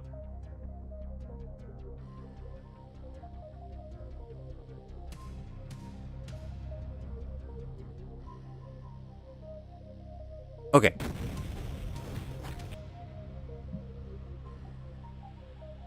So I'm going to leave it on the floor for now, just because there's something I do want to do, and I want to see if this will work in general. And if not, that changes things. This will change my whole design concept. So we need this.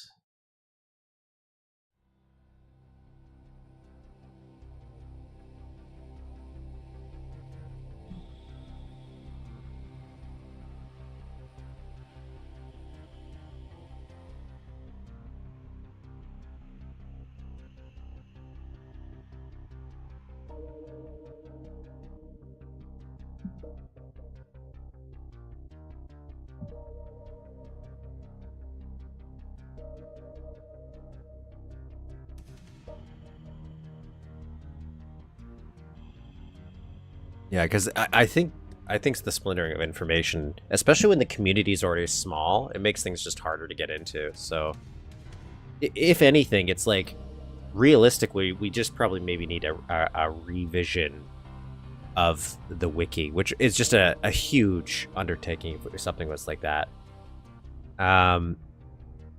Because a lot of stuff, even in the eDuke wiki, is old information that's out of date. It connects to broken pages. And then half the time it's like, go check the info suite anyways.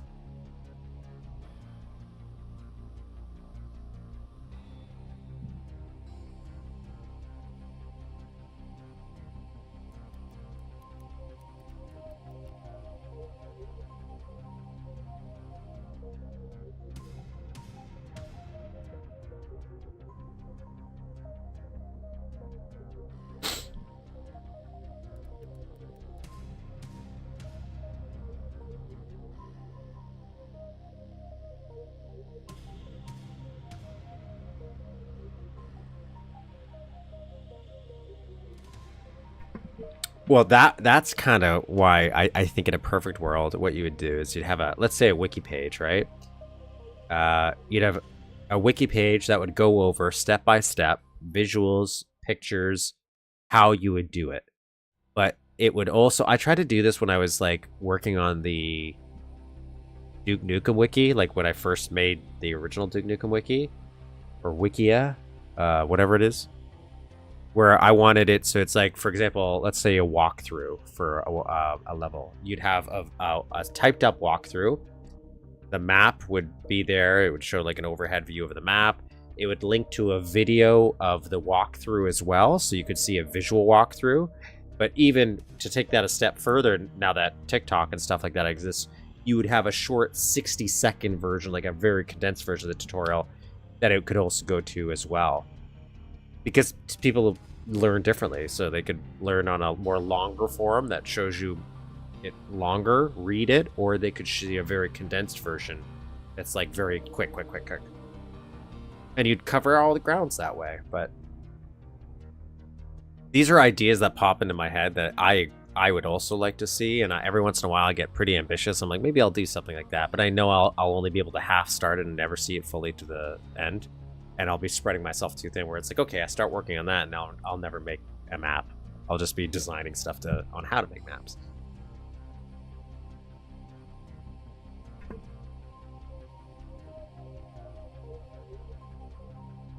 Create sector, be replace one sector effector spray when give it low take value of 1.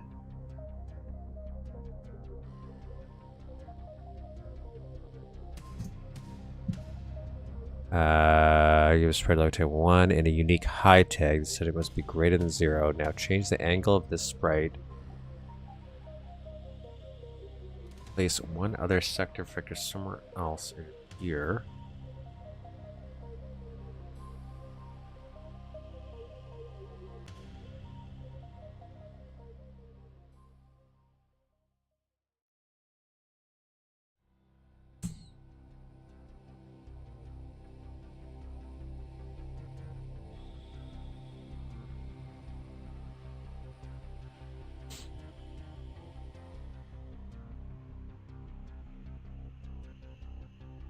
Though granted, if we are talking about application, it'd be cool if eDuke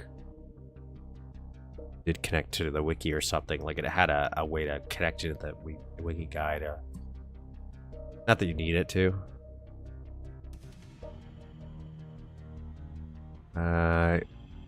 Place one.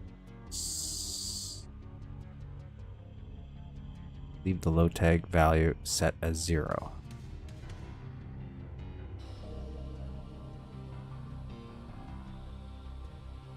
$24.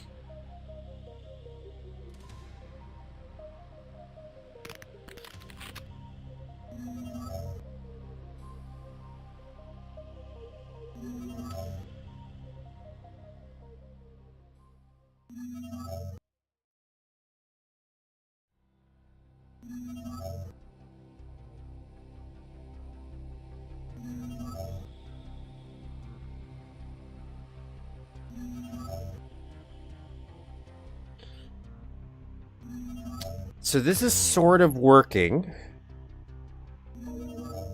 Very sort of.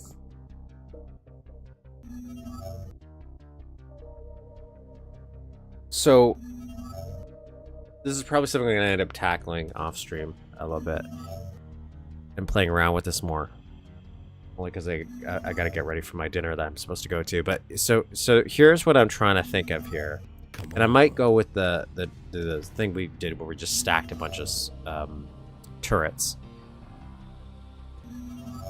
I would have this fire rapidly. This wouldn't be a full rotate, so this is like rotating 360 degrees. I wouldn't have it do that. I would have it just do so I'd probably go like a door.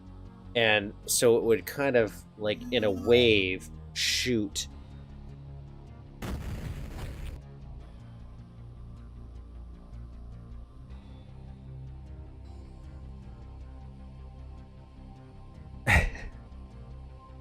So where this is where it's going to be is it would shoot like just through here where it would go in a wave. So it would shoot from here and it would shoot here. So the player would have to like run and hide in the corner to get close enough. And you would then blow it up by rotating it. But this is going to depend on if I can make it a silent teleport, if I can increase the rate of projectile, like how many projectors are being shot.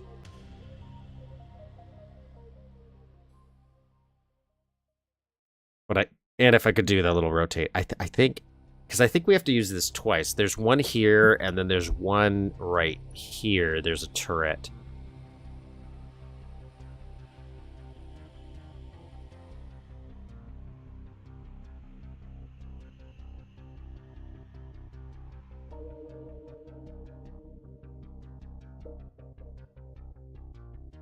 And that would be how I would do that, in my mind. Because then I could make a turret that looks more like the turret in Time to Kill, which is like a big Gatling gun. Like, that's kind of what it looks like. So I'd be able to make that out of sprites of some kind. And I would have that, just the top portion, so the bottom stand would stay, because I would use the secnum to associate with the outside of the rotating sector. So it wouldn't rotate. It would stay still. And then when you build... so what I kind of did, my thought process was this.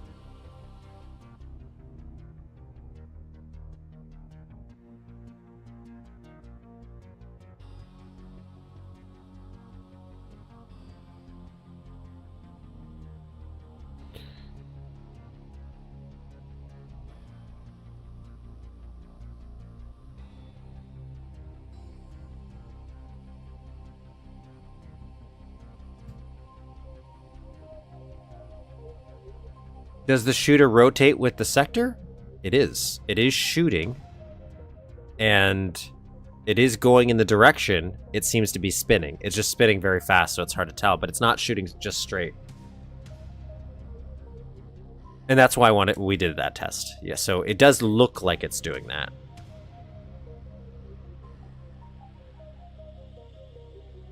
I just don't know if it's going to work.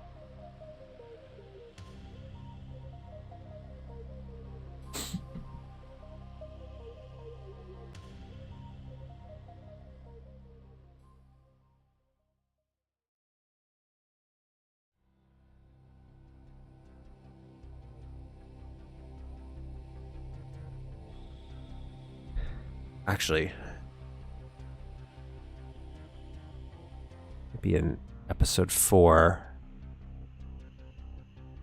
Might be in episode 4. I'm looking for. There's the freight. That's kind of like, this is a whip, but I'm pretty sure we could use this as freight wires. This is just for an example.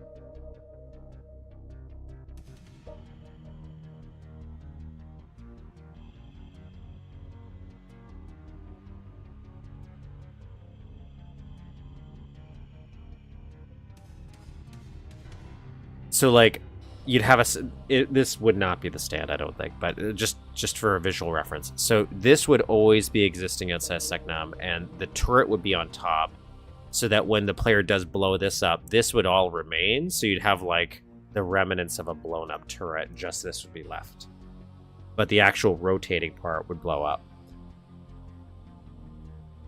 That's the idea. That's the thought.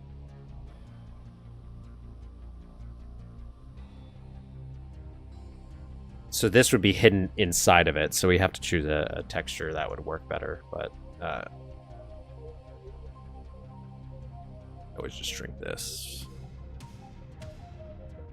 But that's the idea of how we would at least make compromise and do some form of a turret here. Is do this. I feel like there's going to be a bunch of problems. How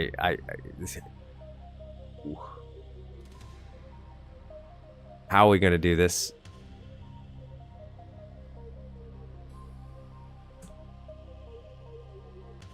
But at least we know it works.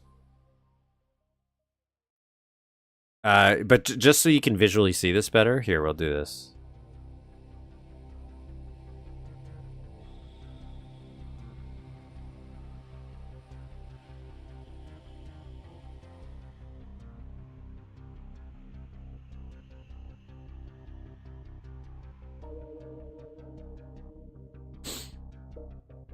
For the rotating part, because if we have enough of these,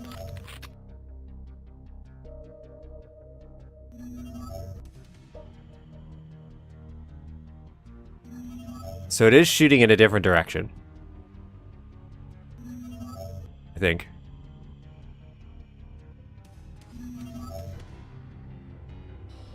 I don't know if can I change the speed of this rotate? Yeah, it is going in different directions.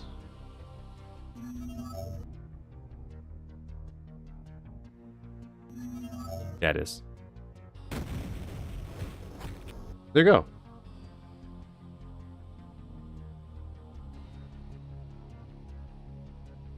We got it functionally or conceptually. This sounds like it might work. It might work.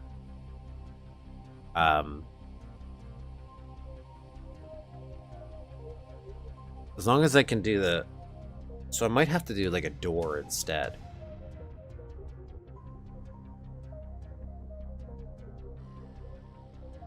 Maybe. Maybe I don't have to. Let's do it. Maybe. I'll figure it out. I'll figure it out later. But yeah, okay. So we started playing around, and we're gonna play around with this more next time, unless I solve it during the week while I'm away streaming. I'm streaming. So that's about it. That's it for today, guys. Gotta get ready for my dinner. And I still want to quickly add the